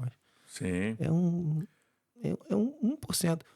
Legal fazer a diferença para esse pai também, hein? Não tô falando que não vale a pena. Com É legal ter diferentes momentos na academia. Mas o que você faz todo dia maçã, todo dia um cafezinho, todo dia uma frutinha, todo dia. Todo dia você tá de bom humor, né? Todo dia tá educado. Com certeza. Não vai ter um dia que vai deixar o cara, vai olhar pro outro lado. Com certeza, especialmente. Isso é uma coisa que recentemente eu tenho falado direto com meus professores. Que um grande amigão meu me falou isso faz pouco tempo até também. E a academia é o lugar para os nossos alunos esparecerem do estresse da vida deles, dos problemas deles, né? Meu amigo Pedro Baldini me falou isso esses dias, que ele passou por essa experiência. E não é o nosso. A gente está lá para criar um ambiente bom, com boas energias, para eles poderem, né, descontrair o dia deles, para eles conseguirem, né, esparecer. E não é o nosso. A gente não... mas a gente não tem, então a gente tem que... ficar com tudo dentro da gente. Não. A gente tem que achar o nosso espaço fora desse horário para fazer essas coisas. Um outro momento. E isso eu acho que é a principal coisa. Eu tenho uma qualidade que eu sempre comento, não sei se ela é boa ou ela é ruim no final das contas, mas eu tenho uma grande capacidade de, independente de como a minha vida pessoal, do que eu esteja passando naquele momento, de entrar na academia e virar a chave, e agora esse espaço, essa energia é para quem tá aqui, entendeu? Eu não vejo como uma coisa ruim para mim, porque eu também entro naquele momento. Acaba melhorando, né? Acaba saindo de lá um pouco melhor, né? Entro naquele momento também, sabe? Eu acredito essa ideia de viver o presente. Eu acho que não tem nada assim, né? Eu acho que o jiu-jitsu é uma grande ferramenta pra gente viver o presente, porque é uma meditação em movimento. Cara, o lance com muita gente vai, eu tenho amigos até que fizeram já esses 10 dias de silêncio em curso de meditação, e aí eu sempre tive interesse, aí eu pergunto pro pessoal que voltou, e aí, como é que foi? Pô, bom pra caramba, no final, acabei meditando pra caramba, mas é o seguinte, foi difícil, foi muito difícil, e a parada é a seguinte, tem que fazer todo dia, 4:30 da manhã, acordar, meditar por 20 minutos, depois meditar de novo por, sei lá, 1 hora, e se parar de fazer, perde a skill, não dá pra fazer mais. Eu falei, pô, não vou fazer então, cara. Pô, já me falou que o negócio vai ser difícil, assim, não difícil não, mas é tipo, não fez um dia, acabou. Né?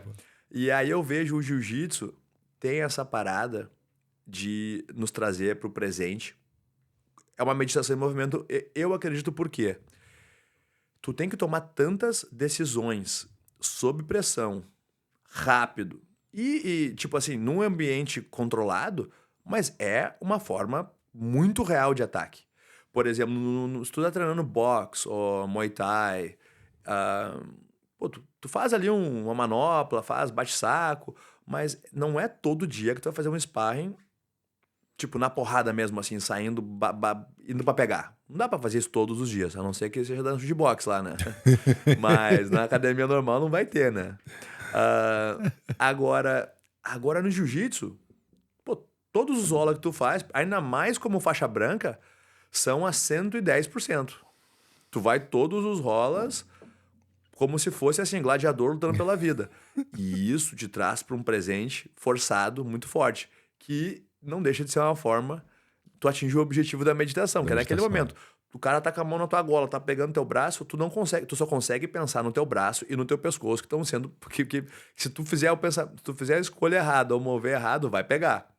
E eu acho que é isso que é uma das partes viciantes do jiu-jitsu. Porque tem tanta coisa que a gente faz para ficar no presente, boas e ruins. Por exemplo, uma coisa que eu até li há um tempo atrás, esse negócio de alta velocidade, pular de paraquedas. O que isso faz? Na hora que tu tá andando a 200 km por hora numa moto ou num carro, tu não consegue pensar em mais nada. Hiperfoco, né? Hiperfoco. A hora que tu tá pulando de um paraquedas, fazendo uma coisa assim, e isso a gente consegue simular no jiu-jitsu. Hoje em dia eu entendo, quando eu era adolescente, quando eu comecei jiu-jitsu aos 15 anos, sabe, como todo adolescente acha que ele tem todos os problemas do mundo, né? Que a vida dele, ninguém entende como é que a vida do adolescente é tão difícil, né? Mas, considerando, hoje em dia eu penso assim, até a adolescência realmente era o mais difícil que tu já experimentou. Exato. Só que uma coisa que eu fazia, eu ia pra academia, 4h30 da tarde, e eu ficava até o último treino.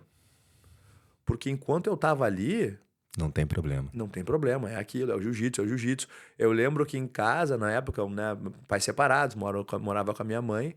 Pra minha mãe, eu acho que era muito bom. Porque de uma hora pra outra, não quero tomar refrigerante. Não posso sair, fazer festa de noite, porque tem campeonato. Tem que descansar. Tem que descansar. Tinha várias épocas assim... Comida, vou olhar o que tem nessa comida, é proteína, não é proteína, quantos carboidratos. Aí, tipo, né, minha mãe, opa, vamos apoiar isso aí que eu... Tá indo sozinho, né? Tá indo sozinho, tá o cara, né, porra, o moleque só quer fazer as coisas certas. Então, eu acho que isso foi um lado muito bom dessa parte do jiu-jitsu, do hiperfoco, da meditação, que eu acho que hoje em dia, eu converso com meus alunos, às vezes, por exemplo, eu tenho alunos... médicos, advogados, alguns em posições altas dentro de uma empresa, sabe? Pessoas que vivem uma vida que tem grande estresse de decisão. E às vezes eu troco uma ideia, pô, e aí, tá fazendo jiu-jitsu, o que te fez entrar no jiu-jitsu? Ou por que tu tá no jiu-jitsu ainda, né? Porque às vezes tu não sei, pô, porque várias pessoas desse ambiente às vezes vão jogar golfe, jogar tênis no final de semana. Aí o feedback que eu sempre tenho é esse. Cara, eu sinto que o jiu-jitsu é uma ferramenta que me prepara exatamente porque eu preciso fazer todo dia. Tomar decisões rápido, sob pressão e me manter calmo. Aí eu vejo, pô, legal, isso é o que a gente deveria vender mais do que o self-defense. Até num país como a Austrália, o self-defense não é uma coisa quase tão real. A chance de tu ser atacado 100%. E ter que usar é muito pequena. Mas a chance de tu ter que tomar decisões sob pressão... família, trabalho, relacionamento, isso aí ninguém escapa. E é o tudo em um, né? Pra mim o jiu-jitsu é o tudo em um. Essa parada que tu falou eu concordo muito com esse lance do hiperfoco, essa questão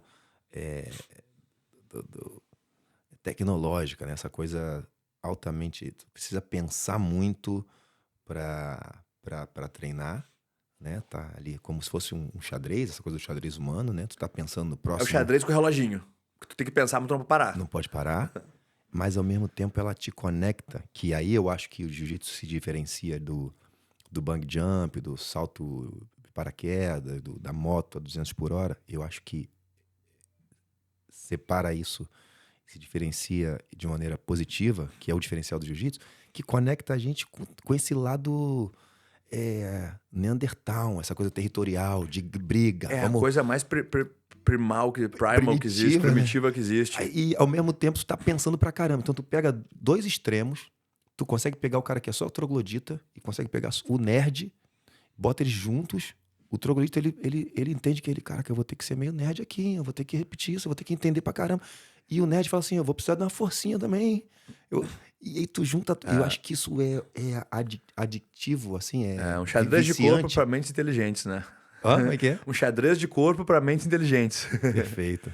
Mas é bem isso mesmo, tu tem que ter os dois lados. Fica viciado na parada, porque, tipo assim, tem os dois lados muito fortes, tu fala, cara, isso é muito viciante. Então é o tudo em um. Tipo assim, tu não precisa de outro esporte. Sim. Tu não precisa de outro hobby, tu não precisa de outro nada. Se E a tu for outra ali só- coisa é o lifestyle. Eu tento considerar o jiu-jitsu, eu passo hoje em dia para os alunos, embora eu sempre cresci no meio da competição, eu por muitos anos pô, botava pressão nos meus alunos, tem que competir, tem que competir, tem que competir. Eu ainda acredito que competir é bom para pessoa, para todo mundo de tempo em tempo, independente de ser um competidor ou não. Sim. Porque eu acho que tem várias coisas que a competição te ensina, que é botar em prática os ensinamentos que tu tá tendo, não só os ensinamentos técnicos, mas a parte de, tipo assim, controlar a si mesmo. O nervosismo, por exemplo, não tem uma pessoa, depois que se matricule, que escreva o nome para a competição, daqui a um mês, já mudou tua vida esse mês. Já mudou. Chega a véspera da competição, já não dorme bem. Acorda de manhã nervoso. Já não, o café da manhã já é diferente. Já vai no banheiro 3 vezes antes de chegar na competição. Chegar na competição, entra no ginásio. Nossa, esse ginásio aqui não tem muito ar. Tá apertado. Né? Aí, atenção. Aí eu olho os outros atletas dentro da área de aquecimento. Nossa, aquele cara é forte pra caramba. Aí o outro cara fez 10 apoios. Nossa, aquele bicho ali vai ser difícil de bater nele. E aí a gente começa já a se derrotar ou se preparar ali. Eu sempre tive isso a minha vida inteira competindo, esse dilema nas faixas mais baixas, e eu odiar o dia da competição, e é muito difícil, o que acontece, aí tu olha que o outro cara é muito forte, o outro é isso, aí tu começa a criar, eu comecei na época a criar as minhas próprias artimanhas de como lidar com isso. Por exemplo, uma coisa que eu vi que não funcionava, e isso na vida real também, é brigar contra essa ansiedade. É tentar resistir. Por exemplo, chega na competição, dá aquele sono. Tu fica mole. Parece que cara, é 8 da manhã, mas dá vontade de dormir. Pô, eu pegava meu moletom, minha patada que bancava, Dorme. dá uma descansada. Eu já ouvi falar da época dos gladiadores, a época do Império Romano, eu gosto de ler bastante essas coisas, que vários dos gladiadores, os 300 de Esparta, antes da guerra, tiravam uma siesta. Relaxava completamente, tirava uma siesta para acordar para a guerra. E eu fiquei pensando, pô, isso faz... Quando eu competindo, tu entende isso. Cara, o meu corpo agora tá na adrenalina, bateu o pico, o meu corpo precisa relaxar. Dar aquela relaxada. Na hora de lutar, eu sempre falo isso pros alunos e eu pensei sempre também. Qual é o medo que a gente tem? Por que a gente fica tão nervoso? Será que é o medo de perder? Pô, mas eu perco todo dia na academia. Eu perco múltiplas vezes todos os dias que eu tô no tatame. E eu não fico nem um pouco nervoso em relação a isso. Aí eu fui me dando conta. É um medo de passar vergonha. É o medo de passar vergonha em Do que público. vão achar, né? O que vão achar, ou acontecer alguma coisa, tipo assim, pôr no tatame, ele foi dar uma queda, tropecei, caí, bati a cabeça no chão, sabe? Ou, sei lá, Sim, sim. escorreguei, rasgou minha Sim. calça, sabe assim? Vomitei. Vomitei. É um medo de dar vergonha. Aí a primeira coisa que eu tento fazer com isso é a seguinte: qual é o meu foco? Eu entrei aqui, eu tô no ginásio com, pô, sei lá, às vezes tem 1.000 pessoas no ginásio. Eu tenho 3 pessoas que é o foco. Uma é o meu oponente, porque o que ele fizer, ou o que ele pensa, ou o que ele tá fazendo naquela luta tem impacto direto no resultado, impacto direto em mim. O árbitro, porque é a pessoa que eu tenho que convencer da vitória em caso eu não finalize meu oponente, é a pessoa que vai decidir o resultado que eu tô fazendo. E o meu professor, o meu coach, se eu tiver alguém no meu corner, porque é a pessoa que está 100% investida estrategicamente no meu resultado. Fora isso, todas as pessoas que estão em volta são espectadores. Eles estão lá assistindo e grande parte deles, se dada a oportunidade de estar onde eu estou, não estariam. Então, a opinião deles não pode contar. Aquele cara que tá lá assim, ele tá cansado, bora, pode pegar ele, esse cara é ruim, olha, o cara é Esquece. magrelo, o cara é gordinho. Cara, esse cara, provavelmente, você fala assim, ó, pô, bichão, entra aí então, cara, pô, faz aí melhor. Ô, que isso, eu não. Então, eu sempre tive esse pensamento, entendeu? E isso, tanto como uma outra coisa também que eu acho agora muito, muito, muito, para mim sempre fez diferença, área de aquecimento do campeonato de jiu-jitsu. Chega na área de aquecimento, principalmente lá no Brasil, quando eu competia, ia para os mundiais lá no Rio, de faixa azul, Oxa, no Tijuca, depois competi em São Paulo também, no Ibirapuera, na Copa do Mundo, sabe? Esses campeonatos, e aqui também na Austrália, no mundo inteiro, Pan-Americano, Mundial, Europeu, Asiático. chega na área de aquecimento. Categoria ali, eu competia na leve, depois na médio. Aí chegava na categoria, tu olha, tem 30 caras ali, 30, 40 pessoas na área de aquecimento. Tu sabe que metade daquela galera vai morrer no primeiro round. Metade já nem era pra estar ali. Já estão indo pra casa já. E tu vê... Sabe quando tu vê um... É até engraçado a comparação, mas quando tu vê um... Assim... como é que é? As galinhas ali no abatedor. Com aquela cara de... Os bichinhos com aquela cara desesperada. "Ô, vai todo mundo morrer agora." Eu entro na área de aquecimento e falo, cara, parece aquilo. Todo mundo aqui, tipo assim, uns ali que não tão tão nervoso que parece que não vão nem conseguir lutar. Eu nunca gostei de ficar naquele meio. Eu ia aquecer lá atrás da arquibancada, ia aquecer no corredor do ginásio. Eu não gostava de ficar naquele ambiente. Aí o campeonato vai passando. Quando eu chegava, às vezes, na semifinal, final, aí quem tá ali, quem é que tá na área de aquecimento, né? Quem é que tá naquela área nessa hora? São os campeões. Isso. São os caras que acordaram naquele dia pra ser campeão. Que na cabeça deles, eles são campeões. É como se tu te botasse agora numa jaula junto com os leões. Não tem outro resultado possível. Tu quer estar naquele meio, porque aquela é uma energia boa. Mesmo que sejam os caras que eu vou competir, pra eu ser campeão, eu vou ter que ganhar deles. Mas eu quero aquela energia que eles estão botando ali. Porque tá todo mundo ali, tu para do lado dos caras ali dentro. Eu lembro, assim, de todos os campeonatos, até aqui na Austrália ou fora. Geralmente, quando eu chegava na área de aquecimento, eram os mesmos caras que eu encontrava ali. E esses caras tinham aquela, sabe, pô, eu tenho que ganhar de ti pra ser campeão, mas, porra, eu vou ficar aqui do teu lado aqui porque, sabe, eu quero ficar na mesma... maneiro, na mesma sintonia, adrenalina, na mesma sintonia que tu tá, porque eu sei que pra te ganhar eu tenho que estar com essa energia também, eu não vou poder ficar muito sangue doce aqui.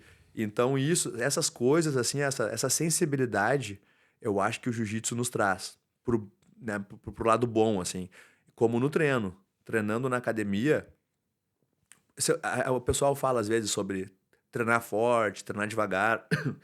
Eu sempre comento, cara, não precisa me falar. Se eu for treinar contigo agora na academia aqui, se a gente for ali, bater a mão, eu vou dar um treininho aí, Vini, beleza. Cara, no nosso toque de kimono... Do jeito que vai, vem. Não é? Eu vou sentir como é que é o treino. Isso aí. Entendeu? Isso aí. E eu acho que é esse aprendizado que o jiu-jitsu nos traz é difícil achar em algum outro lugar. É diferente. É difícil. É exatamente isso. Eu também. Pô, um monte de gente que eu tenho na minha vida que eu não conhecia e vamos treinar e, pô, irmão, começa de uma maneira, vai, então vamos daquela maneira. Se for mais, Sim. né? E é desenvolve. isso. Desenvolve, dá pra desenvolver, Né? de qualquer jeito dá pra desenvolver, não tem problema. Desenvolve. Às vezes, pô, tu começa a treinar ali, aí tu vê, pô, o cara treina bem, né? Aí, às vezes, os dois ficam empolgados no treino. Dá uma ajustadinha, começa a ajustar, não precisa nem falar assim, ó, vamos mais duro agora. Não precisa falar. Pô, daqui a pouco um já saiu de uma posição um pouquinho mais rápido e o outro acompanhou. Pô, agora vamos. Vambora. Entendeu? É isso E aí. eu acho que essa é a sincronia, assim, do jiu-jitsu, que quem consegue aprender isso... Imagina, assim, conseguir aprender isso na fase de criança ainda e depois traduzir isso para os teus relacionamentos, ambiente de trabalho, na vida adulta. Perfeito. Tendo anos de prática nisso. Eu acho que, para mim, o que o jiu-jitsu mais desenvolveu é o jeito de lidar e trabalhar com pessoas. Com as pessoas. Entendeu? Eu acho que por mais especialista ou inteligente tu seja numa área, eu vejo, tipo assim, quem consegue lidar com o maior grupo de pessoas de uma forma positiva, não de controle, mas de uma forma positiva, é a pessoa que vai ter mais sucesso no que ele estiver fazendo. Sabe? É uma pessoa que vai conseguir desenvolver uma posição de liderança cooperativa. Porque tem o que a gente chama de liderança, às vezes, né, eu acho que dá para subdividir em várias categorias.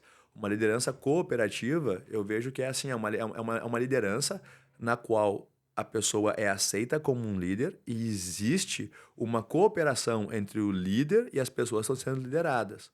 Porque uma coisa que eu sempre comento também, principalmente com os professores, com os faixa pretas da minha academia, tem muita gente que pensa assim, por exemplo, tu é um faixa preta ou um professor da academia e tu vai... Agora tu é o líder. Eu falei, pô, Vinícius, agora tu é o líder da equipe. O que te torna líder de uma equipe ou de um grupo que seja?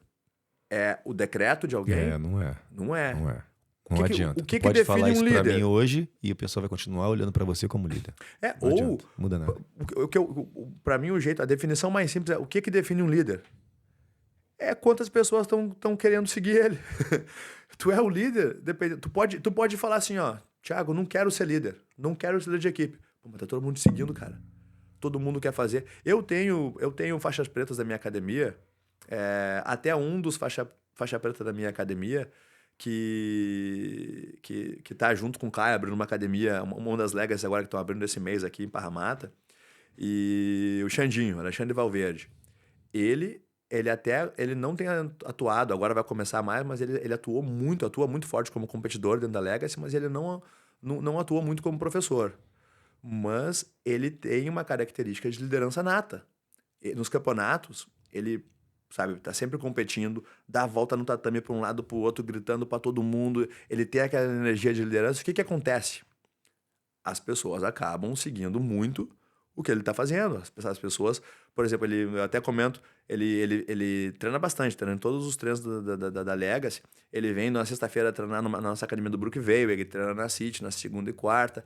E aonde ele vem, tem um grupo de pessoas que vem com ele, dos alunos ali, que são amigos também, mas fora isso, pô, as pessoas estão seguindo o Seguem exemplo, ele já. entendeu? Então tu cria, o líder ele se forma, ele não é decidido. Entendeu? Tu pode guiar alguém a ter características de liderança, tu pode guiar uma pessoa ou enquadrar ela na reta. Ó, tá aqui, o caminho para ser o seu líder tá ali. Mas a liderança a pessoa tem que formar. Não adianta, exatamente. Vai se construindo em volta da pessoa, né? Certeza. E a parada vai fluindo sozinha. Vai ter... É aqui, pô. Passei ontem em frente. Os caras estavam ali com uma escada, pintando alguma coisa ali, organizando. É pertinho aqui, pô. Cara, e o pior é que aqui, eu moro na Northern Beaches, né? Então não conheço nada. Por exemplo, Você já veio aqui já? Já, eu tava aqui ontem, eu vou passar tu ali tava até ontem? depois. Eu vim ontem um pouco aqui. E é o Caio, né? Que é meu braço direito dentro da Legacy, que tá vindo pra cá agora também.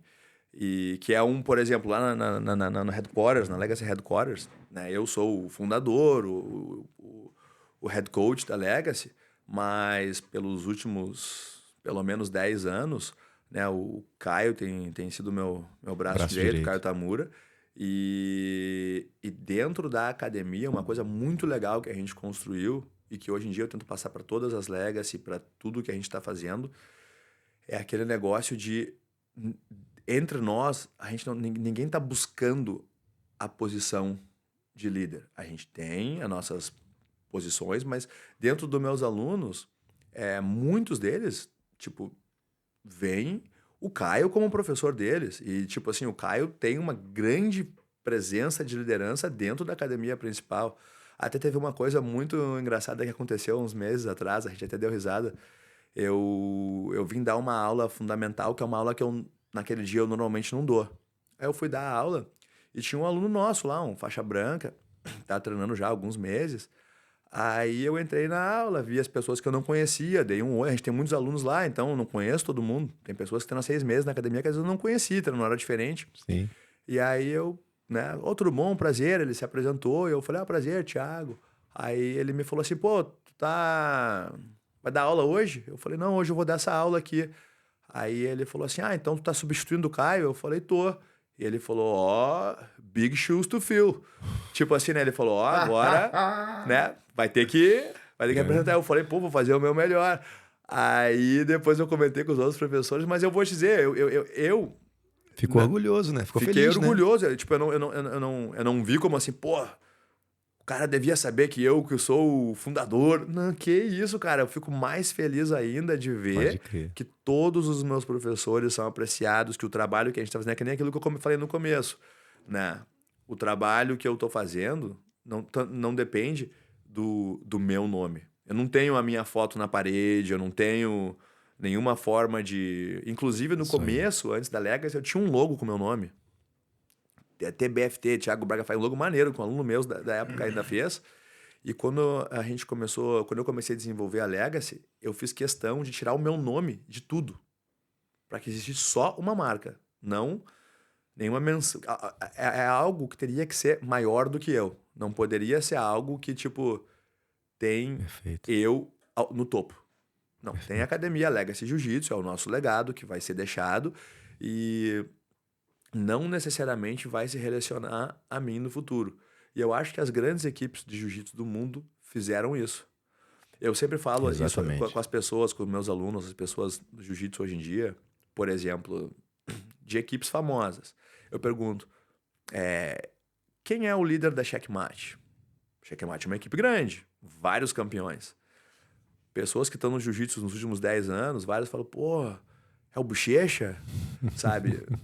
Pô, as pessoas, pô, não sei quem é. Aí começa a falar, pô, deve ser o Lucas Leite, porque ele é mais velho, né? Aí eu olho lá, eu falo, cara, pô, Léo Vieira, alto atleta, na nossa época, assim, alto competidor. A Tipo, família toda, Wizard né? do Jiu-Jitsu, Léo Vieira, cara, sabe, Doideira. os irmãos Doideira. sinistro. Sinistro. Só que eles foram visionários, de uma certa forma, acredito, não conheço eles pessoalmente, mas de tirar o nome. E a Checkmate cresceu mais do que eles. A Aliança mesmo, hoje em dia, muitas pessoas conhecem e sabem do Fábio Gurgel, porque ele continua ainda bastante na mídia, ele é bem famoso em certas formas, mas os outros fundadores, muita gente não faz ideia quem é. Não Muita faz gente ideia. pensa que quem fundou a Aliança é o Marcelo Garcia, né? Porque foi o mais o antigo carro-chefe competidor nos últimos, sabe, se tu for buscar assim, É. os competidores da Aliança no YouTube, na social media, tu vai chegar até o Marcelo Garcia. Não vai passar dele. Aí depois vai ter ali o Cobrinha, a galera. Não vai. Ele pra trás não aparece. E aí o pessoal, eu acho, não relaciona. não relaciona, mas eu acho isso uma coisa Boa, boa positiva. para o crescimento e para o desenvolvimento da equipe. Feito. Agora, o que eu acho importante é ir descobrir. Para quem tá vivendo hoje no jiu-jitsu, até para quem tá aprendendo jiu-jitsu, pô, vai atrás, estuda.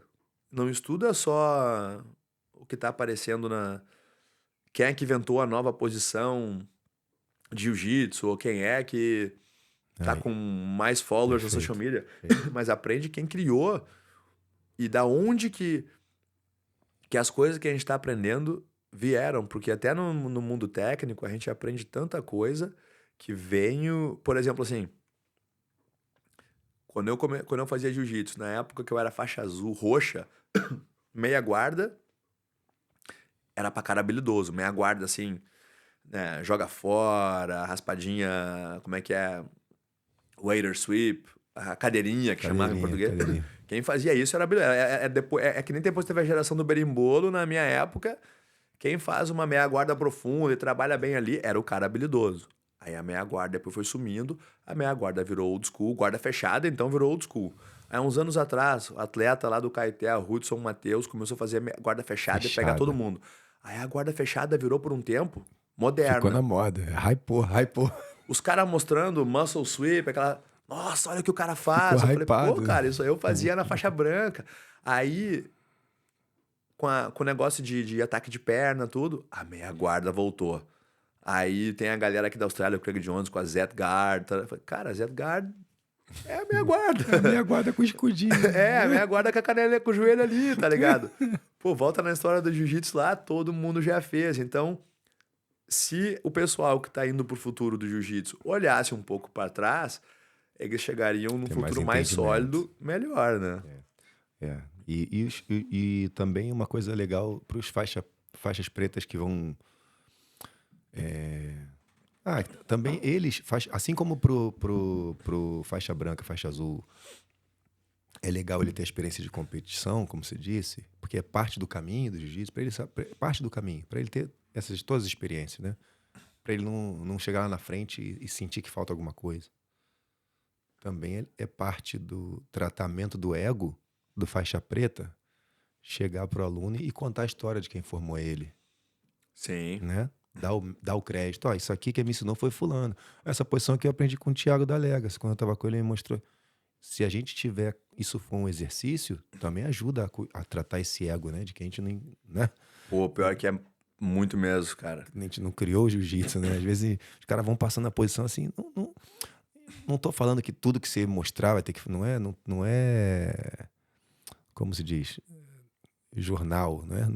Não estamos na mídia, né? Que tem que falar, não, tô dando os créditos pro jornalista tal. Não é isso, mas tem coisa que, tipo assim, não foi formado. Ó, isso aqui quem fazia era o meu professor. Ó, a história do meu professor é contar a história de quem te formou, contar a raiz. Porque a ideia é que em 50 anos, o pessoal pode só achar que o Thiago era um cara legal. Mas vai ter um faixa preta lá que vai um dia parar e vai falar assim, ó, cara, quem fundou isso aqui, o cara era assim, assim, assim, a história dele é assim. Tem um episódio dele no YouTube, que ele tá lá no BJJ Out falando, dá uma olhada, vou mandar o link pra vocês no grupo, tá o link aqui e tal. Isso parece, não parece que é muito, mas pra quem tá fazendo, tá ajudando a cuidar do ego ali. Eu tô me colocando num lugar mais baixo e exaltando o cara que veio, que quando era mato, né? Que fez o caminho, desbravou. Cara, não, pô, queria primeiro agradecer a participação. Que nem tu comentou agora há pouco, pô, quando... Nem deu pra perceber o tempo que passou batendo esse papo aqui. Pô, acho que conseguiria fazer isso vários dias seguidos, eu curto pra caramba.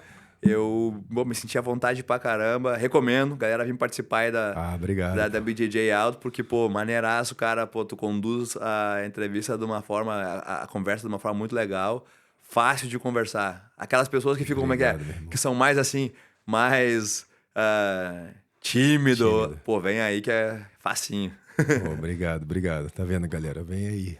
Vem aqui com a gente. Pô, obrigado, cara. Obrigado, Thiago. Obrigado mesmo, de verdade, coração. Valeu, pô. Prazer. Espero que a gente esteja mais contato, né? Tá com certeza. cheio de professor aí. Eu vou lá nos campeonatos, vários legacy por tudo quanto é canto. Não.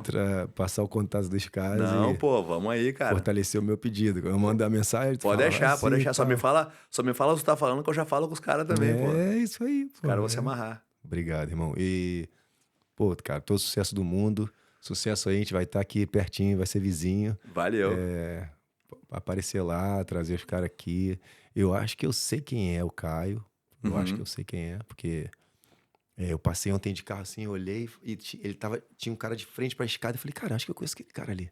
Agora tu falou Caio, eu falei, acho que eu sei quem é. Não, pô, tem que trazer o Caio aí, cara. O Caio vai ter. Então, isso, já bota na pilha. O Caio saiu do Brasil novão, já morou no Japão desde os 18 anos, veio pra Austrália. Ele vai ter história pra contar aí. Eu acho.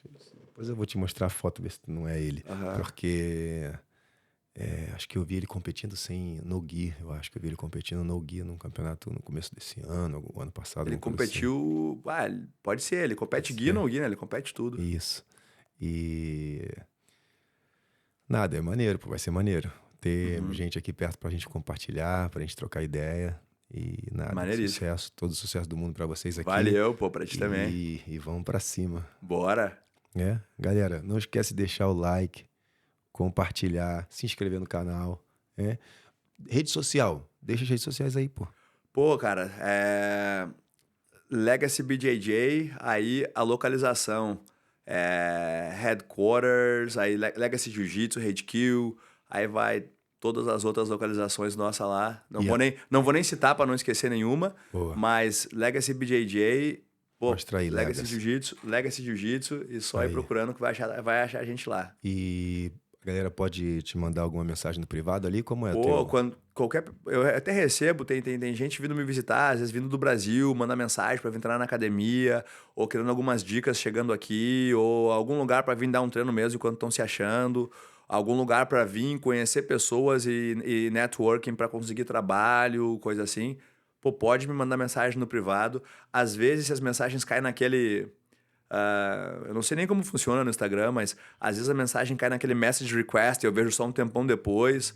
Mas, pô, se isso acontecer não é por mal, mas eu tento responder e auxiliar todo mundo que eu conseguir sempre, né? Guiar da melhor forma possível. Não tem pudores, pode me contactar direto também, não tem galho. Eu vou deixar aí na descrição vários